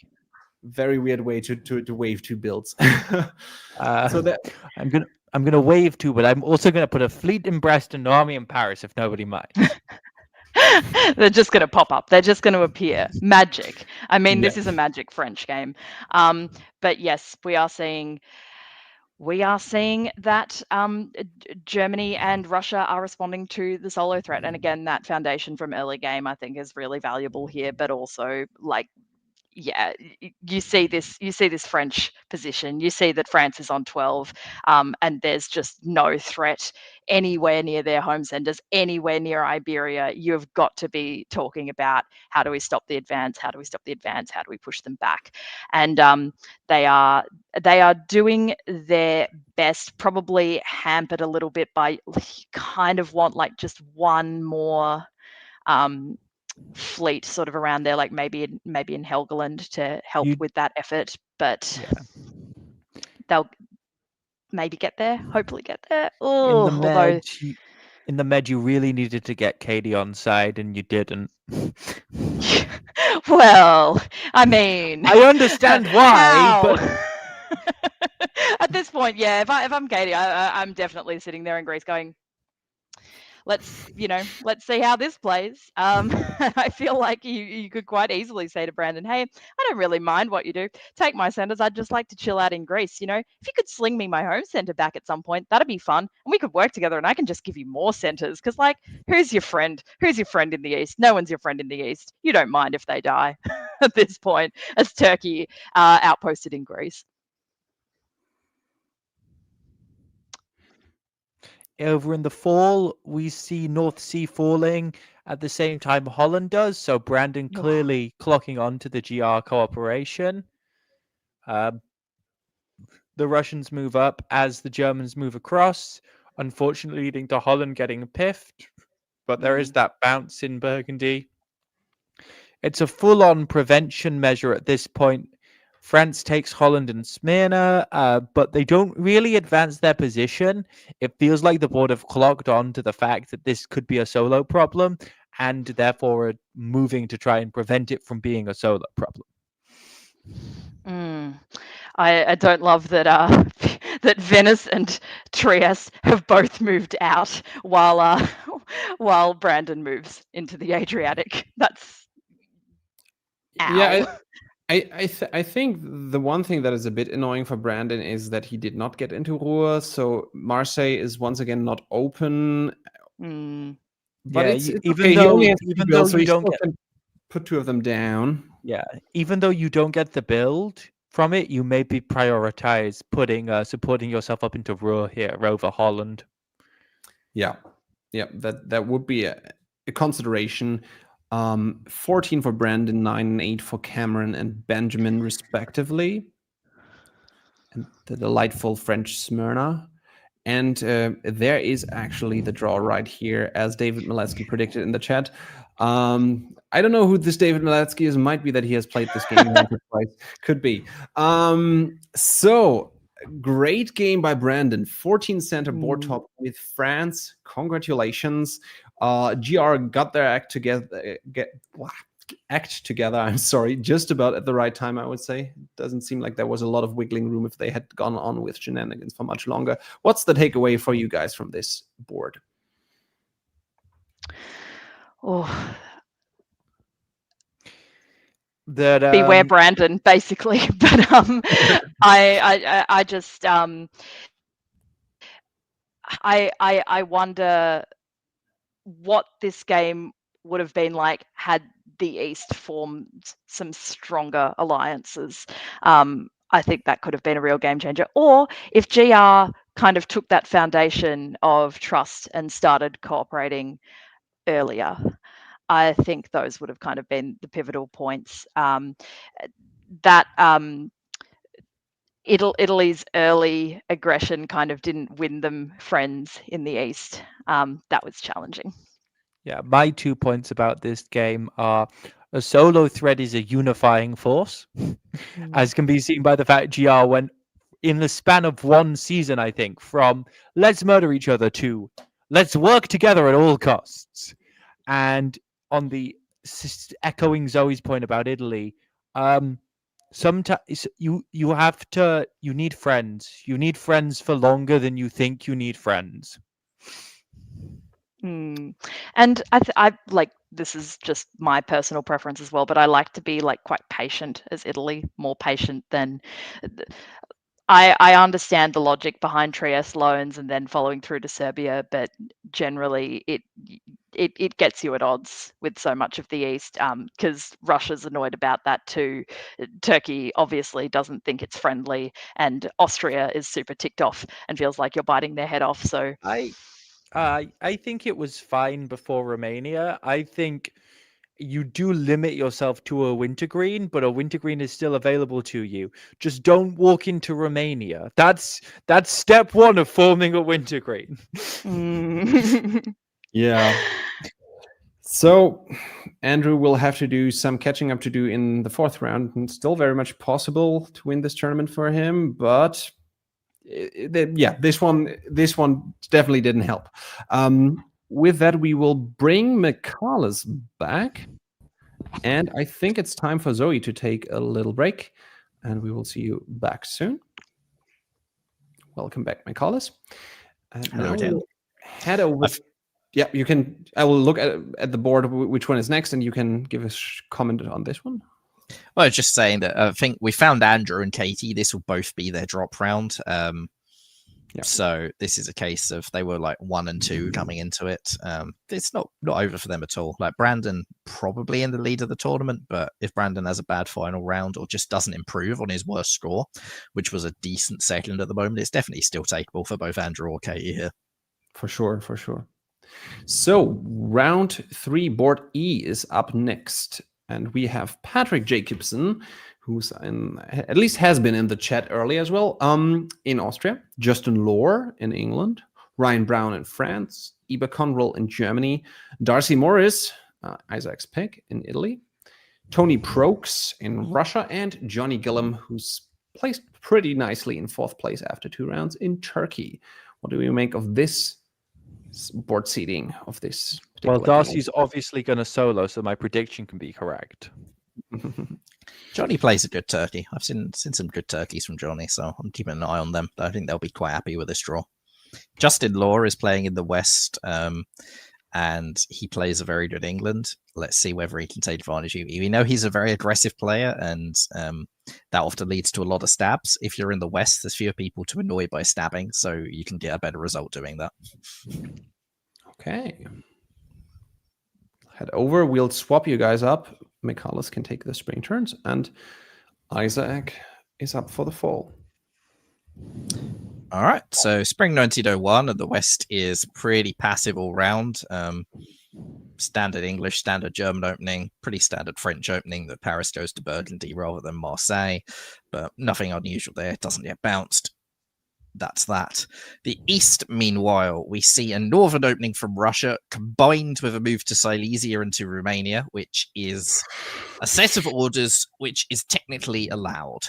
It is a set of orders I would never recommend to anyone because it guarantees you get bounced out of Sweden, and if you don't get the 50-50 on Berlin or Munich, you might end up with nothing because Romania could be lost as well. But we'll see whether it works out for Tony. Johnny goes to Armenia, but keeps the Black Sea DMZ for now. Wouldn't be surprised if an AT takes Romania still.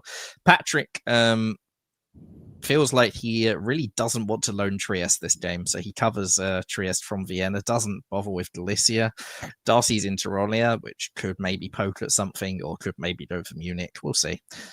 Maybe they were expecting Vienna to Bohemia and an AIR move from the very start of the game, but I don't know. This looks really well set for a good AT to me. Still, we haven't seen a classical Sandstrom opening. I mean, we haven't looked at every single board, but we're waiting. It's at least Armenia, but not Black Sea. I remember being on a stream with Johnny once and Johnny talking about how they really hated the Spring Sunstrom, but really rated it in full. So I wouldn't be shocked to see Con to Black follow up. Okay, well, we will watch out for it. It's kind of like a Sunstrom, except instead of going to Armenia, you go to Sev. So it's like a Sunstrom, but better. You see France popping the fleet down and straight into Spain and taking Portugal with the army. So nice trust from, again, with the Germans, which makes sense given the Russian opening and pushing straight out. England taking Norway with the fleet here, which is, people tend to take it with the army when Russia opens north. Staying in Denmark, apparently you can go to Silesia, bounce Munich, and still get Sweden. So that makes a lot of sense. Then over in the east, you've got the aforementioned 7 Black Sea plus Bulgaria, Romania, and you get Trieste walks out into Albania for a late Trieste loan, possibly. This is a set of moves that you can do. Trieste to Albania is available. You can read this as Eber was like being friendly towards Russia and didn't want to fight. You could also read this as Eber thought that England was his enemy and might have gone into Denmark with Russia going to Baltic, and that might have been an ER plan against him. Given the St. Petersburg opening could have gone to Finland, that's a very credible ER opening to go against Germany, and Eber's been playing long enough that he may have been wary of that, so that might be why he didn't bounce Sweden. Patrick going to Albania, I can only assume like he thought that Darcy was going to go to Aegean and that Darcy has not done it, because you don't loan Trieste for Italy to go to Venice and put the fleet in Tunis. There was no attack on Romania, but Johnny's gone for Russia. You don't do that if you're not pro-Austria or Italy, and I think it's quite clear that it's Italy and Turkey that look like they're working together. Yeah, absolutely. So the 2 builds out of Italy are 2 fleets. I was going to say the words IT again, and I think Johnny was thinking them as well. Not out of the question if they all go west, those fleets. At least there's nothing in Ionian right now. Well, maybe one could be okay to convoy something into Greece or Albania eventually. But we'll see. I'm sure Johnny would have preferred at least 1 army. And then 2 fleet builds for Rhine Brown in France as well. And the rest looks fairly standard, as much as it can look standard after this 01. France is looking very Tripoli, like putting the fleet to Spain south coast and then building fleet Marseille. This is a very Tripoli looking France. And yeah, England's built fleet London, but you can say, it's because they're building in Brest, and they could easily sail against Russia here. Germany is probably the least committed to a triple out of the three. Like Ruhr is the one that could still be used offensively in a different direction. But Not isn't. anymore. So Germany decides that maybe a triple is probably a good idea. They cover Berlin and Munich. They go up to Skagerrak, which is still flexible. It could still be anti-English. But France is not tripling. France is moving up to mid-Atlantic, backfill in Spain. There's a bounce English channel, so EF are at war. That, I think, is now pretty much certain. Meanwhile, in the East, the IT gets going. So Johnny takes Romania from Sevastopol, leaving Sevastopol empty, but doesn't have to care because there's not a Russian unit in Moscow. So we'll keep Sevastopol whilst taking Romania. No, it's not that there's not a Russian unit in Moscow. There's not a Russian unit in Moscow or Ukraine. Exactly. Like Russia has decided in this position that where they need to be is Bohemia and Galicia. And that is, once again, a decision that you are allowed to make. Italy is in Serbia with Turkish support. Russia is probably going to get Vienna or Budapest and think that things are fine. They're not fine. This is just an IT. Hey, look, it's the IT doing IT things. They pick up Greece, they pick up Budapest, the fleet goes into Romania, which is nice for Darcy, and Russia does indeed get Vienna. Over in the west, in Scandinavia, everyone cuts everyone else, so nobody gets anywhere. And the French position just moves up against the English, which is great, except Darcy's gone, ooh, Iberia's looking nice and takeable right now, so I think I'll go do that. Patrick Loki saying, I'm going to the bar by sending all of his units to bar. So I recognize what those moves are saying, Patrick, and I respect it. This is... I'm a bit surprised by Johnny feeling the need to support old Bulgaria rather than just convoy to Rum here. I'd rather just get the forward momentum, and like the chances that Italy and Austria were playing some sort of mega plan to take Bulgaria from you there is so low. Like it's just better to get the convoy straight to Rum, get your units moving in the correct direction. But might also be a diplomatic thing to get your fleets further away. Is Rum Black any further away from Italy than Black and Angers? I didn't say it was. I mean, maybe people like it's like technically slightly further away. Do you think? I think if I'm Italy, I'd rather see Turkey having good prospects to keep moving north. I'd rather have seen the convoy there than the fleet. So very nice. 7-7 for Italy and Turkey after just 2 game years. Enjoy your drink, Patrick. Thanks for playing. 2 armies for Johnny and an army and a fleet for Darcy, but it's in Rome, so Johnny doesn't get spooked. And the West is not building at all, so we can move on into the spring of 1903. Yeah, the West is not moving at all, building at all, and that's because the West is like in a terribly locked up fight with everyone fighting everyone, whilst the East is resolved. And that's not good if you're in the West. So France now begins to turn back, goes full defensive by going mid-Atlantic to Portugal. So they've given up entirely on any sort of progression against England. England decides to use that sort of relief to move North Sea to Helgoland, because clearly Germany is the big bad on this board. Okay. Russia is covering Warsaw because Germany's gone to Silesia because Germany and Russia are fighting, and Turkey gets to backfill Galicia whilst doing a convoy swap, but doesn't go to Armenia, which is actually a bit weird. I don't really understand that.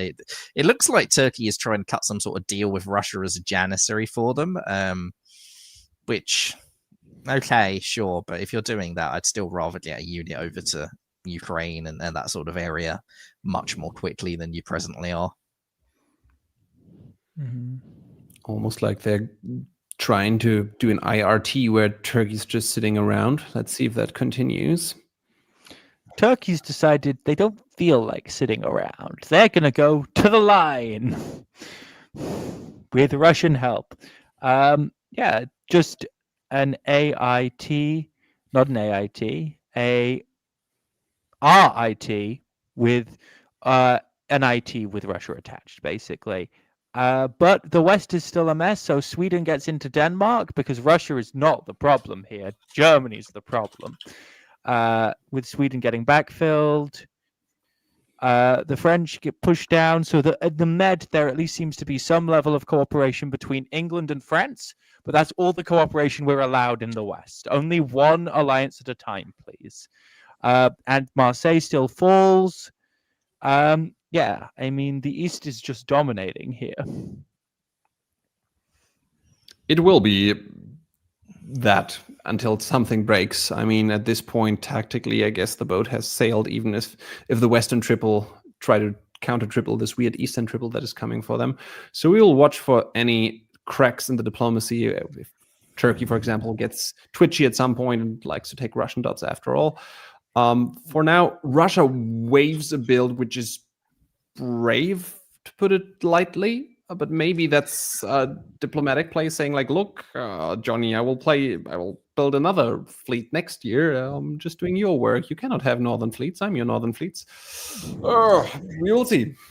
It is amazing how much control of this game Johnny has at this stage, given that they're behind Darcy.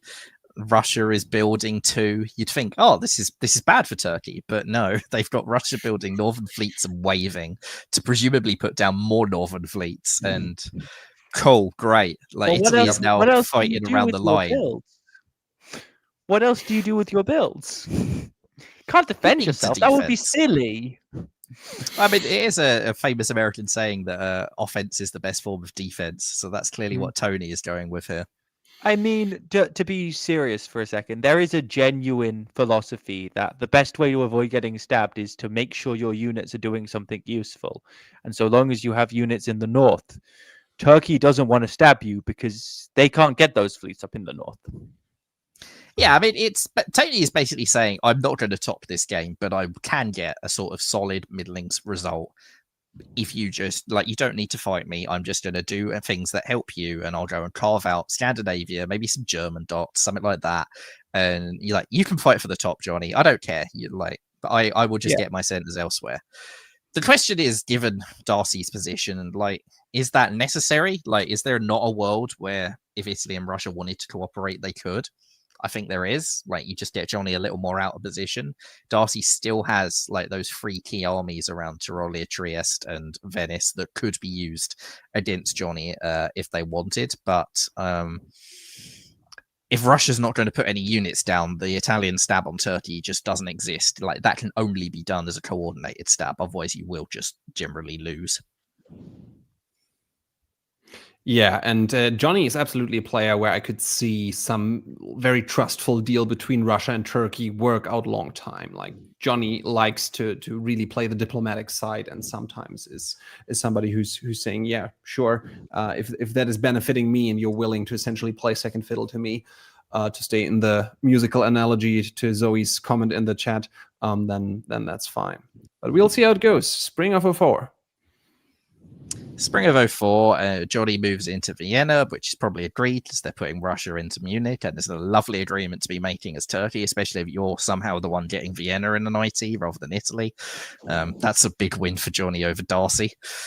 Elsewhere, the West is still a shambles. Now England's putting France into Holland because now Ryan has agreed that Germany's the big bad on this board. Again, I'm not really sure what Eber's done to deserve this in this game, but it's been pretty miserable for him. Sorry, Eber. Russia takes Norway, because of course they do, and that opens up St. Petersburg for a build, because England doesn't retreat to Barents, so you don't even need to worry about covering it. It's in more northern fleets to come down. Excellent. That's what we need. And Darcy just continues pushing some units west. Cool. Darcy pushes units west, but in a more exciting way, because he goes to Burgundy. And there's a cute little self-bounce in Ankara, and they just hold position for the moment because there's very little force required. To quote Napoleon, never interrupt your enemy when he's making a mistake. And boy, are the West making mistakes. I mean, Russia at this point, they've got +2 and -1, so that's +1 on the year. They have 1, 2, 3, 4, 5. They could put 2 units down again. I wouldn't be shocked if once again you see some Pete North Coast build and a wave. Like the West is. There you go. It's wonderful. Oh, this is great. I love it. Oh, Johnny, be good. ArmyCon, that's interesting. I'm sure it's desperately needed to go towards Germany.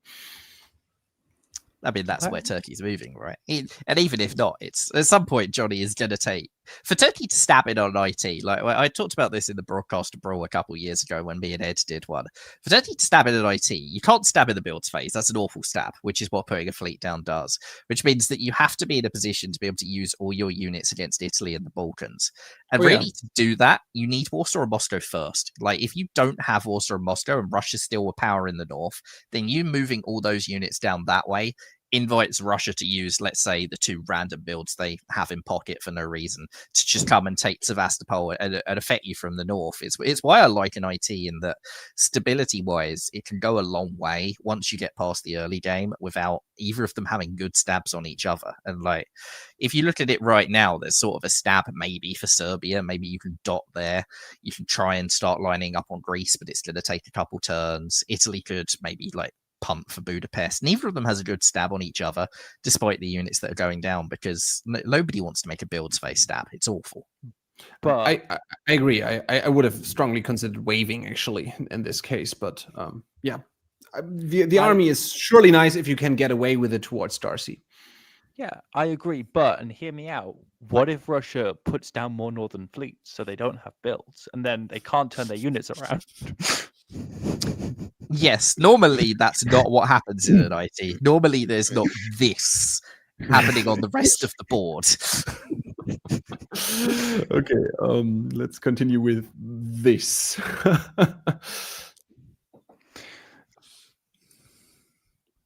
Right, well, Burgundy, I was there for a term, but actually I really want Gascony, which will help me break through Iberia, which is a smart play by Darcy, so they're also into mid-Atlantic, so good turn for Italy, progressing in both directions, and it helps a lot that France has decided that England's the big enemy now. I need to go and take Liverpool, so again, just more completely coherent orders from the West. Meanwhile, Russia gets into Berlin to get another center to add to their growing collection. At this point, Russia has basically said, I don't want to be Russia. I want to be Germany. So give me all the German centers. I don't need mine. I'm not even going to bother building them. I just need one Navy dockyard in St. Petersburg, and I'm going to be Germany. And then I'm going to be England after that. And that's great. So cool. That's what they're going to do, whilst Germany whilst Turkey just gets to line up more armies in lovely, delightful positions.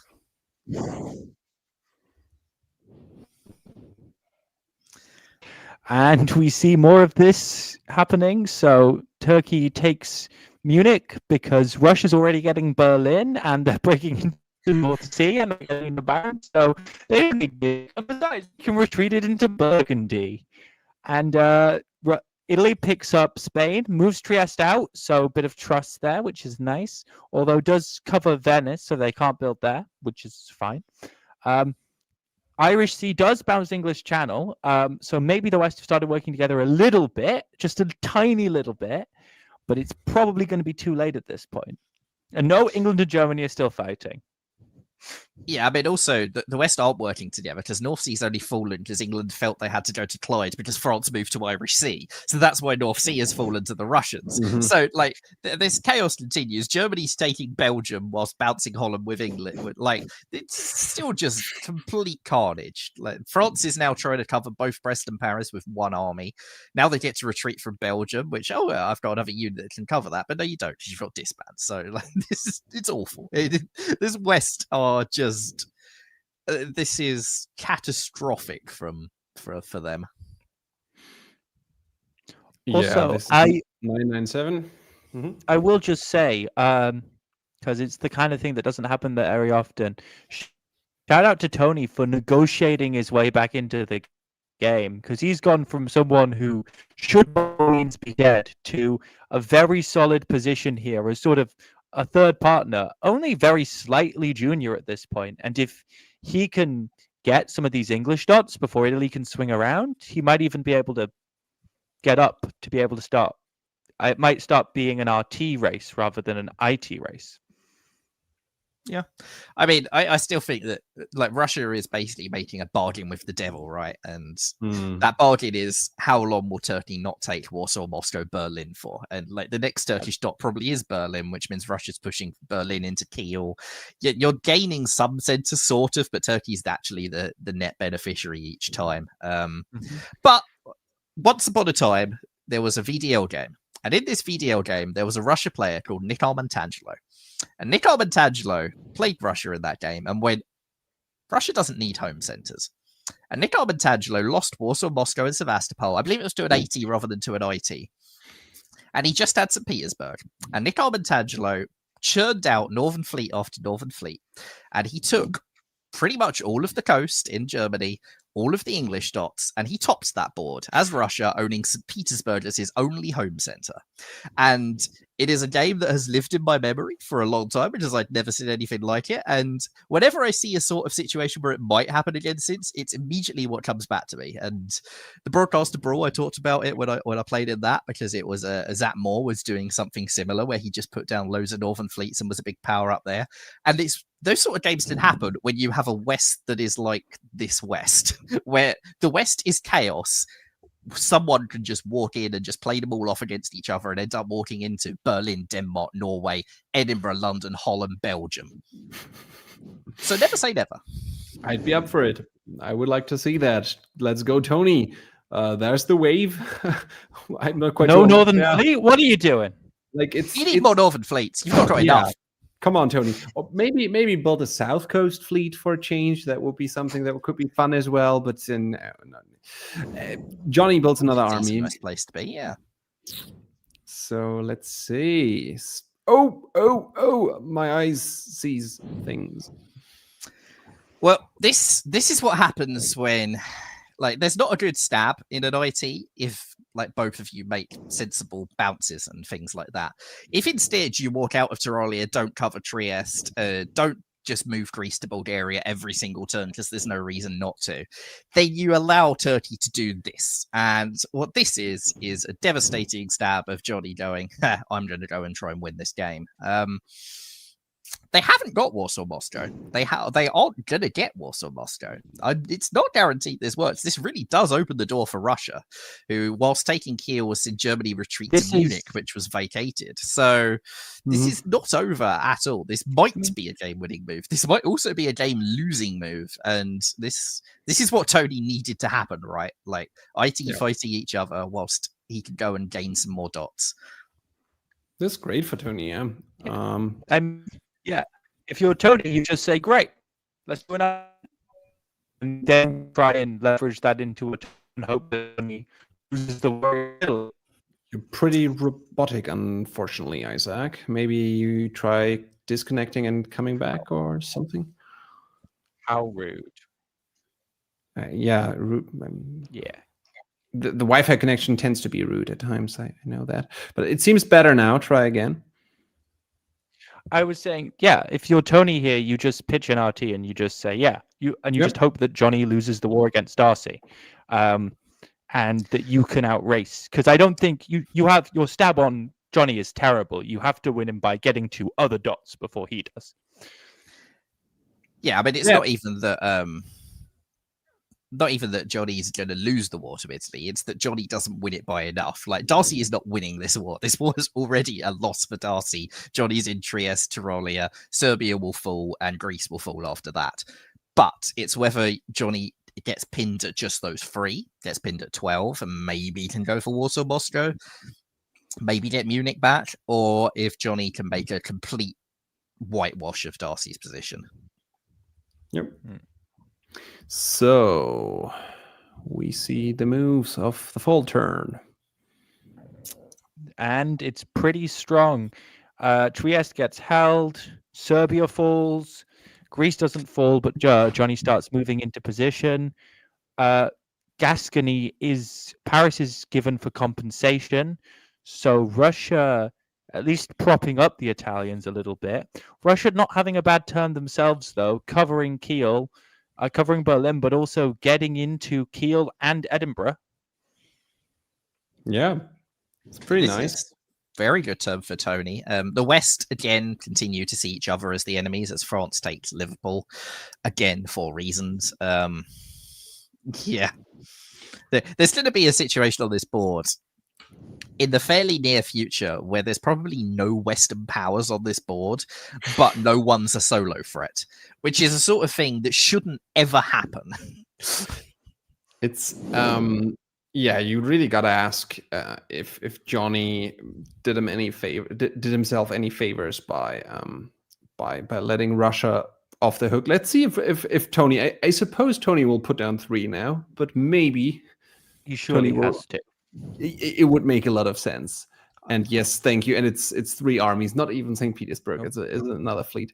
So yeah, now you got to ask: is this going to end well for Johnny? It's a nice position against Italy, but it's yeah, not super easy, especially since Venice can be held as long as nobody falls into Italy's back. I'm afraid we have lost Isaac, but I think he will come back. Let me just add him back to the stage. You're back. Yeah, I mean, I think this is what I talked about before. Like, if Turkey stabs Italy without taking Warsaw, Moscow, those armies in the north can come back, and then they can stop you winning the game. And this is probably at the point where actually I think Russia has a better position than Turkey already. Yeah. Like, Turkey's gonna get Greece. Cool. What else are they gonna get? Like, 11 is sort of their cap. Russia can get London, Holland, Belgium, Munich. Like, there are so many centers. Even before trying to take some from Turkey, like Russia has a really good path to win a race. Can Italy still do it? Well, Brest is there, and if Russia props them up enough, maybe. But I think that this is very Russia favored, and then Turkey above Italy. Yeah, I'd agree. Okay, Spring of 07. Spring of 07, and Johnny reacts to those Russian builds, which Russia doesn't use to go after Johnny yet. So this Johnny has realized the threat, but whether it's realized it quick enough is yet to be seen.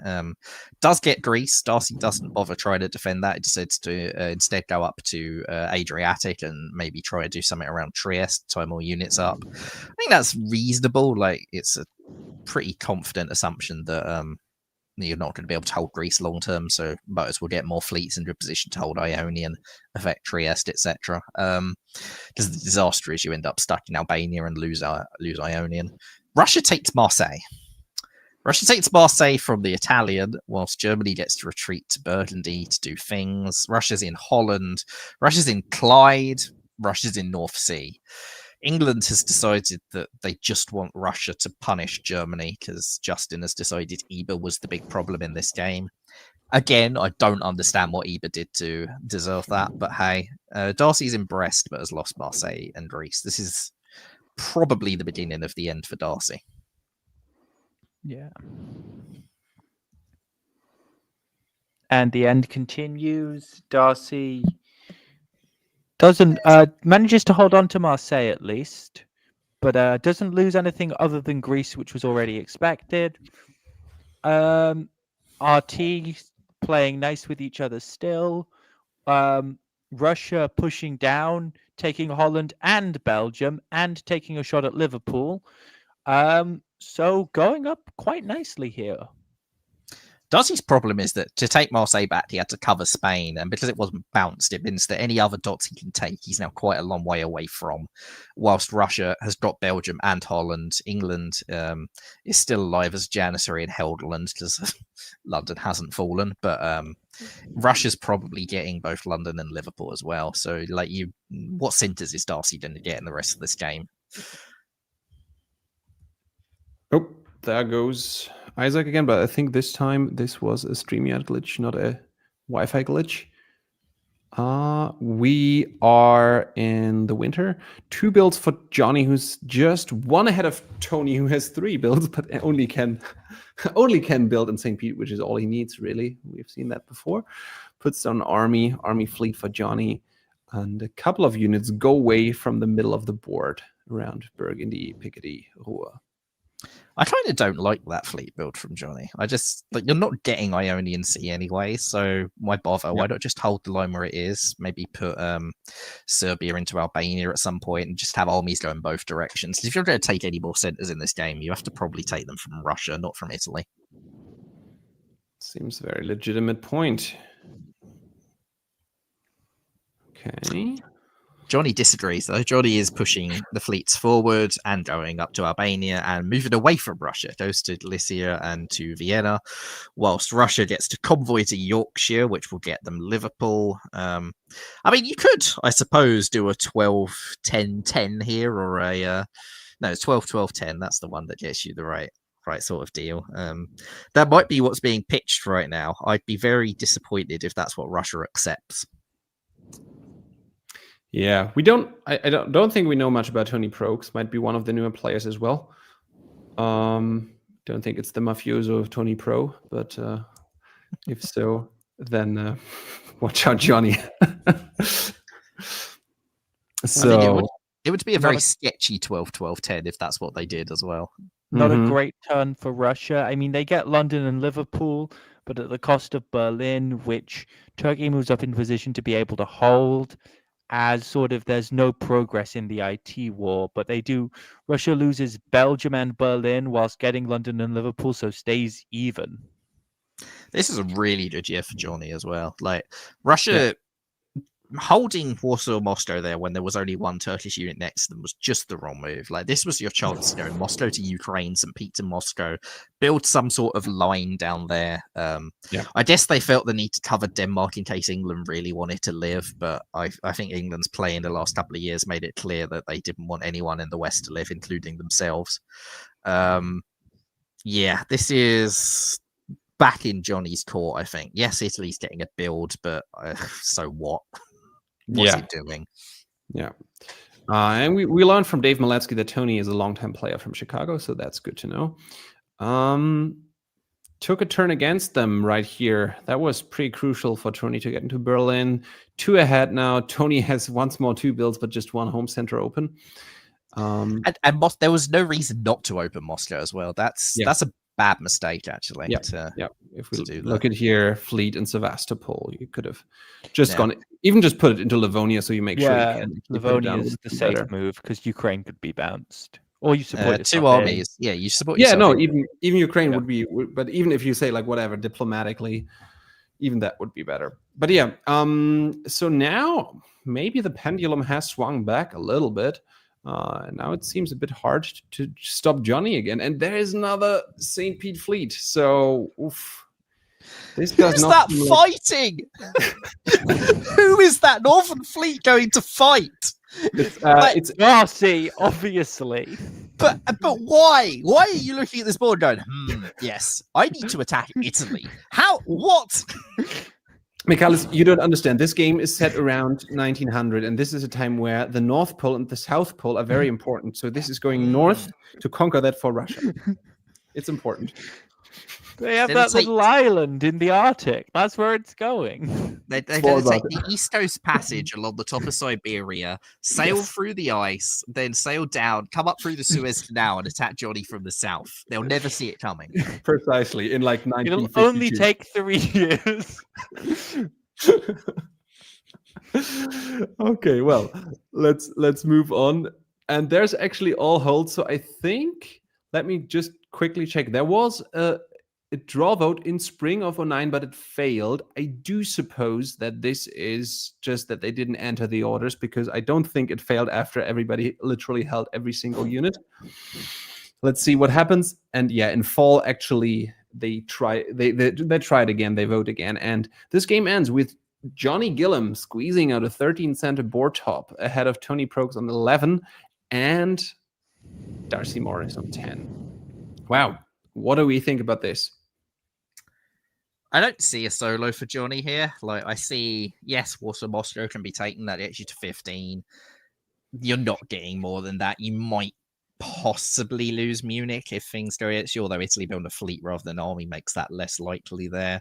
But Russia can convoy an army back over, so it is possible that you'd lose Munich. And if you lose Munich, maybe Berlin. So I think Johnny takes the draw. I think Tony Well, once they did what they did, I think they had to take the draw. But I think that there was an opportunity for a better result that they passed up a year or so ago. And Darcy will be delighted to have come out of this still on 10 centers and getting an okay score out of the game.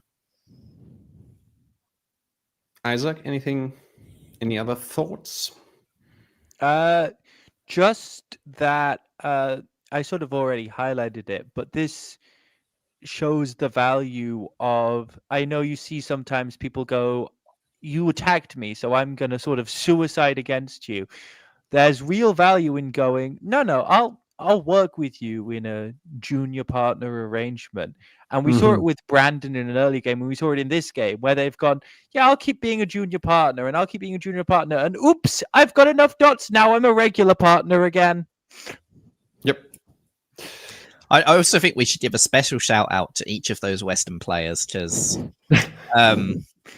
that was a form of diplomacy that can be played. I think each of them should look back at this game and learn from it and go, I won't do that again, because that was...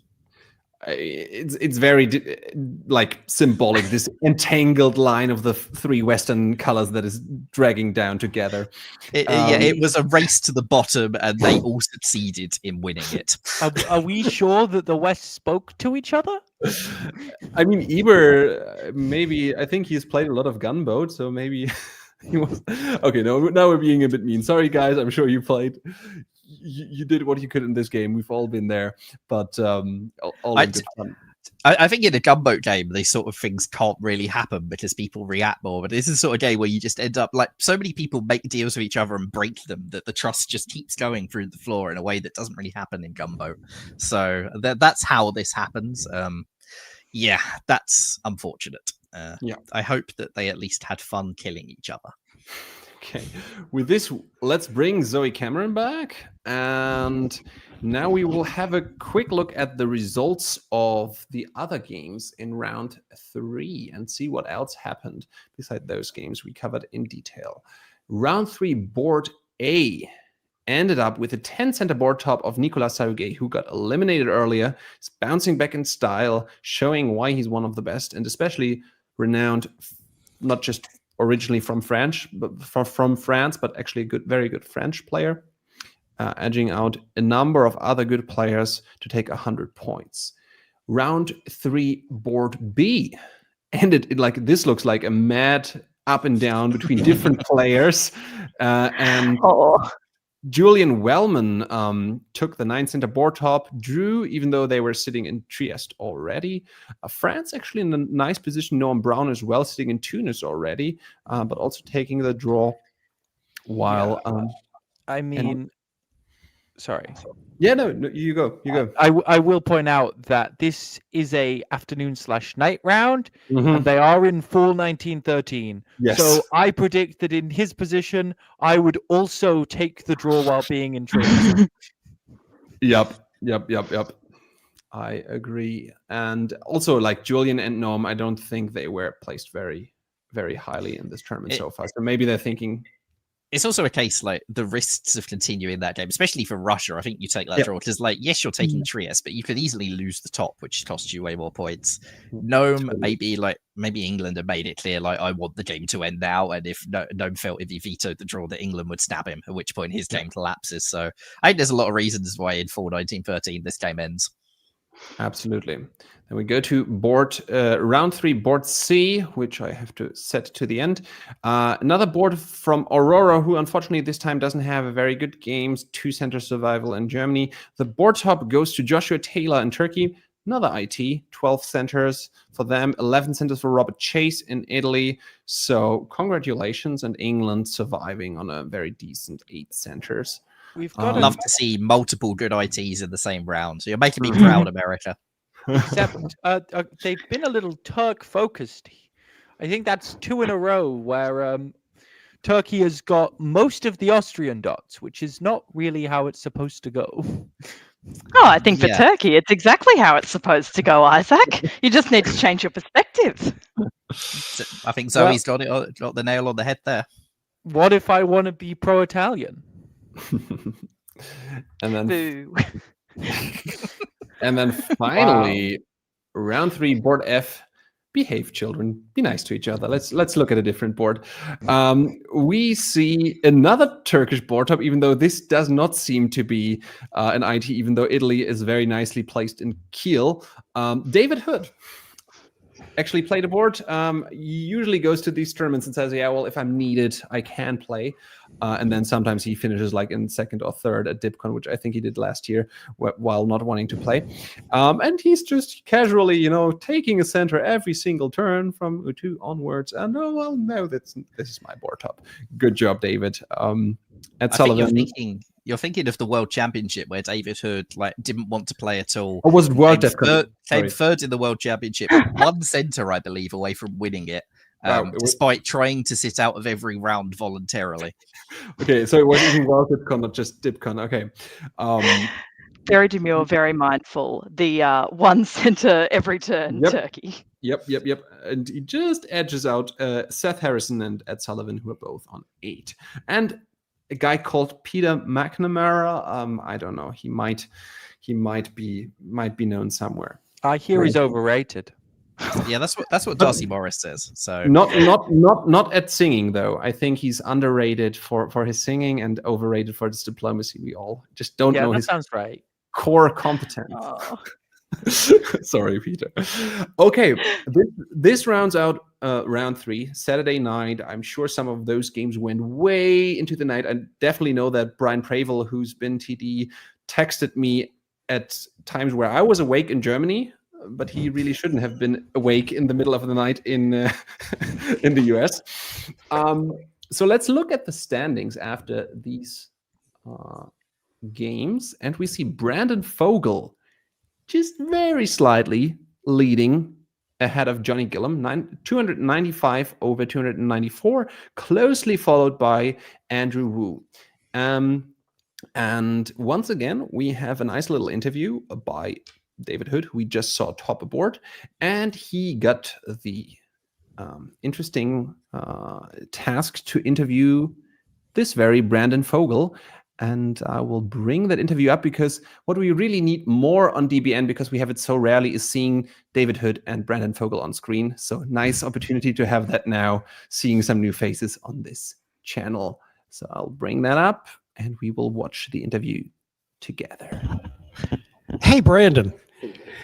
If DBN viewers ever wanted to see what it was like back, behind the screen, what happened? What technical? I don't know. Anyway, let's get to the point.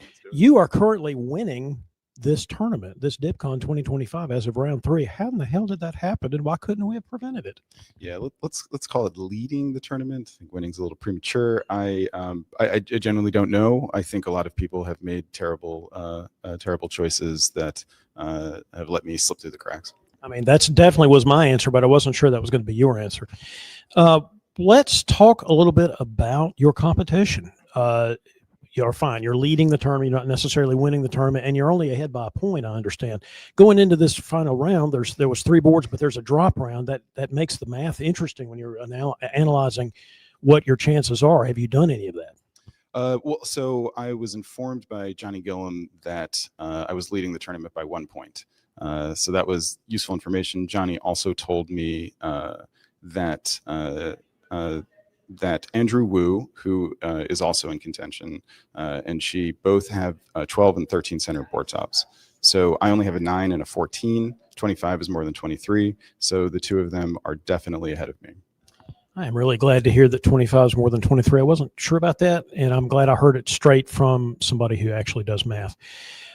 Let's talk about your last board last night, because, of course, going into round 3, you were not leading the tournament. So how did you turn things around a little bit here?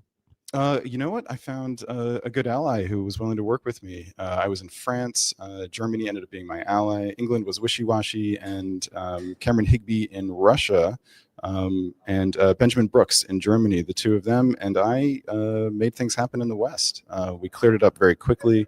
We were lucky in the East. We had the tournament leader at that point, Andrew Wu, in Italy, and Katie Gray, who I think was right behind him, in Turkey.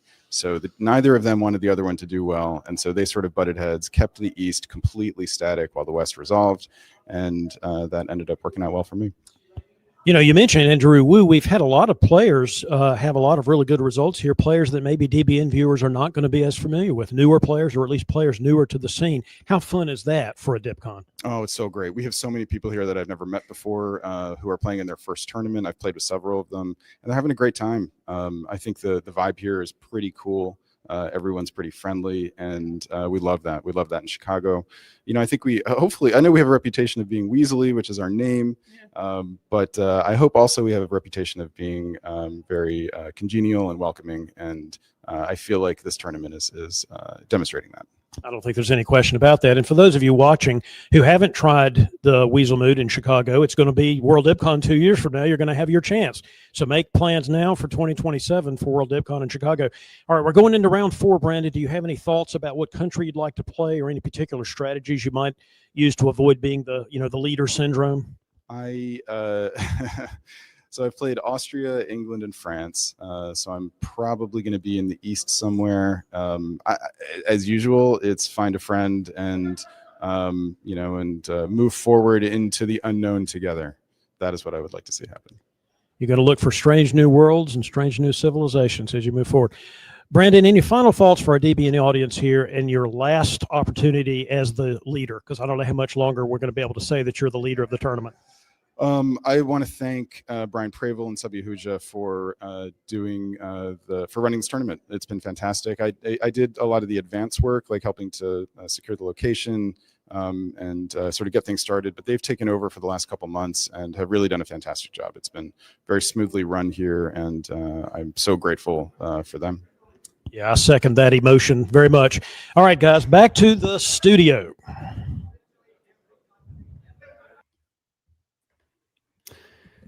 So good stuff right there, and I can only second that. Big thanks to especially Brian and Sabi and also Brandon and all the Windy City Weasels for putting on a wonderful tournament. I think everything I've seen and heard very much looks like it, and it looks like it was a great success.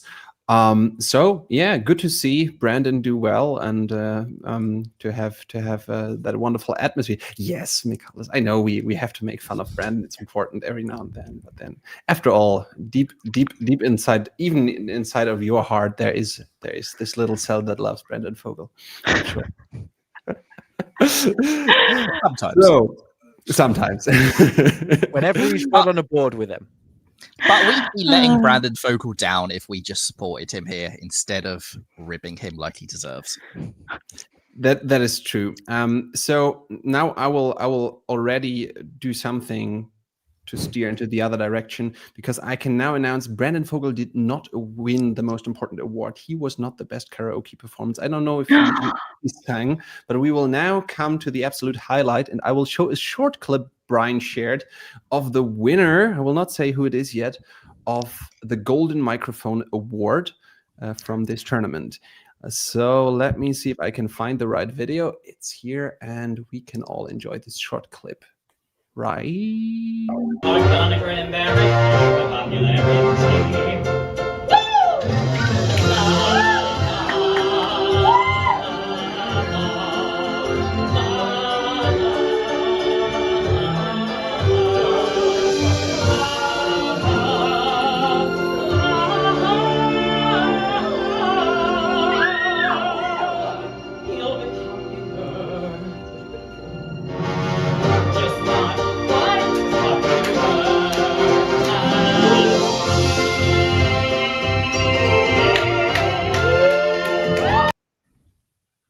Go Cameron, go. This is amazing. For those of you who might not know them, Cameron Higby, everybody, the winner of the Golden Microphone Award, very much deserved. Wonderful, wonderful singing, and great pick of song, I would say. Of course, popular is. It's important Absolutely. in diplomacy. Yeah, and it's a dip song. This is a dip song. It's also screaming for a parody about Austria being piled on. But yes, absolutely. And yeah, no, that I think if you have been the project of Galinda before you go to a top board, I think that's pretty good use. Doing the hair toss and everything, then I'm sure you will win the popularity contest. So congratulations. The tournament is essentially over. We know who won the most important award, but we will still look into. Wait. We still go after we know who won the karaoke? Yeah, we have to. Unfortunately, it's all Brandon's fault. He wrote it into our contracts. We have to cover all. Ah, dang it, Brandon! We have to talk about diplomacy again. Come on. Ruined. I just want to talk about like Cameron. He won best dressed player at a tournament I went to before, and it's really just building upon that with the key awards. Like they're much more important. Like I don't know. Who wants to talk about Brandon Fogel topping a diplomacy board? And we can talk about this instead. Cameron should go to the Cane Toad Classic and win the Toadiest Toad, because I heard that this has to be in that sort of category as well, where people just care way more about it. So go, Cameron. Oh my goodness. I mean, I have to say, as like someone who won a lot of novelty, I mean, most important awards before winning a tournament. Don't minimize the novelty awards, because you're definitely building your reputation. 100%. And love to see that. Looks like everybody had a great time at the karaoke, and go Cameron. With that, let's get into round 4. We will start with a quick look at the results of the boards where we don't have our tournament leaders on the board. So we remember also from the interview, Brandon is placed very well, Johnny is placed very well, and Andrew Wu is placed very well. And after that, there's a little bit of a fall off. So we will mainly focus on these 3 boards. We should also mention like Andrew Wu, Katie Gray, Nicolas Sahuge, I think all have 2 tops and an elimination, which means that all the 3 of them actually have a much easier time improving their scores than Brandon or Johnny do. So that is very relevant in a tournament with a drop round. I agree. There is definitely room to bounce back, even if you don't place that highly right now. We will have a quick look at round 4, board A, which I will bring up in a second. I have to get back to not sharing karaoke songs, but actually dip games, which is a bummer, but I will. So this board, we see Doc Binder back, for example. Now, this is Johnny Gillum. We don't want this board yet. What we want to see is round 4, board A, which sees Cameron Higby, who has done everything they could at this tournament already. They still get a nice little 6-center Germany, but the board top is actually shared between Ed Sullivan in Turkey and Heimchen Vandergriff in Russia, closely followed by Matteo Rusuniello, who I think played their first game of this tournament. Some other good names as well. Zach Schwartz again, Norm Brown, Joshua Taylor. I can give a little insight on this, actually, in that I was talking to Ed when we were both at San Francisco for WDC, and Ed played with Heimchen in that one and felt that he hadn't negotiated as well as he could have. Like, they didn't get on the same page, and he felt disappointed that they hadn't managed to work it out. So I wouldn't be too surprised if Ed came into this game, saw Heimchen as a neighbor, and went, I'm going to fix that. Like, I'm not really in tournament contention, but I'm going to fix that now, and I want to get a good relationship with Heimchen, and it looks like they had a pretty solid RT here.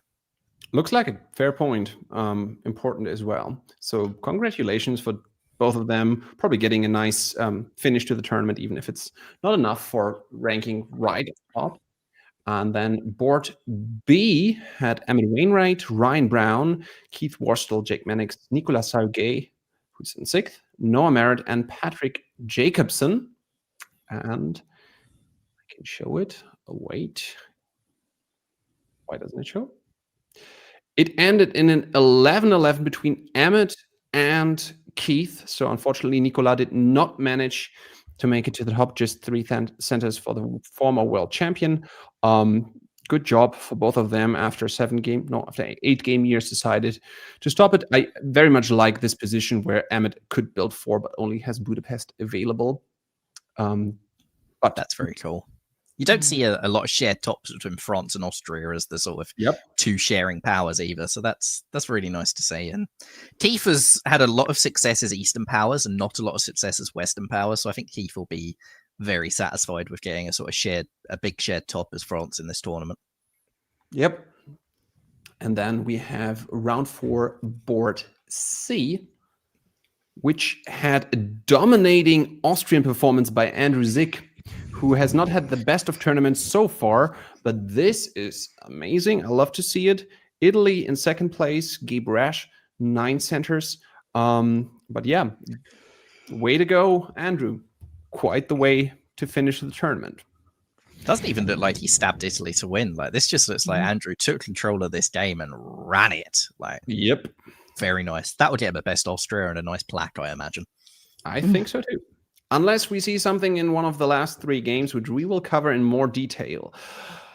So we will now head over to round 4, board F, which has Peter McNamara in Austria. So, Andrew, watch out for your plaque. There might be something. Seth Harrison in England, Katie Gray in France, and Brandon Vogel in Germany. So that's quite the setup. Julian Wellman in Italy, Darcy Morris in Russia, and David Cohen in Turkey. Looking forward to this one. I'm trying to think who of you is up for taking a break. I think it might be Isaac. Is that right? It is my turn, yes.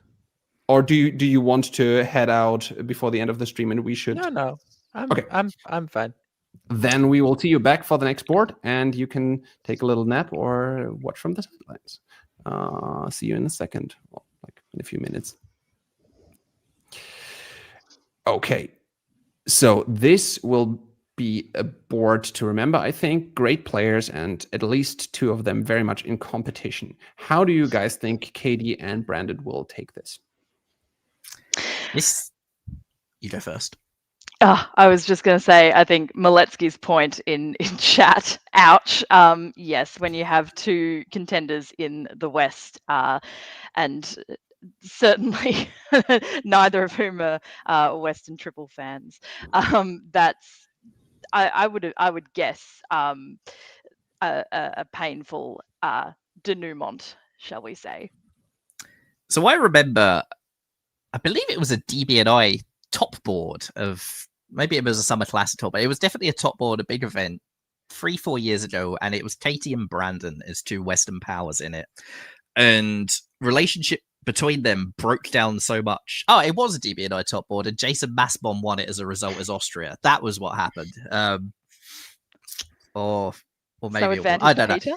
Yeah, there was definitely a top board where Katie and Brandon really struggled to get on the same page, and there were sort of stabs both ways, and I think they found it quite frustrating to play afterwards. So we'll see whether they've moved on from that or whether this immediately triggers some old memories.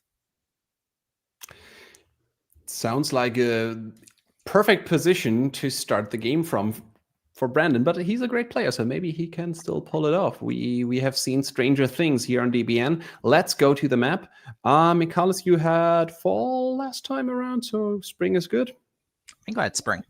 Then we will I can put take spring.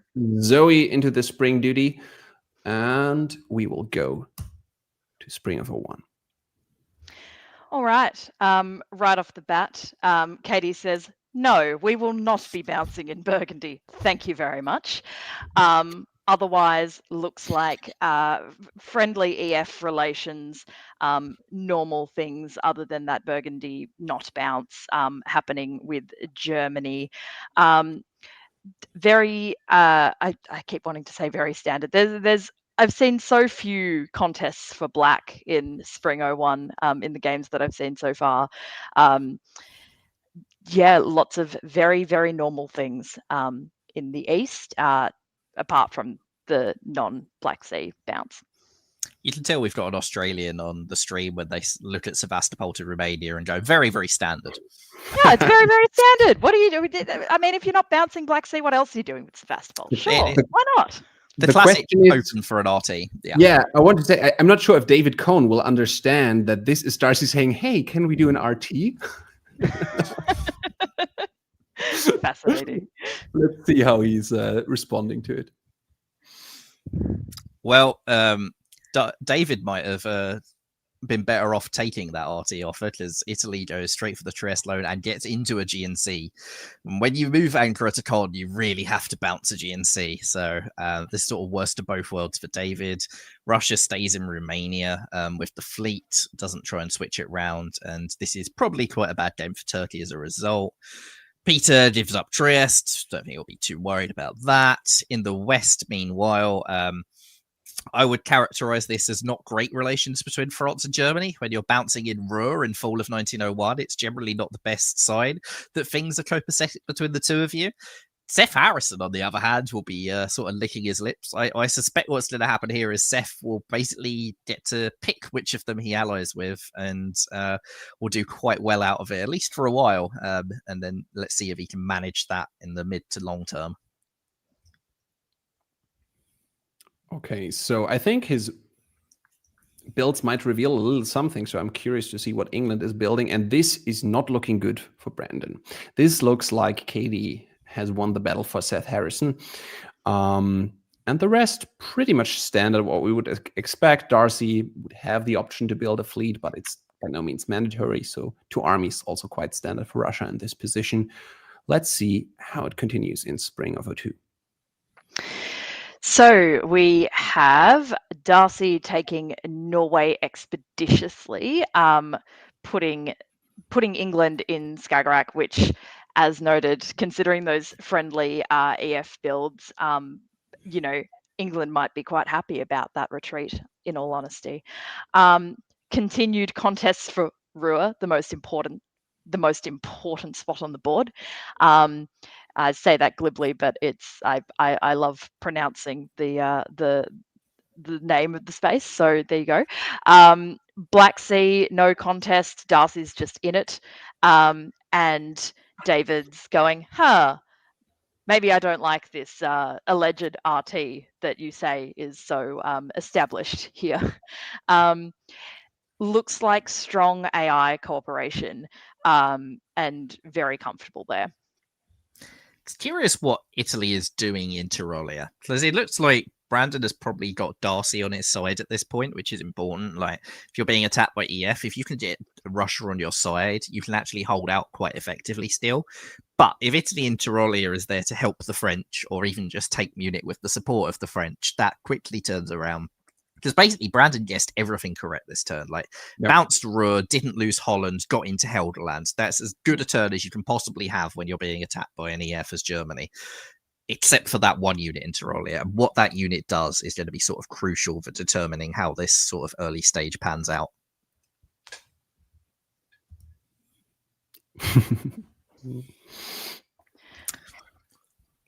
Well, it turns out that unit in Tyrolia is there to do nothing whatsoever. But Katie has gone, you know what, I don't think I'm going to make any progress. Probably Katie spoke to Julian, couldn't get some sort of deal on Munich, and decided I need to get a score, so I'm just going to turn on Seth, and that's unfortunate for Seth. But FG is back on the menu. So into Belgium goes Katie with German support, moves up to Irish and Mid-Atlantic, doesn't cover Picardy, which I don't understand at all, actually. Even if you wanted to self-bounce Burgundy, I think I'd rather just make sure England doesn't retreat to Picardy. Maybe they'll pull it off the board, but maybe not. They haven't lost to Norway because Russia decided to try and tap Skagerrak instead of just support hold Norway, which is a big mistake on Darcy's part. Elsewhere, the East, you look to Italy getting into Con with the support of both Austria and Russia. So that's very nice for Julian, who goes +2 because they also got Tunis. Didn't have to give Trieste back during that, which is well negotiated by Julian. I wouldn't say it's pulling the wool over someone like Peter's eyes. Peter probably has a very good reason for that. And maybe that reason is I want to make a strong Italy go west. Which would be definitely a decent reason. 2 fleets, that's what you want to see as Peter in this situation. David, tough game, pulls one of those fleets, and Fleet Brest makes perfect sense as well. And indeed, Picardy goes away, even though I agreed that it would have been nice to guarantee that, just in case Seth is very annoyed with you, which could have been the case, or might still be the case. The old where English armies go to die truism is holding very strong across our boards that we've seen. True. All right. Wow. England and Russia really just having a fun time with Norway. And Darcy saying Norway is very important to me, actually, with that move up to St. Pete to sort of hold on to that there. And even pulling Rum back, like what's happening there? Is that like some sort of daisy chain up to focus north? Who knows? So Katie is now saying, sick of bouncing, self-bouncing Burgundy. That was a one-time deal. I am now back in Burgundy. You can self-bounce in Rua. That's fine. And also the convoy is on, and Gascony convoys straight into Liverpool, indefensible. So why not? And then also, in English Channel as well, doesn't look like London would fall immediately unless there was some form of German assistance. And Dave Maletsky mentions in chat that perhaps Brandon thinks being Katie's Janissary might be a good option here, given the pressure. So who knows? Perhaps we will see that.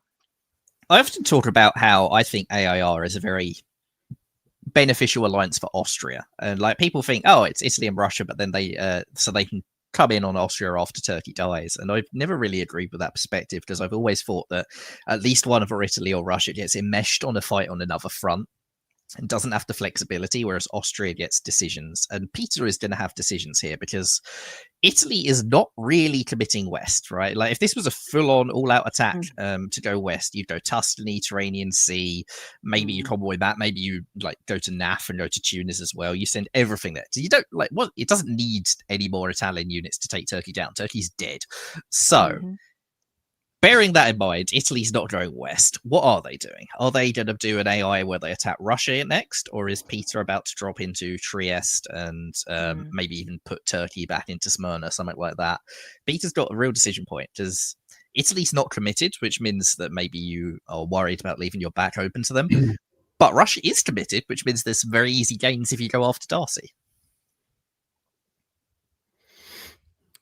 Yep. And this is definitely a nice position for Peter, who will always, he's one of those players who I think will always play for the win, and whether he's in competition for the tournament victory or not, he will not just say, yeah, sure, let's have a nice three-way alliance AAR, and sure. And no, Peter. We should mention that any of them could still win if they solo, right? Yeah, true. And I mean, we have to point out for those who don't know how these tournaments usually are run, that even if the other games are time unlimited, the fourth round or the final round is usually timed at a secret date nobody else knows apart from the TD in the beginning, because at some point people will have to go home.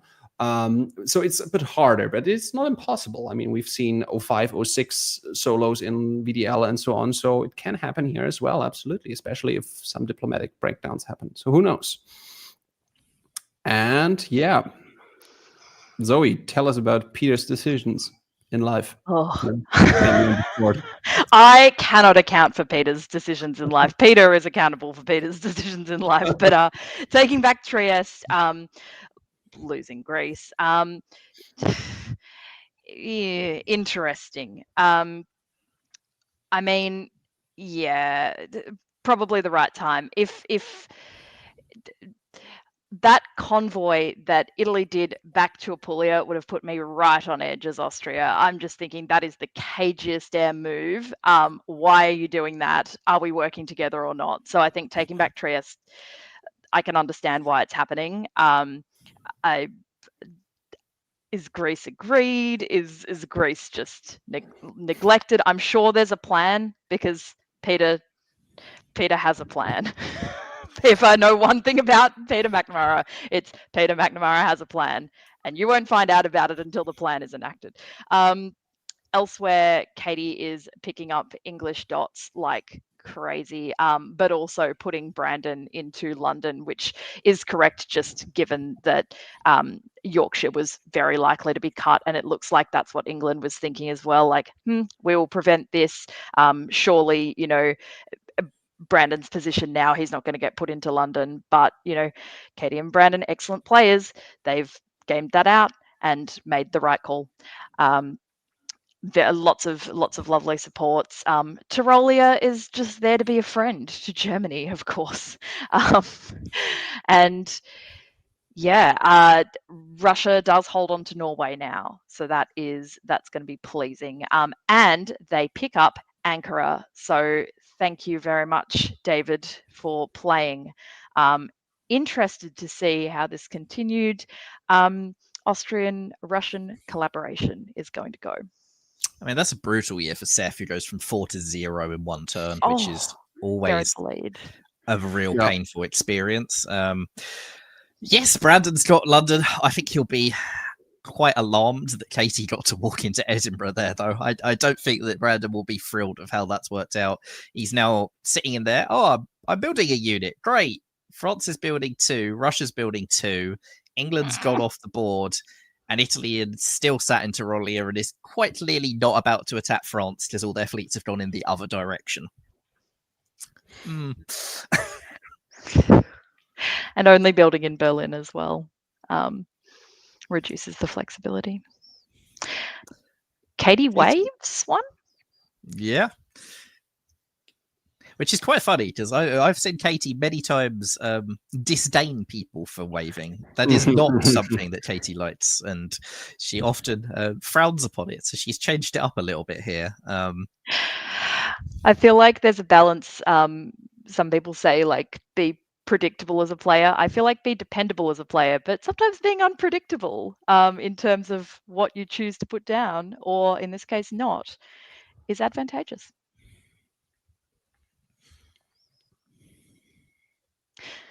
All right.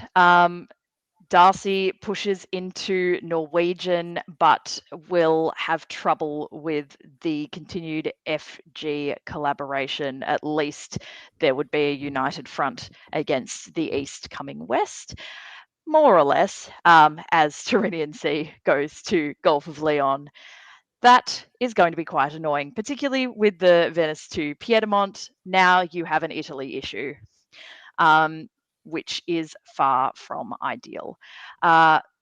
This is, very nice positionally for Darcy, I think, particularly given that Peter is very much saying, look, I'm not going to trouble you right now. I can see that what you're doing is beneficial for me. Yes, I've got 3 units on Romania. That's just a don't mess with me rather than a something that I can snatch at any time. And interesting to see perhaps Darcy's got his eye on the rest of the Turkish peninsula. Very fascinating. I think Italy has been snookered here. I think going west at this point, Darcy's dropping into Anatolia.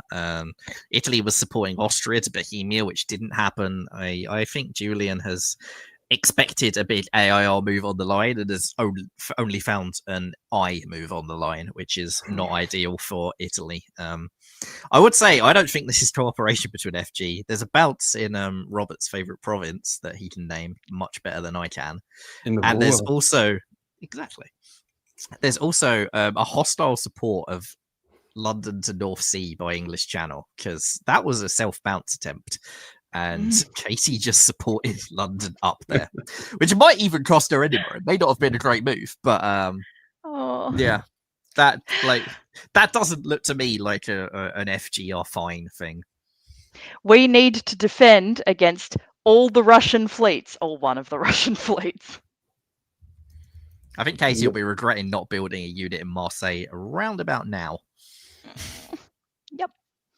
At least Burgundy to Ruhr didn't go through. At least. Let's see. Oof. Marseille falls. That's no fun. But yeah, I guess what can you do about it? Very little. You would assume that Leon was going to be the mover, and then what can you do? Nothing. That Ion to Tunis follow through is a bit ouch. Fascinating Trieste pushing through to Tyrolia. So it does look like if Italy was asking for movement to the line, well, Peter's saying, okay, but I'll pick where and I'll support myself there. I don't really need your help. I'm noting a lot of double bounces between Austria and Russia, and I will say this is one of Darcy's favorite things, often labeled as, this will make people think there's discord between us. Does it? I mean, speaking from personal experience where we were doing double bounces a lot, no one bought it at all. And Rua is still being protected. Given that Italy movement, maybe the heat France is going to be slightly off Brandon for a little bit. Well, Katie doesn't have a disband because she waved last turn, so Marseille is just going to be instantly retaken, almost certainly. She's come back to Mid-Atlantic. She definitely has lost the initiative in the north, especially if GR decides to cooperate, which is going to be key. Darcy is in a position to do something somewhere. Maybe that's a convoy to Clyde. Maybe that's trying to go against Germany with Katie's support. I don't know. But Warsaw is holding, notably, not moving to Galicia or Silesia, both of which would really sort of show the hand, whereas at the moment Darcy is trying to do nothing. And I don't know, theatre doing nothing, you sort of just give other people time to sort their shit out. So at this point, we see Italy putting down an army in Venice. That's the only adjustment.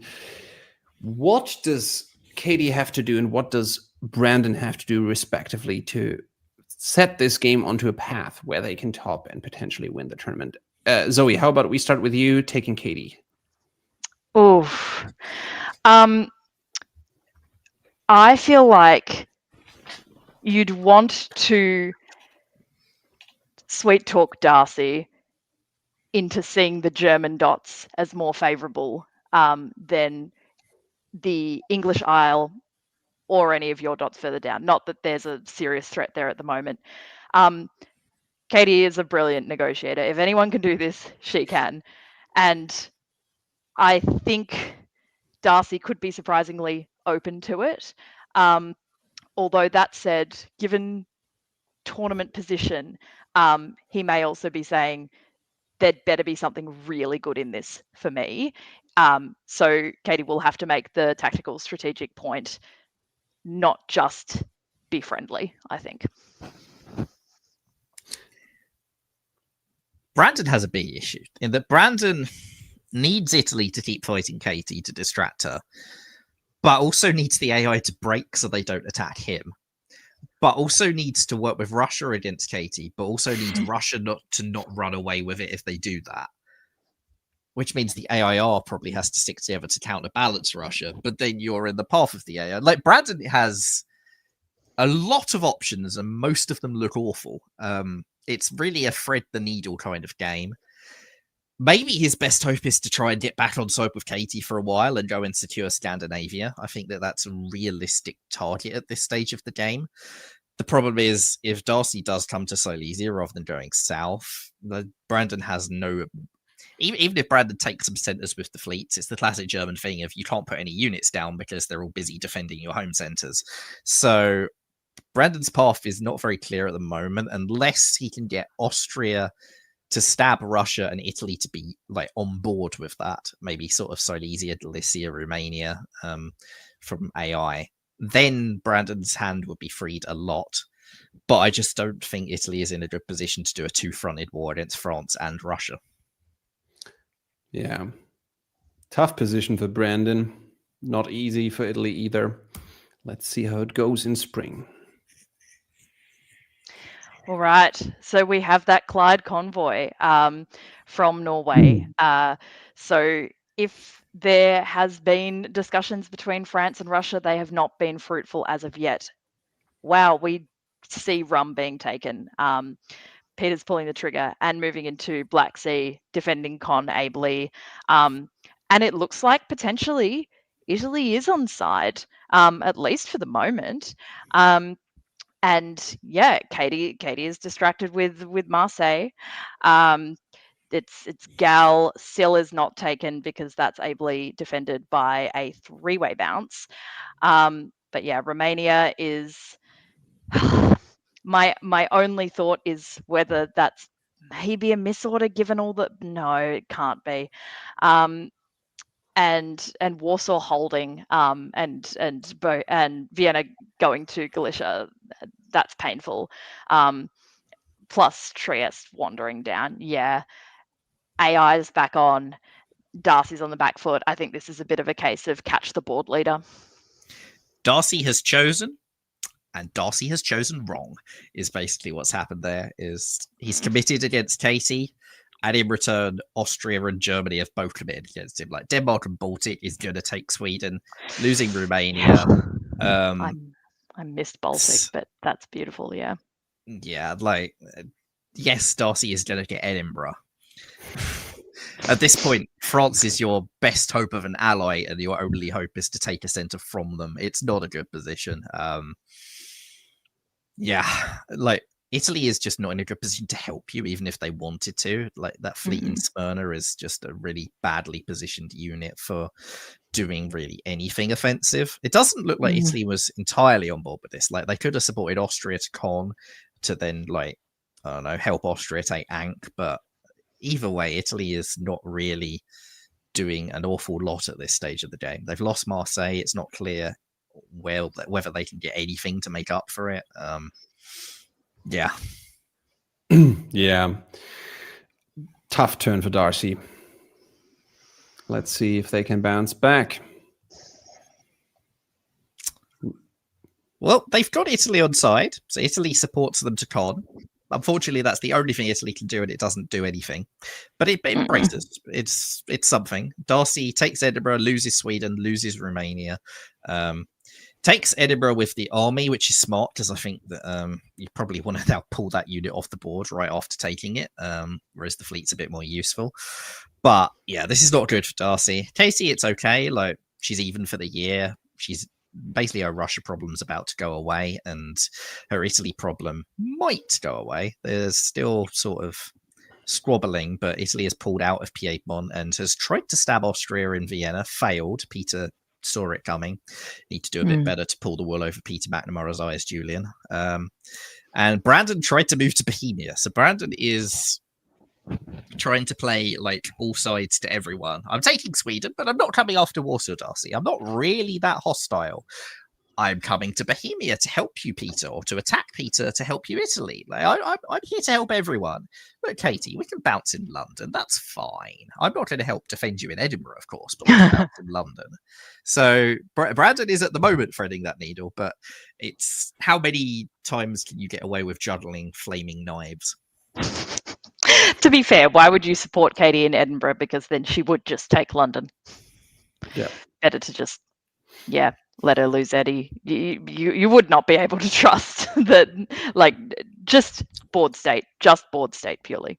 You would not be able to trust that. That's too much. You don't want Katie to be too strong either way, so you might have to work with her to have a path forward. But I expect Italy to pull Lyon right now. And when Italy pulls Lyon, all of a sudden, all of those units he has are freed all over again. And if Russia pulls Edinburgh as well, they're even more freed. So Brandon still has a lot of problems. There is indeed the pull. Ankara is being pulled instead of Eddie. So that's significant. That's good for Peter and not that good for the West, probably. Yeah.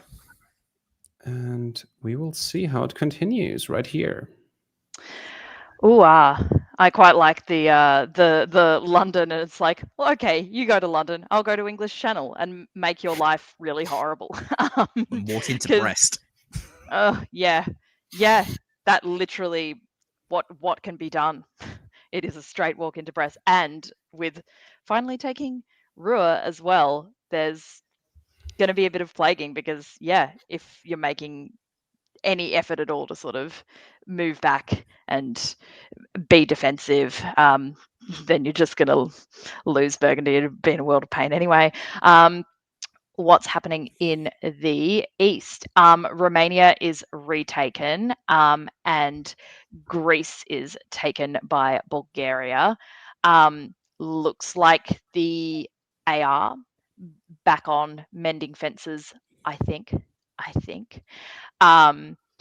Particularly just as that Leon disband, the East would be fuming about that. I think it just totally, as mentioned, totally frees up Katie. It does, but I think Katie, last year Darcy chose wrong, and this year I think Katie chose wrong. I think going into the med was a big mistake here. Brandon was never your friend in this game, and not going to Channel, even if like you expected that to bounce in London again, then you could go up to North Atlantic. You could put Channel to Wales and follow to Channel. There was a lot of things that you could have done there, and she didn't. She went for Tunis. She'll get Tunis. She'll lose Brest. She'll probably lose Belgium as well. Like Brandon can take that guaranteed right now. Munich taps Burgundy, so she'll be basically even for the year, but in a horrendous position. Brandon, meanwhile, because Darcy has done a very inefficient way of moving back, didn't go to Finland to put 2 on Sweden, just bounced Sweden like that. Brandon has a real chance now to sort of take control of this game by getting a massive upper hand over Katie. So London is lost, but Brest and Belgium should fall. However, there's some counterplay.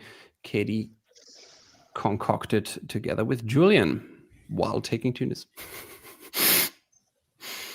Very nice. Yeah, so Katie puts Italy into Munich, and so even though she's even for the year, Brandon, having taken Belgium and Brest, loses London and Munich, and is also even for the year, which actually is big advantage to the Easterners. Darcy gets into North Sea with Katie's support because the war's back on, and now there's potentially some FR cooperation, which is nice for them. Meanwhile, in the East, everyone decides they want Peter back in Constantinople rather than in Black Sea, which doesn't sound like a great deal for someone, but I don't know who yet. Probably Italy, actually. This could be the start of a rapprochement between Russia and Austria, because it's now possible to force Smyrna. Peter doesn't try and retake Rum. He does just hold on to Greece, holds on to Smyrna. Does feel the need to cover Budapest, but tries to go to Silesia rather than go attack Warsaw with German support. And in fact, Germany is trying to support Russia into Galicia, which doesn't move there. So AR is sort of looking like the spice of life in the East right now. So Brandon is even, but this is quite a messy position in the West, with Brest and Munich being owned by foreign powers.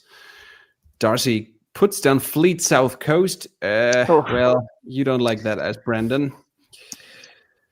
AR is definitely the flavor now. AR's the flavor, and Katie has won the battle for Darcy's heart. I think Darcy's won the battle for Darcy's heart.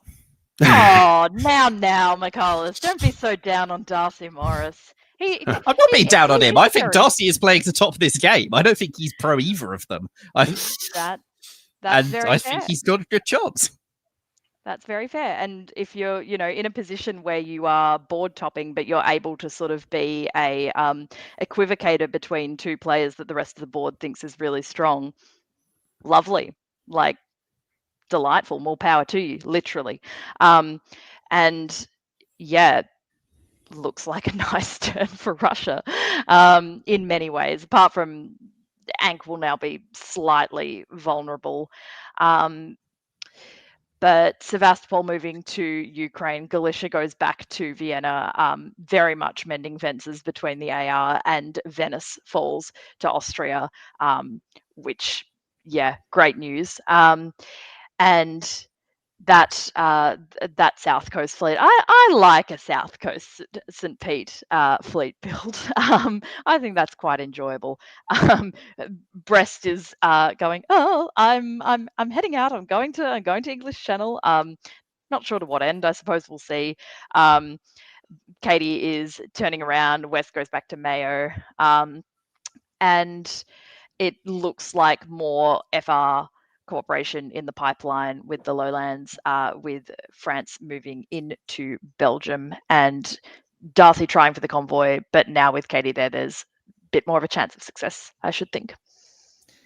Yeah, I mean, Brandon was juggling flaming knives, and they all fell down this turn. So Darcy is going to go and force Sweden now. Katie's got Belgium back, which is not insignificant. It's not very easy for that to fall again because Holland's probably getting tapped by another convoy like that. He's also got to worry he's potentially going to lose Brest. Italy, meanwhile, having pulled Venice, sees Peter walk into Venice and gets a free walk into Rome as well. So Peter has all of Italy if he wants it, which he will. The real question will be who gets Venice this turn. Whether is it Peter, is it Katie, is it Italy keeps it?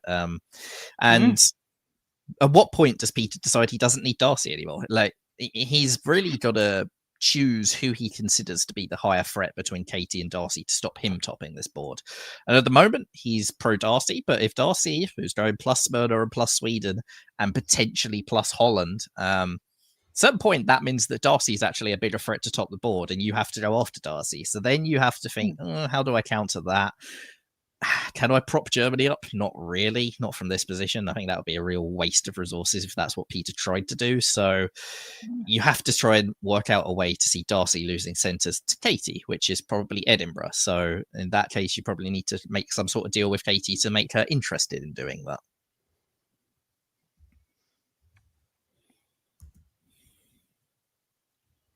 Fall of 07. Fall of 07, and out of nowhere, the FG is back on. Katie supports Brandon to North Sea, which solves some of Brandon's issues. Like, as far as solving this issue could go, this is about as good a turn as he could have got. He gets Munich back, gets North Sea back, loses Sweden, loses Belgium, loses Brest. So he is down 2 for the year, but his position is a lot more solid than it was before. He's no longer horribly overstretched. He just doesn't have any units. Elsewhere, Peter decides, I don't want Rome, actually. I'm just going to blow up Italy in Tyrolia, which is kind of nice. It secures his position a bit better. But given that Katie is cooperating with Italy, I feel like the chance to take Rome has now been and gone. Italy will be down to 2. It's not clear what those will be, but they don't retake Smyrna. For now, Peter and Darcy continue to play nice. Darcy, in fact, tries to prop Italy up in Munich by cutting Silesia, but aside from that, doesn't do very much. And Katie is moving up in a position to go after Edinburgh as well. I like Peter's mind reading here, just going, oh yeah, it's gonna be Italy that's the mover. Duh. This is just like classic being on a board with Peter, and you're like, how did he clock that one? So right now, Darcy is in the lead at 10 with Katie at 9 and Peter at 8. Brandon has fallen down to 5 again, has to pull 2, but still a very close race for the board top. We will see how much longer this goes on. We don't quite know when it's called. From experience, I would say it usually does not go longer than 1910 maximum-ish. Usually quite a bit shorter in these tournaments, but I don't know what the time frame was the Weasel set. So we might also see more than that. Yeah, it's not insignificant, the time factor being that this is a time round and they won't know when the end exactly is. So that's a sort of facet of North American tournaments we didn't mention before, but the final round, because people have flights and stuff to get to, the other rounds are untimed, but the final round is timed, so that there's time to have the awards, the ceremonies, say goodbye to everyone, etc. And that means that they usually give like a 2-hour window. The game will end sometime in this time, and only the tournament director rolls a random number generator to decide when. Usually it's on the earlier side. I've not often seen it go right to the end of that window, but that means that it's currently advantage Darcy, because Darcy is currently topping. So there are 2 armies for Darcy, 2 armies for Katie, and Brandon pulls the 2 armies in Kiel and Holland. Interesting. I'd love to know what Darcy could possibly say to Peter to tell him that Army Sev, Army Moscow is friendly. They are going to convoy them, or I don't know, the Himalayas or something. It's important. Spring 1908. I get the impression maybe Peter did not buy that Warsaw and Moscow was very friendly to him. Yeah, potentially not. And dear Darcy, just ambling on down to sort of vaguely complete the donut. I do like Italy picking up Smyrna here. Just keeping on, and also their nice little defense of that of Tuscany, which is meaningful, because you have something in Tuscany and Rome is gone, and they cut that support. Very smart. So it turns out to be a bounce. Holland falls, and yet FG cooperation continues, with London moving up to Yorkshire. Darcy is in Baltic, which will be a pain, but it would be more of a pain if there was something in Livonia or Prussia, which, the focus is on the Turkish peninsula, because of course it is. Darcy not building not building fleet sev, rather, really invited Peter to just walk to Black Sea, which was a catastrophically bad outcome for Darcy, and it's happened. And the fact Peter's cut a deal with Italy at the same time to just Italy walks into Smyrna, which is very Peter. It's like, yeah, I know we've been fighting. I might still take Rome from you, but hey, you can take Smyrna right now. I'm not gonna bounce anchor. You'll get in. And Julian goes, sounds good to me. So that's good for Peter. He's in a race against time if he wants to top this board. Katie might hold Holland. She might. Brandon could still take that back. It's not guaranteed. Like Belgium, what North Sea does is very much up in the air right now. But if Brandon has decided that he's annoyed at Darcy and wants Katie to win, which is very much his prerogative, then Darcy's going to have real problems, and Peter will also have real problems. It looks like it a little bit. At least Brandon is annoyed, or maybe even saying, yeah, well, I can't win anymore. Maybe Katie will win the tournament. Let's see. Yeah, no attempt to take Holland back or to prevent Eddie from happening. What else do we have in Fall of 08? Fall of 08, we see Darcy's turn to juggle knives unsuccessfully, and his position sort of collapses. That's a -3. So Darcy loses Romania to Peter, guaranteed. Loses Ankara to Peter, guaranteed. Doesn't retake Smyrna, not guaranteed. Could have moved in from error. And loses Edinburgh to Katie. Yeah. So actually, that's a -4. That will be hard to come back from. Yeah, Katie goes +2, so she gets Holland and Edinburgh, which means she's still ahead of Peter, despite Peter going +2. It's now a sort of 2-horse race. Rome doesn't fall to either of them, and Italy gets to build, which is kind of funny. That is hilarious. I was wondering if that was going to happen. I wonder what they build. This is weird. There might be a glitch, and maybe we see units appearing, because I don't think that Italy, France, and Austria all waived their builds at this point. Might be it timed out. I don't know. Could also be that. Either it's called now, or let's have a look. And yes, this is actually probably where the time limit struck, because I'm not sure that Peter's taking this as a draw if time had not been called. Goodness, no. Absolutely not. But amazing for Katie. And that big Russian drop as well. And being able to work with Brandon as a Janissary is, super impressive. Great result for Katie, yeah. Darcy famously, of course, called Peter McNamara overrated. We all know that. I can also reveal that in conversations at the UK Championship, Darcy talked to me about who I think the best player in the world is. And I said Katie. Then Darcy just went on about Katie being overrated. And Darcy appears to have been schooled by Katie and Peter. So apparently, if Darcy Morris says you're overrated, instead of being the kiss of death, it's the kiss of life. It's how you win tournaments. So you should just go and convince Darcy that you're overrated, and you'll win games as a result. I feel like surely diplomacy players, if anyone talks down their game, that's like red rag to a bull, gasoline on the fire. That is like, that puts the fire in your belly to just be like, oh, really? Oh, really? That's what you think, huh? Love to see it. So, great game from Katie. Might win the tournament, might not. Depends on the other games. I think this ends Brandon's chances, because I think Katie has overtaken him. Yeah. Let's take a look before we bring Isaac back. I'll quickly show. Yes, Katie is actually 2 points ahead of Brandon. We don't know. I mean, we see Johnny only needs to improve his third best score by a little bit to overtake them. Andrew Wu, Andrew Zick. Oh no, Andrew has had his fourth game, but Andrew Wu and Johnny Gillum especially very much in it. So it might not be as painful as it looks, but definitely Brandon will not be the new DipCon champion. Katie might still defend her title. We will see. Aurora's still in it as well. Like Aurora as well. Fourth game. Yeah, and maybe Joshua. So let's bring Isaac back, and I think it's time for a quick break for Michalis. And we will see you back, and we will head over to round 4, board D, which is looking a little something like this. Joa Rosing, who's having their first game of the tournament from Chicago in Austria. Seth Keem in England. Eldor, who won the Era of Empires tournament earlier in the week in France. Andrew Wu, who's the one we will be focusing on in particular in Germany. Jeff Chai in Italy. Aurora Adaman, who's also one to focus on in Russia.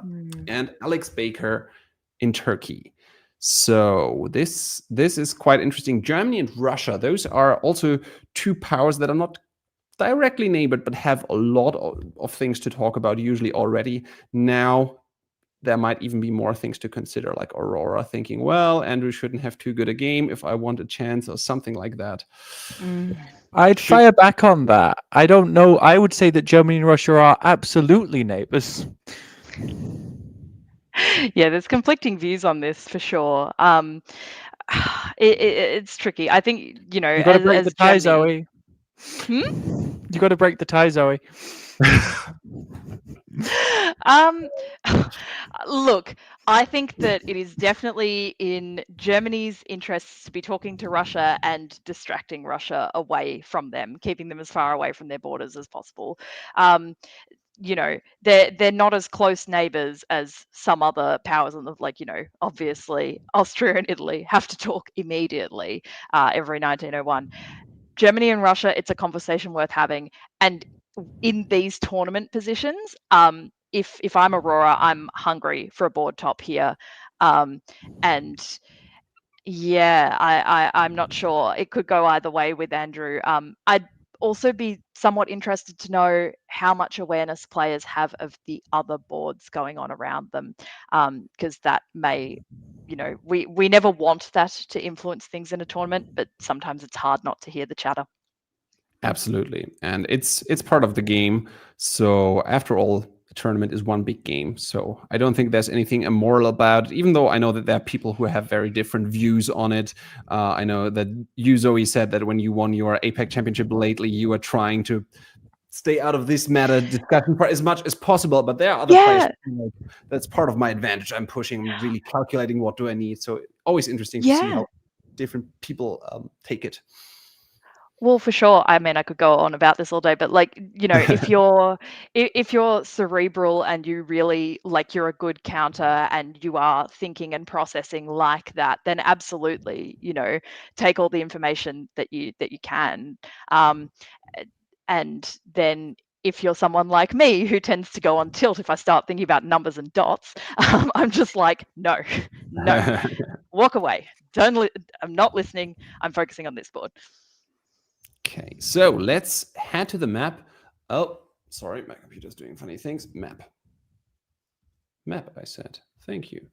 And I will put Isaac back into the spring position, if my computer agrees. Maybe. Yes. Oh, so nice. And you can kick us off for this board, which might be the deciding one for the tournament. We don't know. Not quite a Sunstrom. We've got so close a couple of times, but keep missing. Denied Armenian fist bump. I don't hate this. You just cover Ankara, and Russia's got a fleet stuck in Armenia. Up to you got this newfangled opening that came out of Australia, where AI go to Tyrolia, Bohemia to immediately put pressure on Munich. Now, I have mixed feelings about this opening. I've done it as AI, and it's great. I've had it done to me as Germany, and it's not great. Isaac, who precisely in Australia are you blaming for this? I Is what I don't- would like to know. I don't remember, but it definitely originated, at least on DBN, from an Australian tournament. You take it back. You take No. it back. If you don't have a name, I am not accepting it. I'm not accepting this slander. I'll conflict. I'll find the records. But in the West, the very standard opening. In the East, Armenian fist bump denied. Galicia DMZ broken. Russia just like decided that maybe she doesn't believe in France. There seems to be a bit of that on boards around the place at the moment. So many supported moves to Burgundy too. See the fall. All right. Bounce in Sweden.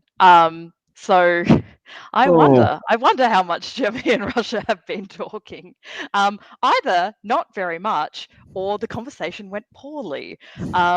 France supports Germany back into Munich, which kills a few birds with one stone. It says, Italy and Austria, you are not going to just come over into our territory like this. And it also stops Germany from building in Munich, which, as France, you are happy about. So France picks up 2, Germany picks up 2, England picks up 2. Dare I say, Western Triple? It's almost like if you rushed the line as the East, that maybe a Western Triple might form. Maybe I'm being a bit premature, but 2-2-2 and annoying East. I came to Burgundy to help. I promise. That was my original intention all along. I'm just a friendly France. Burgundy is a French province. Germany should not freak out about France opening there. But fair. It's better to be in Burgundy than it's better France be in Burgundy than be in Rouen. That's true. Yeah, that is true. I have anyway. Memories. So this could be a Western Triple setup for sure. I mean, 2 fleets for England, not the most triple-ish thing, but it still could go towards Russia. Yeah, I mean, if I'm England building Fleet London, my argument to France always is that's a flexible build. You want me to have fleets, that's a flexible build. You don't want me to build Fleet Liverpool. Come on. Yeah, that's for sure. So let's go into the spring turn. England's on board with the Western Triple. France is on board with the Western Triple. Germany kind of looks like they're on board with the Western Triple. Ruhr just looks defensive. And over in the East, you've got the Italians coming a little bit into Tyrrhenian, presumably as response to that Marseille build. Austria being real concerned about making sure they don't lose Trieste. And you've got Russia dropping down into Romania as Turkey sort of stays in Black Sea and sort of keeps trying to pressurize them. Yeah. This has got to be a triple. I think that move back to Mid-Atlantic from L is just saying, I see that Fleet London, and Fleet London is saying, I'm just chilling. I'm just here. I'm just ready, but I'm not coming for you. I'm not going to English Channel. Yeah, it's sensible, but a bit frustrating that now there's an Italian fleet in TIS, and you've got one. I mean, you can still easily. You're in Mid-Atlantic. It's fine. It's fine. You could have two. Still feels triply. So maybe actually these sort of shenanigans by the East triggered a Western Triple, but then the East didn't really go through with a move like an attack on Munich. They couldn't decide who was to be supported in and so on. So maybe they just spooked the dragon, or they awoke the dragon for no good reason. Hello. Continued Eastern chaos, continued Western cooperation. This, you know what? This is a balancing force.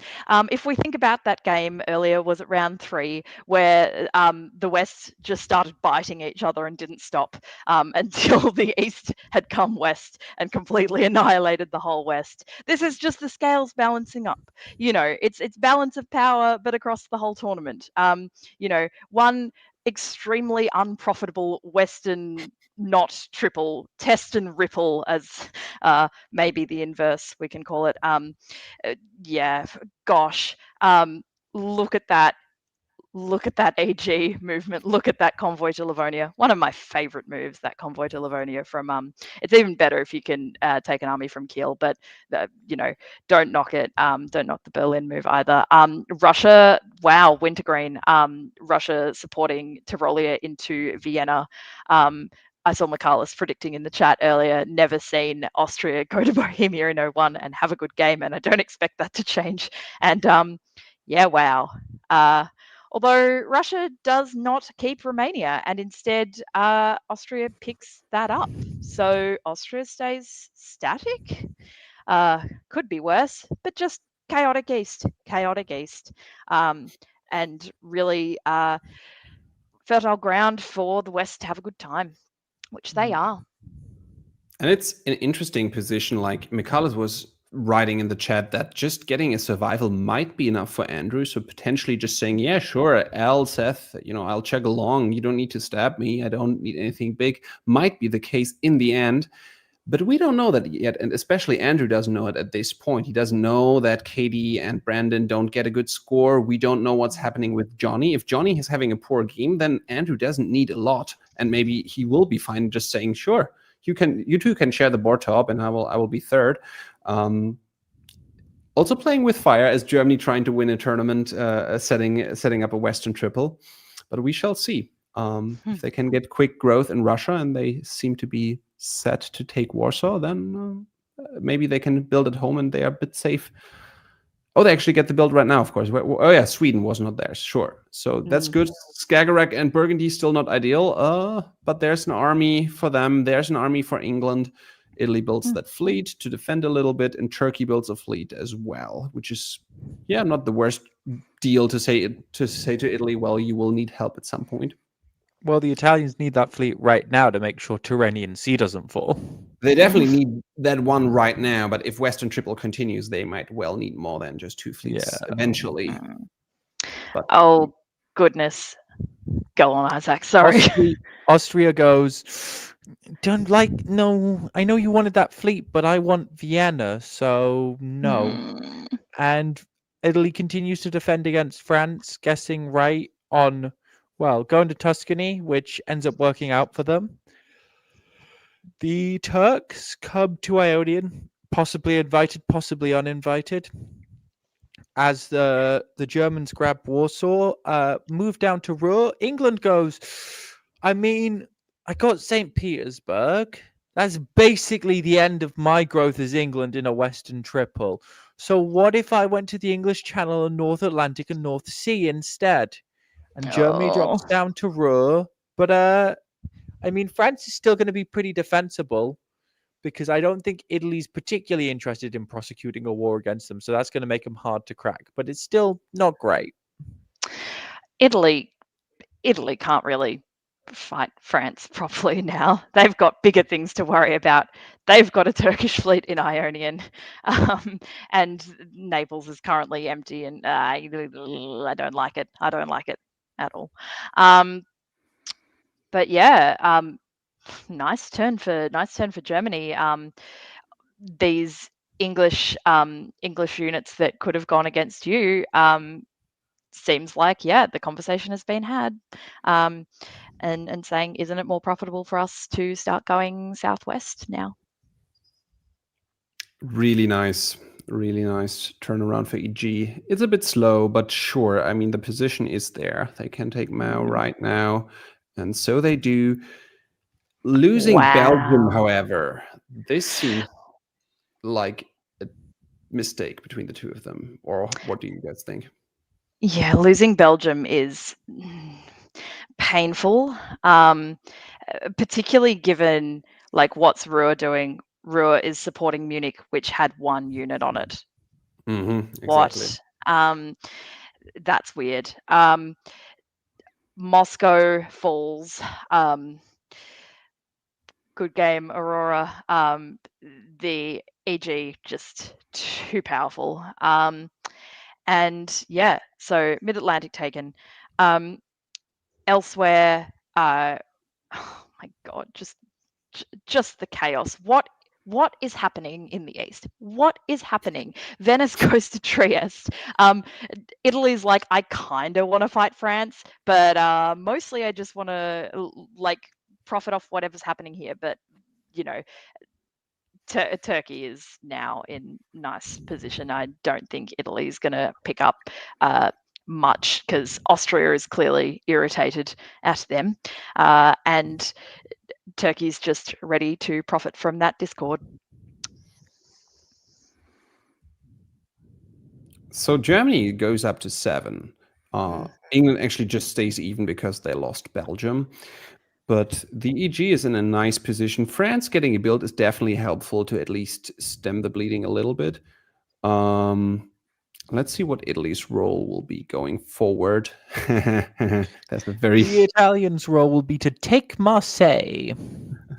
And in return, as a reward for their troubles, they get to lose the Ionian and Trieste. So hope you like Marseille, because I don't think you're going to be getting another dot for a while. The EG retake Belgium. This is why I think that Belgium set was probably okay. Ruhr should have supported it anyway, but you got Moscow and you can take it back. They go after Burgundy, bounce Holland to make sure it stays in, keep hold of Mid-Atlantic. Yeah, this is just EG making progress while Turkey, possibly a late forming AT here, that continues to push. Sorry, I was just amused by the comment of the late forming AT. It's like, yes, Germany's in Ukraine, England's in Moscow. Guess we'd better AT. Oh dear. All right. Okay. I was wondering whether France and Turkey were talking. And it looks like they have been. So Mid-Atlantic. Brest is taken by Mid-Atlantic, followed up by North Atlantic into Mid-Atlantic, which is very nice, just keeping on pressing down. Munich gets into Burgundy. Burgundy does go to Ruhr, which under other circumstances we'd be concerned about, but I think that might be a disband. Wow. So what else is happening? Is that Austria taking Sevastopol? Wow. Yes. With Western support. Wow. That is a decision that can be made. I mean, Austria's building too. It's at least fun. The Germans are in Galicia and Ukraine. I'm sure that my counterpoint to that. That means nothing. Yeah, they're just there to sightsee. I mean, I'm also with Galicia and Ukraine. Like, obviously, England and Germany are working together really nicely. But if I'm England, I don't know. Those German armies can turn against my Russian position just as easily as they can put pressure on the remaining shreds of the East. My goodness. And yes, as Dave pointed out in the chat, all of those German centers now free for builds. Wow. So 2 builds for Austria, 1 for Germany. France has to pull 1, Turkey has to pull 1, England builds 1. Just to make sure we're not letting Alex off the hook. They did also try and attack Austria. Their attack was just unsuccessful. Exactly, yeah. Oh. So there's a fleet for England, an army for Germany, 2 armies for Austria. So let's play a little game of Who Do You Like? Isaac, not talking about the tournament, not talking about will it be enough for Andrew or not, just for the board top of this particular game, who would you pick at this point? I like England. The EG seems pretty solid. They've got an early lead. They've got the Italians on side and AT's fighting. And also I find in an EG, England tends to have a slight advantage because they've got a bit more of a corner position and they can sort of go through and at the German dots. Yep. How about you, Zoe? Oh, by tradition, I have to pick someone else. I mean, you can say England as well if you want to. Oh, this is nice. This is usually it's a pick someone else kind of deal. Look, England, yeah. I mean, it's really hard to forego England. I think the argument against Germany at the moment is just that pressure from Austria now. Like, you know, you made a bargain, you got them some centres. Is that going to help you? I mean, I'm really happy to be proven wrong, and I frequently am on this channel. So, yeah, like on the other hand, the common rhetoric is that Germany and Austria shouldn't go hard against each other in general, and maybe Austria is gently making amends for Bohemia. I don't know. I still think, yeah, England is very nice positionally, has a lot to gain. Germany, I feel like maybe not a lot to lose, but more difficult path to gaining at the moment. Okay, we will keep that in mind and move forward. So you get the English get Sev, that very natural English centre, as they convoy to Brest and grab Spain with, I believe, French support. Yep. So that is a thing that can happen. The Germans grab Paris, break out of Rouen. So yeah, the EG seem to have got France on side as well as Italy, which is impressive, getting on side the person you're actively murdering. Oh. AT continue to fight. Austria's pushing up to try and take Venice here. But they lose Romania.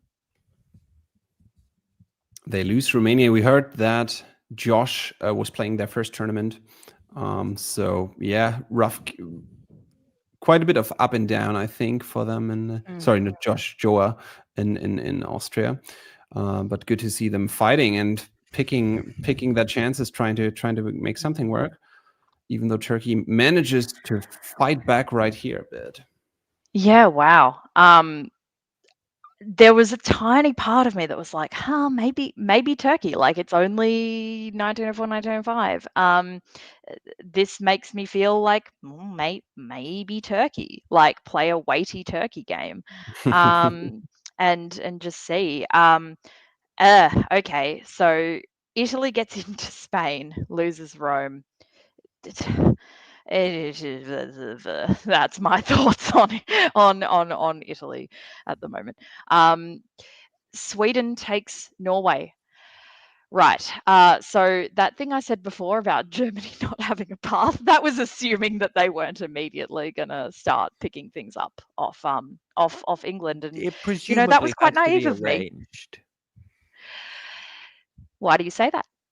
Because of the support of the English unit in Sev, which is something you definitely don't do. You get the Turks to try and go into Sev. If you're going to stab here, like Do you? Like which unit? The Rum? Because I wouldn't want a Turkish army in Sev. You'd send Armenia up.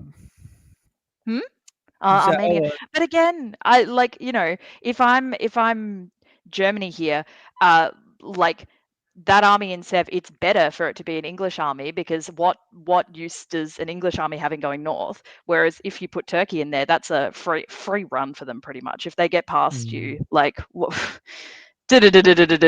I think it's sensible to keep supporting.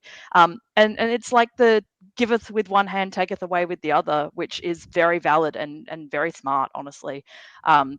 Like, you know, it also keeps your ally distracted if you're, you know, saying yeah, I'm supporting you here, of course, like we're on the same team, and then you can do little, you know, casual taking of Norway, lining up on St. Pete, lining up on the North Sea, buried that lead, goodness, pushing down into Burgundy as well. Oh my goodness, yeah, okay.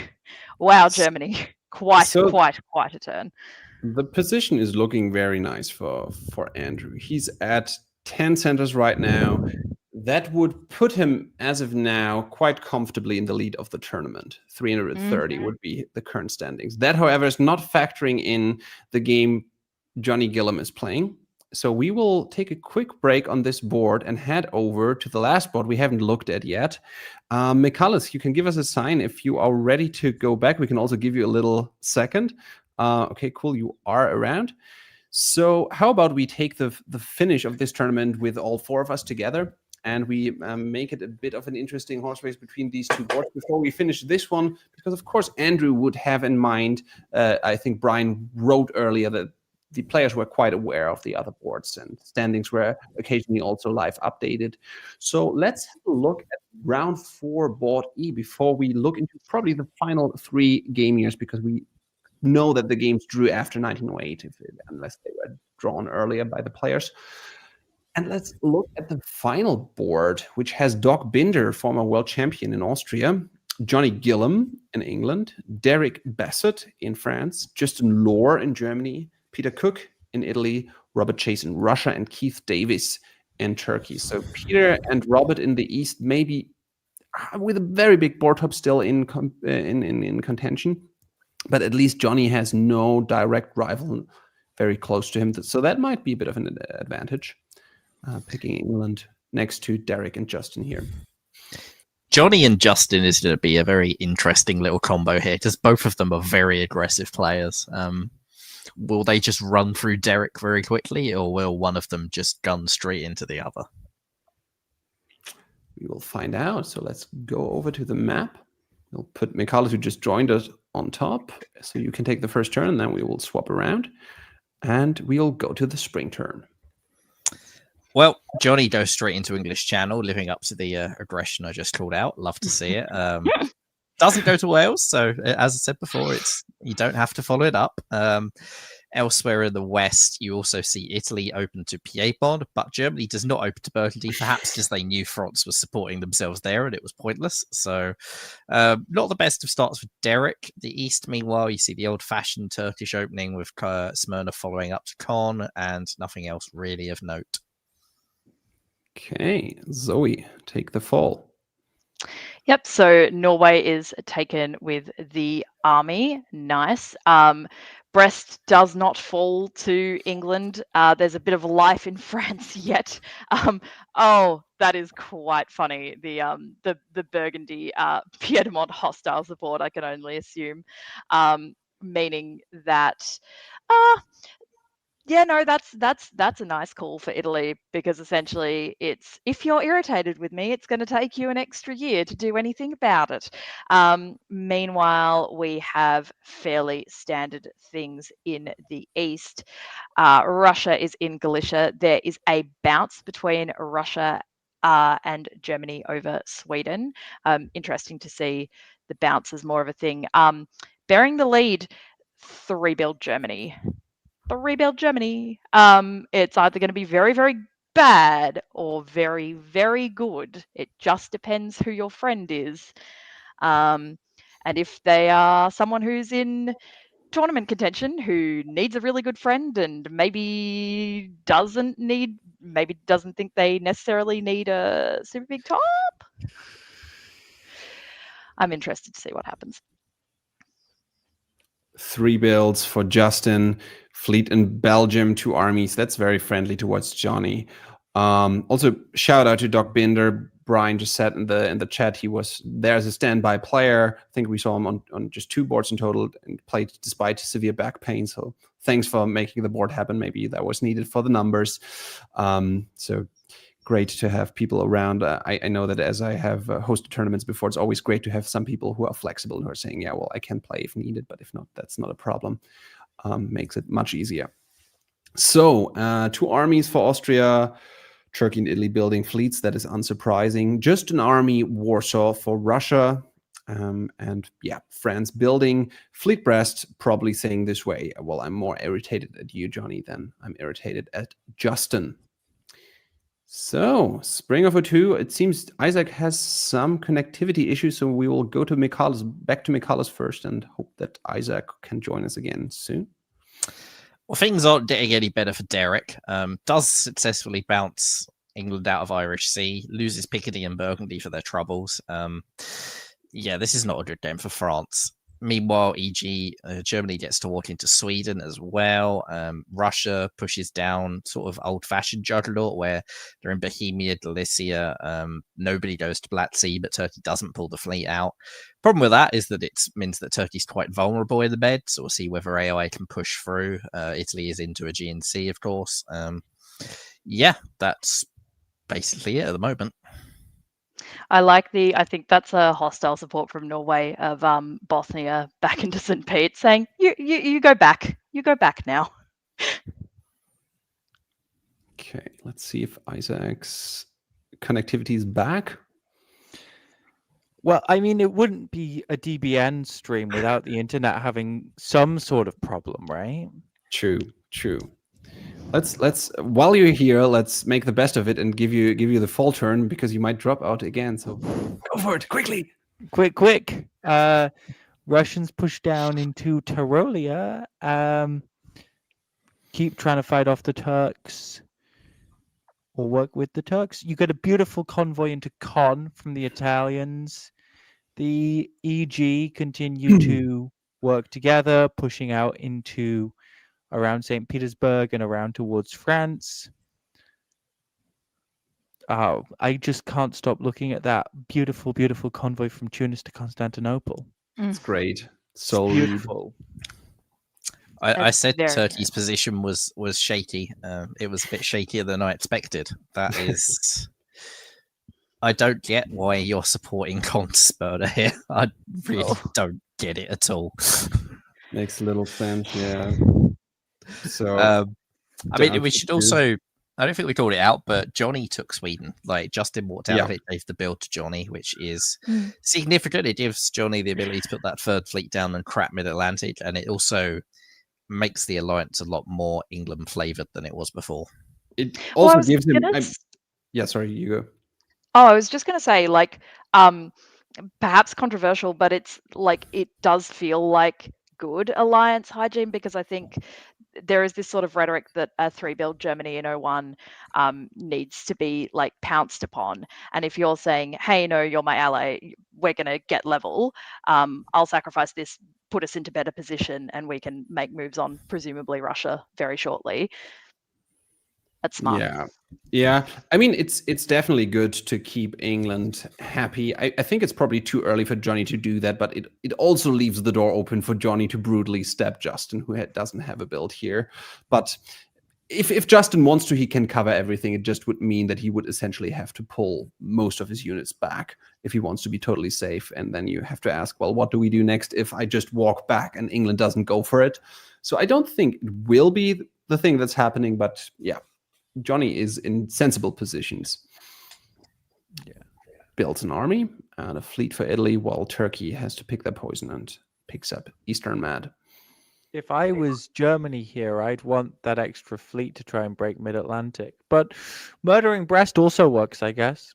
For sure, yeah. Yeah, it's definitely a surprising choice that they went for the army, but they get in, and it's a surprising choice that Germany was happy with it. It's good for England, I think, to make sure that they're the one getting Brest. But either way, France is now effectively cracked. Like, Germany's in Gascony and Burgundy, at which point France, their defense sort of collapses. There isn't a defense anymore at that stage. So that's unfortunate for Derek. Meanwhile, Sweden is given back to Germany, whilst England lines up towards St. Petersburg. And Italy pulls out of Piedmont, goes back to Venice, and decides that, maybe I don't really need to get a share of the West. I'm going to try and get some more Turkish dots. Turkey decides that, having been screwed over by AI, they're going to punish Russia for it, which it happens a lot. I think it's always very frustrating when you're in Robert's position in that scenario where you're like, but I was trying to help you. You screwed your orders up, and now you're attacking me and taking me down as well. Thanks, man. Thanks.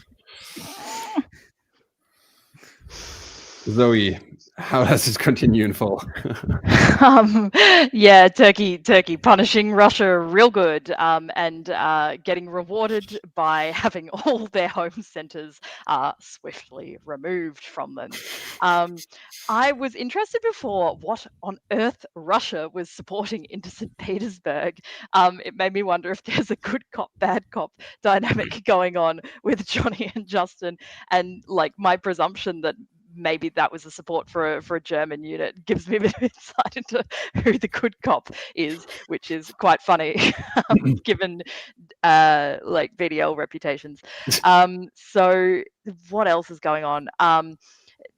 France is just generally spooked, doing their best to try and get some sort of leg up on the EG that is just steamrolling towards them and everyone else.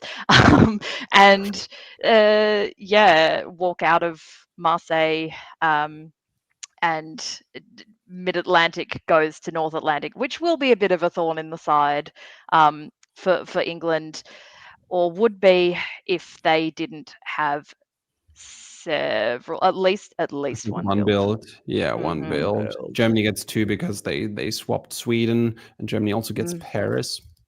And France could have just taken Portugal and built a 3rd unit, but it didn't. I think Portugal would have been a better choice. Agreed. Yep. Agreed. So France is actually staying even on 2 with a neutral Portugal. And Italy. All of Anatolia, 2 builds. Nice position for Peter Cook. Puts down 2 fleets. Army for Austria. Turkey pulling the fleet makes a lot of sense, saying, hey, I can be a little Janissary. You can be pushed north. England builds a fleet. Germany builds 2 armies. I think no surprises there. I don't know that I'd build 2 fleets as Italy. Okay. You already have some pressure going into the Western Med. Yeah. And that army just helps say to Austria, hey, Venice is mine. Don't even think about it. I think the fact Germany's in Bohemia is a sign you don't need to worry about that. Like, I think Germany's already started the war with Austria, and so I don't think Austria is likely to stab Italy. The thing it does do is it means that if you're going to send all 3 fleets west immediately, those 2 fleets in the east, one can move to Black Sea and be somewhat useful. The other's just kind of a superfluous unit now. Yeah, that's a fair point. Springer for 4. I think it's Isaac's turn.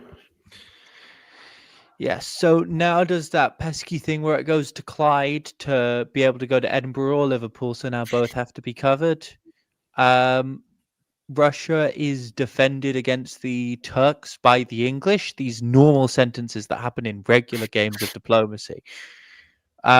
Germany picks up Marseille. France finally goes to Portugal at the cost of Spain. As the Italians decide to come in and join the fun over in the Western world. France might keep Portugal, because Italy might tap Spain, so maybe. Yeah. Or England doesn't even go for it. Michalis, it's your turn. All right, so what we see is England does cover both Liverpool and Edinburgh, so France gets into Norwegian, which is annoying for Johnny, but France is down to 1 unit. We'll see which of them they choose to keep. Elsewhere, Russia is in Bothnia, which is kind of fun. They can't pull it off the board. They still have 2 units, so they've put 2 on St. Petersburg, and with Turkish support into Moscow, they actually have a chance of taking St. Petersburg. So not great news for Johnny. Meanwhile, in the center of the board, Austria regains Venice and gains Vienna, rather, and they blow up the Austrian fleet that was in Aegean, which is curious, actually, because Austria was having a build anyway, so now they just have an extra unit doing nothing. Makes Italy's position a lot nicer going forward, especially if they want to stab later in the game. But I still think I would have rather been just gone and taken Black Sea, because that's such a delightful position to be able to have as Italy, to just be an uncontested fleet in the Black Sea. No. It's Michalis, it's not that Austria have an additional build, it's that Austria have an additional build that they can't put down because they only have 1 open home center. Exactly.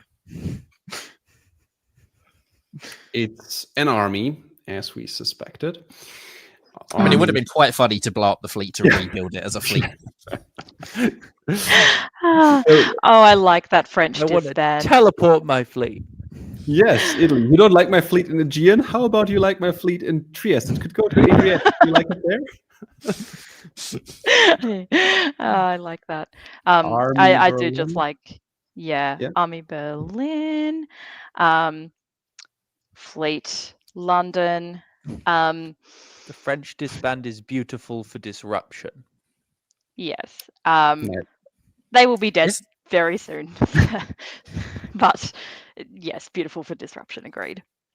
There's a real decision point for Italy coming up on whether they decide they need Austria.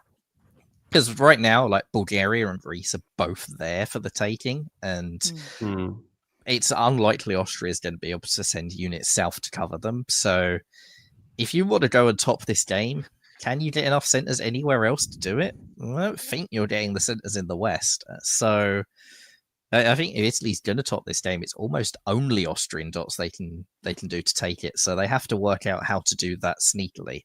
I would suggest Aegean to Con, so you look like you're going to black, east to Ionian, and then maybe in full you take the two of them. But yeah, if Italy wants to top this board, they have to decide when to stab Austria, because it's not a case of if, it is when. Okay, so I think it's Zoe for the spring. Yeah. Well, Italy keeps pushing west. So Turanian's now in Western Med, and NAF is there, and Ace has gone to Ion, which fair. The holds, that kind of makes sense. I suppose you could see Bull and Greece falling in fall. This French fleet in Norwegian, now in Barents, would be a real object of frustration. You want to hope your allies sticking with you at this point.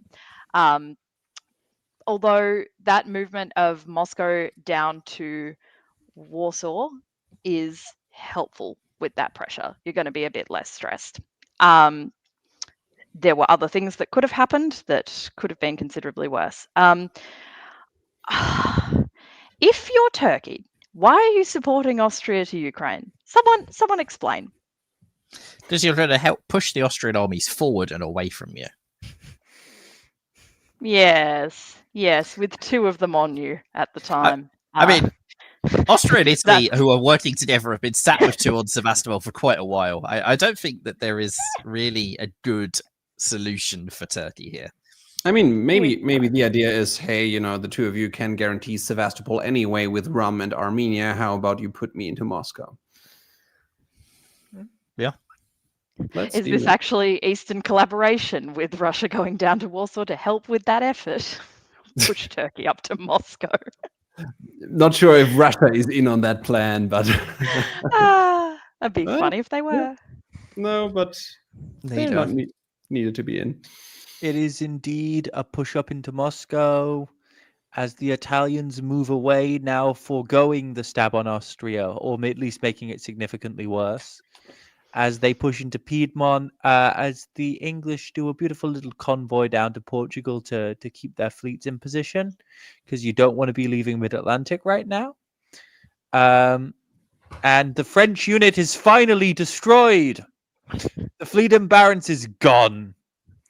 I wonder if it was intended to be gone. Like, Russia supports Barents, which makes it look like maybe that was half an order that was supposed to be supports Barents to St. Petersburg. Oh. And it would have worked because nobody tapped Bosnia, right? or suggested some sort of, I don't know, maybe they entered the support wrong. That really looks like a misorder to me. Yeah, that would make a lot of sense. It's great for Johnny anyway. Like, Johnny's position is sort of fixed now. Johnny's position is really not bad. They are one behind Germany, so we've caught up to the point we saw of the other game. So Johnny will almost certainly be quite a bit behind in points behind Andrew. If we look at it here, it's 27 points, which looks like a lot. But if you look at the position and you also bear in mind what the scoring system is like. All right, let me just see. This was the other game. This is where we just were. if you bear in mind what the scoring system is like after 05, so Justin is at 90, which is compared to Johnny's 57. That's kind of, yeah, that's more than they need, right? That's 33 points, not just 23. So if Johnny manages to sort of swap that EG constellation around, they've overtaken Andrew again. So this will really come down to a horse race to the finish, and both of them could take it home. Let's finish this game first, and then jump back to see how Andrew finishes with. Do you know what Johnny's worst score was, Robert? I can quickly look it up. Johnny's worst score was a 44, and Andrew's was a 28. So there's a little bit of advantage for Andrew. So Johnny at the moment is getting 13 points over that. Like Johnny would, it's very hard to see Katie holding on to it from this position now, knowing that, because it's really hard to see Johnny going significantly down. Maybe Spain, but beyond that, with Russia and France, presumably Russia pulls Bosnia, but definitely France does. So Johnny's position probably at least gets second place now. It's whether or not it gets first. Yeah. So how about we continue with this one and see if Johnny can find a way to either get the drop on Justin or maybe convince Justin eventually, hey, we've had a nice alliance. I can win the tournament. You can't. Based on my gameplay with Justin, that is a pitch that is unlikely to land. I mean, there was a game where Mikalis and I have been in where Justin was throwing stuff. I mean, he sometimes did it. Sometimes he said he would and he didn't, but it's not impossible to get him to do that. Okay, so what I'm hearing is Justin hates me specifically. I mean, that is in fact what he actually told me and Robert while he was throwing dots in that game as well. But Isaac wasn't even on that board, but he still said, I hate Isaac too, so that's why I'm throwing to you guys. This is what I think is the most anti-Isaac play I can make, so I'm going to throw you guys some dots. Always metagaming. Yes. Okay, so I totally forgot who called out the last turn. Whoever wants to. So then it's Mikalis. Okay. Well, Russia kept Bosnia, so I was wrong. So St. Petersburg falls to the Turks in spring 1906, which is delightful. Meanwhile, Italy backfills Sevastopol when Austria backfills Moscow, and also moves to Adriatic Sea, which I would love to hear some justification for. I don't really understand it because, you can walk into Greece and you can defend Venice, but you can't hold Sev, so it's not the best of stabs. I think I'd have far rather some sort of autumn stab where I'd stayed in Ionian in spring, but this looks like Peter is going and shooting his shot. Meanwhile, Johnny is definitely shooting their shot. So Johnny convoys back to Brest, takes Belgium, moves to English Channel, and stabs Germany for all their worth. What will it cost them? Well, if they're on side with Italy, maybe nothing. If they're not on side with Italy, probably Spain and maybe something else. It's really an awkward position for this to be now, because North Atlantic hasn't gone back to Norwegian, but you can't really put English up to North because you'll lose Belgium if you do that. So English Channel has to hold North, which gives a real bottleneck for all those units. So this is not going to be an easy position for Johnny to follow up on. Not going to be an easy position for Italy to follow up on. But both of them have a chance. Can Justin hold on? Can Austria pull Summit back? They're in Warsaw, they're in Moscow, and they're probably retaking Sev. Anyone's game? And it's also, what will Turkey do about this Germany-England fight? All of a sudden, Turkey might be quite important. I mean, they could, for example, support Germany into Norway, or let Germany support them into Norway. Could be fun. Turkey could also move to Moscow to cut the Austrian support on Sevastopol. So there are options. Quite an important player, despite just having one unit at this turn at least. Not for long. Important unit who is dead. Oh, very important. Yeah. Ouch. Austria siding with England makes strategic sense here. Get Germany a bit tactically weaker. That's in Austria's favor. And my goodness, Italy only picks up Sev, so they don't take They don't try for Trieste. They don't take Greece. So Sev mustn't have been a stab. Meanwhile, Marseille falls. Paris is defended. Belgium is not retaken. And now there's a Austrian unit on German home centers. As far as I can tell, and I think Steve just said the same thing in the chat, everyone on this board who isn't Justin just sided with Johnny. That's not true. Turkey didn't, but Turkey died for it. How dare you? That's what happens when you work with Justin. You die. I think the good cop, bad cop equation may have switched at some point in the last couple of years. I mean, oh boy! If Johnny wins this tournament, diplomatically, this is how they did it, and this term will be the tournament-winning turn. They've still this game isn't over, and Italy is still in a position to take some stuff in Iberia. So we'll see whether this is a temporary alliance or what. But yeah. If this game was ending in 1907 and not like we think from the other game in 1908, Johnny would be in a really good position. 1908 rather, 2 years. There's still a few centers that can be lost because Marseille is completely unholdable here. Yeah, but for now they have more than enough points to overtake Andrew, unless, of course, well, we don't know what happened in that 1 year on the other board. We will see. In spring, Fleet, London, and Army Addy. Germany pulls Bohemia. Austria can just put down one of the two units, so even less reason for Italy not to take Greece. But okay, they wanted to get back onto Austria's good side. Let's see if it does any good for them. And there's an army in Rome that comes down. And this is actually quite interesting. This is definitely a draw because that's way earlier than the other board. So Johnny manages to convince people to draw right here, which is probably good given the state of the board. Will it be enough? We don't know. He won't know, or they won't know at this time. But what do we think about this draw? I think it's great for Johnny because, like we said, Marseille is completely at risk, and yeah, you can probably get Holland, Denmark, but you don't know what Austria is going to get in the meantime. Austria's on 9, and if Justin decides he's really pissed at Johnny and not at anyone else, then Austria can overtake you quite easily. You lose the top bonus, you lose the tournament. So I think Johnny makes the correct decision taking the draw. We know Doc was sort of playing through the pain and playing as they filled the round out. So I think it's quite reasonable for Doc to have taken this draw. And I think if Peter was going to play for the board top, they had to stab it Austria last year, and they didn't do it. So yeah, the only potential veto is like a spite veto, which I don't think anyone would do. I mean, everybody was, apart from Turkey, who's dead, was on Johnny's side last turn. So well, except for Justin. Justin could have spite vetoed. Justin could, yes. Yeah, maybe, but how much will it do?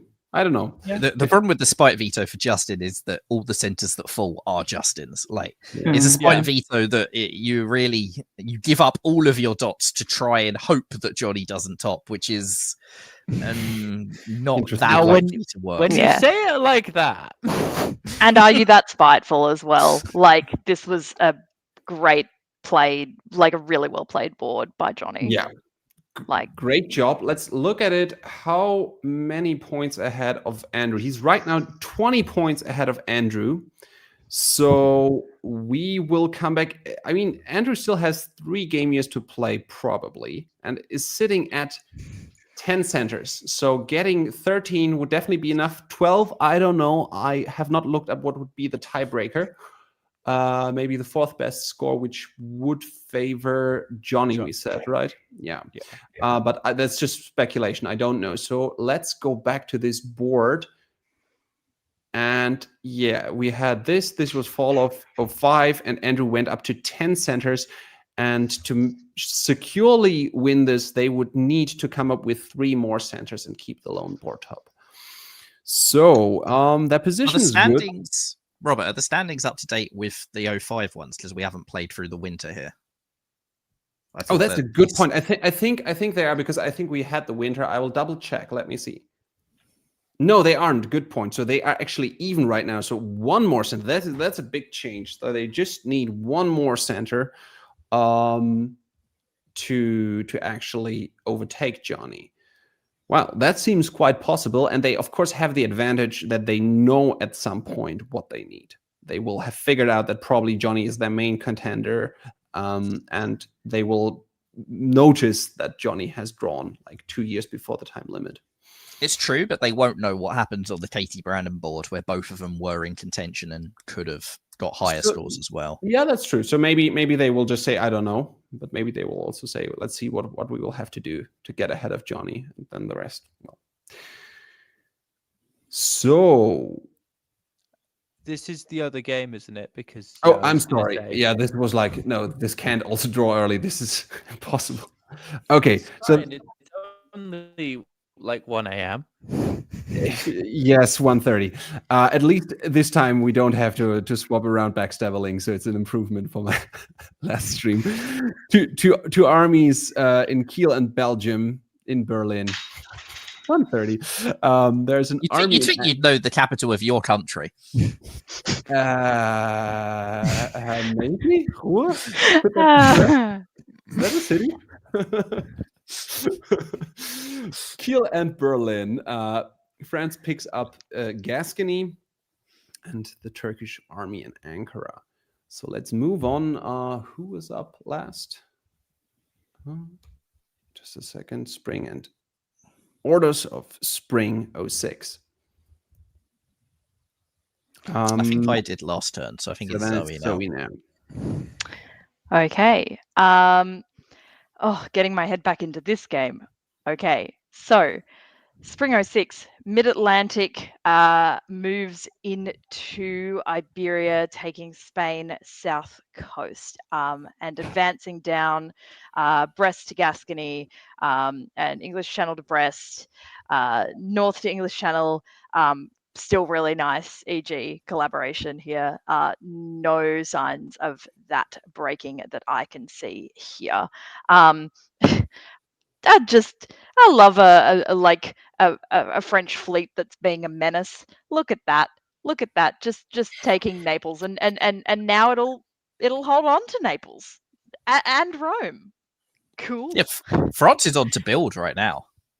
Yes, theoretically speaking.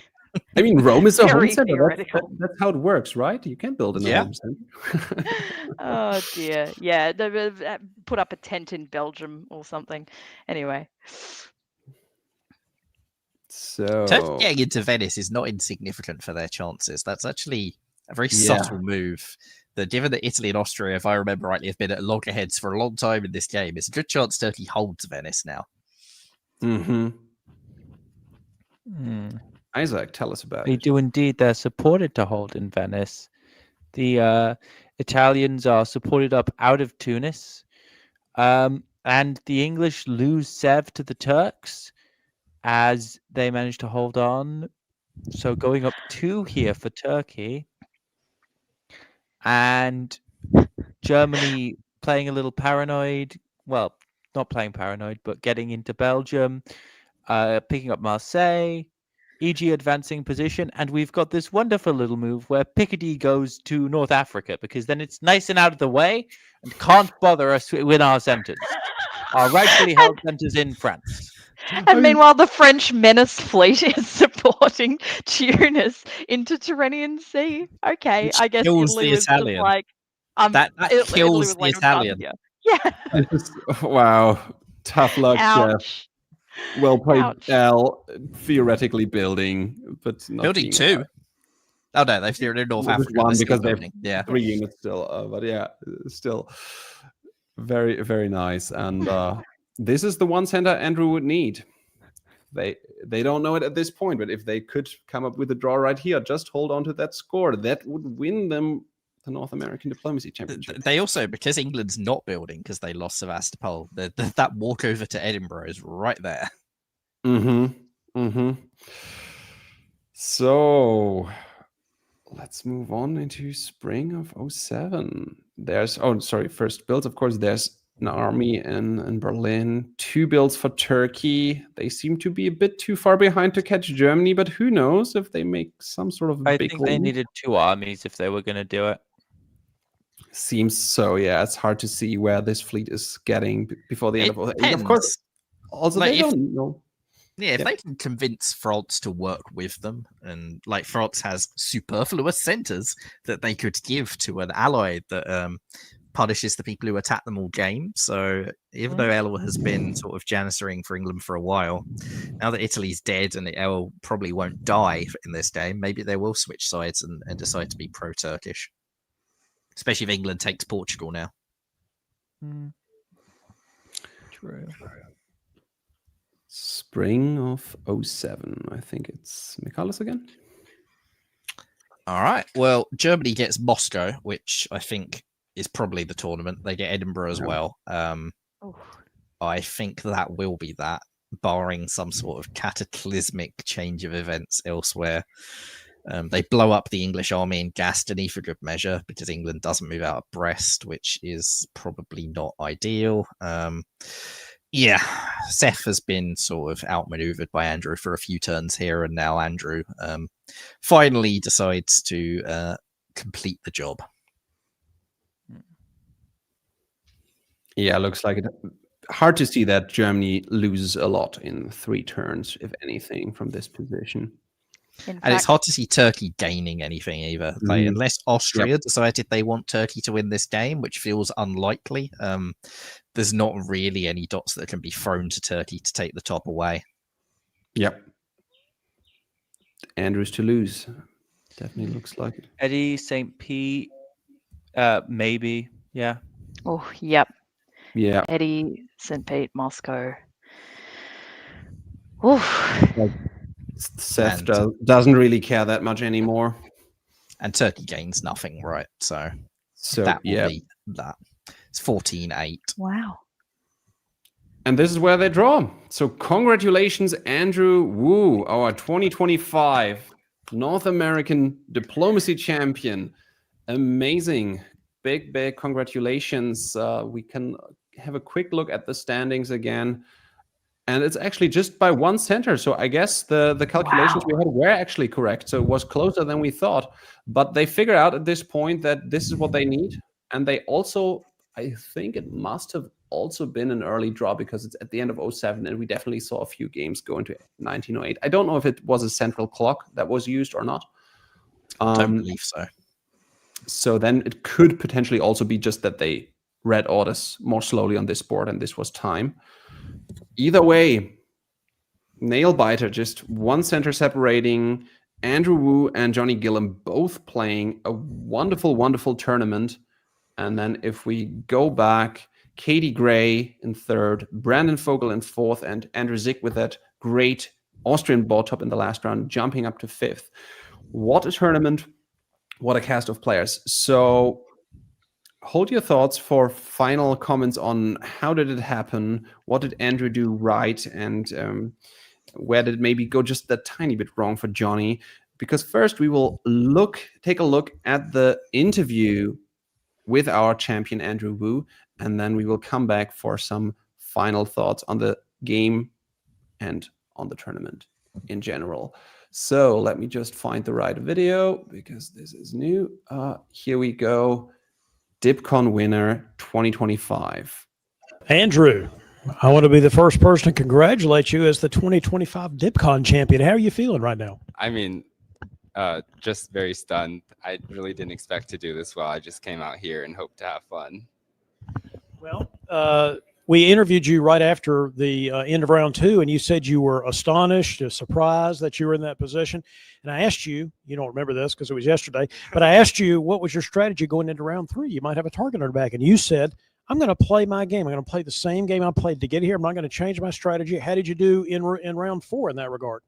I mean, it was good. Like, I felt like a little pressure in the early game when in spring 01 as Germany, Italy went to Tyrolia and Austria went to Bohemia, so felt a little bit of pressure. But you think a little bit of pressure as the Germans? Just a little bit. Well, how did you turn that around? That actually does sound kind of frightening. So how did you turn that around?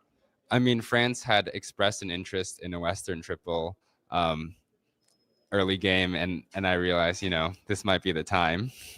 So was it an Eastern triple that was facing you and that formed a Western triple? Is that or like in reaction or something like that? Yeah, I think it was an Eastern triple that formed the Western triple in reaction.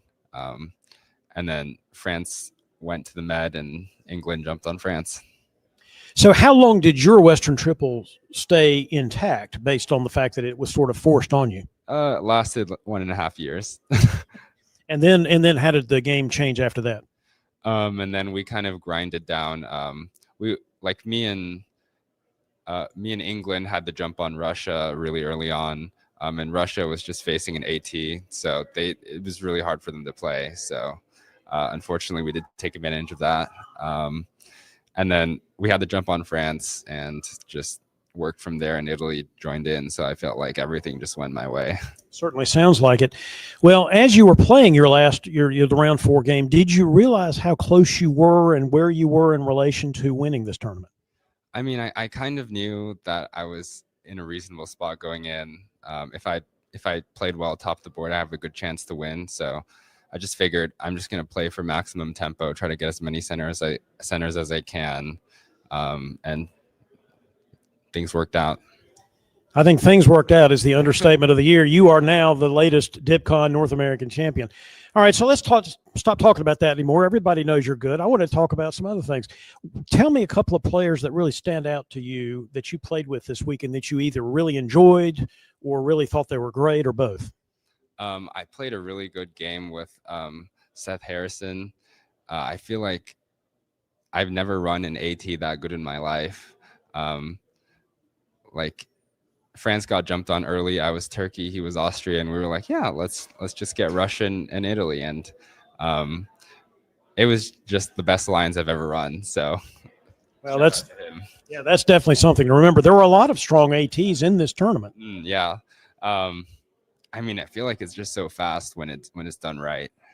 Yeah, that's true. It's one of the faster tempo alliances if everyone's on board early on. All right. Anybody else that you played with that you want to shout out here as part of your reign of terror as the new head of the DipCon Winners Society? Oh man, have to think about that one. Can you get back? He doesn't want to do any reign of terror. That's fine. You don't have to. All right. Well, I've already asked you in the other interview about people who are out there waiting, to decide whether they want to come to a tournament, and you said absolutely come to a tournament. Once you get here, what is the key to being successful, being competitive in a tournament like DipCon that just is it's a sea of sharks, basically? I mean, I feel like the key is just to stay mentally calm. I feel like it's a game all about opportunities, and if your head is clear, you can take advantage of them. And there's a lot that happens all the time, and sometimes I get overwhelmed, but sometimes I just have to take a deep breath. And big shout out to Katie Gray for helping, telling me to take a deep breath when everything was going crazy, and caring about me as a person. So loved playing with her, even though we both ended on 1 or 2 centers. Well, centers matter. Obviously, it's fun to win tournaments. It's even more fun to meet new people and new quality people like Katie Gray. Any final thoughts for our audience here as they watch the end of this coverage about DipCon, about diplomacy in general, or about your win? I mean, just a big shout out to the organizers. Thank you for making this all happen, enabling everyone to have so much fun, and highly recommend anyone to come out if you're thinking about it. All right, Andrew Wu, congratulations again, and thanks for being on the Diplomacy Broadcast Network. You are the reigning North American champion. Thank you, David.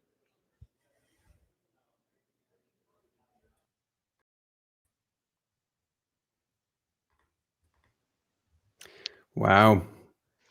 What a great winner. I think one few people expected, but very deservedly so, I would say. Yeah, let's go to final thoughts for the game that won Andrew this final round and the tournament in general. How did it come about? What was your overall impression? Oh, I just saw on Discord that we have the list of the awards. So before we do that, let's quickly read out who won which award. We have the Player's Choice Award for the the player who was the most fun to play with, going to Alex Baker, the Golden Blade for the best stab, to Robert Chase, taking a 1906 stab as Germany on France, taking 3 centers. The biggest weasel, not to win this Andrew Zick with his awesome Austria in round 4. Golden Microphone, we were talking about it, most important award. And then the Lazarus and the Icarus award for Andrew Wu, both of them, for going from the biggest to the smallest and the quickest, and the smallest to the biggest and the quickest. So what a roller coaster ride for Andrew.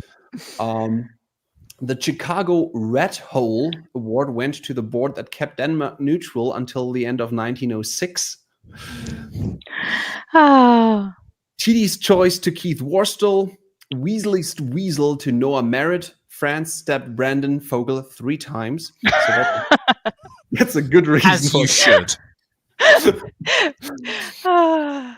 biggest should have been 4.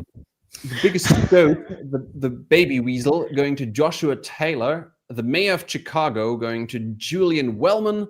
The Steadfast weasel went to Katie Gray as Turkey. And the curse of the Billy Goat, whatever that might be, going to Noah Brown. I want so many details on that last one. I hate it when my Billy Goats get cursed. It's the worst. Happens to the best of us. So, with that, let's go to final thoughts about Andrew, the tournament win, and the tournament in general. Zoe, what's the takeaway? I mean, I guess it's the consistency. I think a lot now about pacing in tournaments, and I think that round 3 being Andrew's drop round probably honestly helped in round 4. You know, you get to minimize your threat level a little bit in one round where you say, oh, you know, like I had 2 great boards, but oh look, I had a really bad time here, and it just takes the heat off you just enough, I think. I mean, I also think, and I didn't watch Andrew's first board closely, but from the last 2, find a partner, stick with them. You know, a lot of players say that, but not all of them do it. And sometimes switching around works, but for Andrew, it looks like finding a friend and sticking with them really, really paid off. So yeah, consistency, pacing over the tournament, finding a friend and sticking with them, I think, is what cinched it for Andrew. Isaac, how do you feel about this tournament? Yeah, I think it was certainly the right result. It was close all the way to the end. I think it was it is interesting because I think it was either Michalis or Karthik who said it at the beginning, where you get all these big names who all know each other. And so what they do is they go, aha, I recognize the name of this person on the board. I must kill them. And so you everyone takes each other out, and then you get people who are still skilled and still good at the game, but you don't get the big names winning because they're all too busy murdering each other. So Andrew could fly under the radar a little bit in that way because he was less of a known quantity. I think it would have been Karthik who said that, and Karthik has a lot of experience of being the one who gets killed by all the other big names. So I think I know where he was coming from there. The difference is just that Karthik just thinks he has a big name, and that's the reason why he's murdered. But that's just a side note. Pretty much. I mean, Andrew, like the difference in the end between Andrew, Johnny, Katie, Brandon, like they all had great tournaments, but Andrew's good games were just that bit better. Like Andrew dominated really 3 of his 4 games, and the other ones drop round. Like if you do that, then barring some solo shenanigans, you almost always win the tournament. And Andrew consistently maximized his position and just played excellently in all of those games. So a very well-deserving winner. Looks like a very, very successful DipCon. Like 7 boards in some of those rounds. So a great trial run, I believe, for WDC Chicago in 2027. Great to see. Looks like there were a lot of new players in the local hobby as well, which is always amazing to see. We saw a lot of fun alliances. I loved the round where there were multiple ITs. Of course I did, but we saw a lot of openings to the channel as well. That was something that I noticed happening game after game, and very weaselly outcomes as a result. And yeah, Andrew maximized open tribute. Good job. If you know the scoring system, play it, win it. Couldn't agree more. Well, it was a pleasure covering this tournament with you guys. Thanks a lot also to Karthik, who was around for the beginning, couldn't stick around for the most part of the coverage. And thanks a lot once again to Brian and to B and all the other Weasels for making this event happen. As Mikala said, it looked like a great success and everybody had a lot of fun. It's a lot of work that goes into such a big tournament, and I think they have definitely shown once again that they are a great place to visit, to attend a tournament, and we are very much looking forward to next year's Weasel Moot and especially to WDC at Weasel Moot in 2 years to come. So with that, we are signing out. Have a good evening, good afternoon, good morning, whatever it is at your place. And with the words of Siobhan Nolan, stay safe and step well.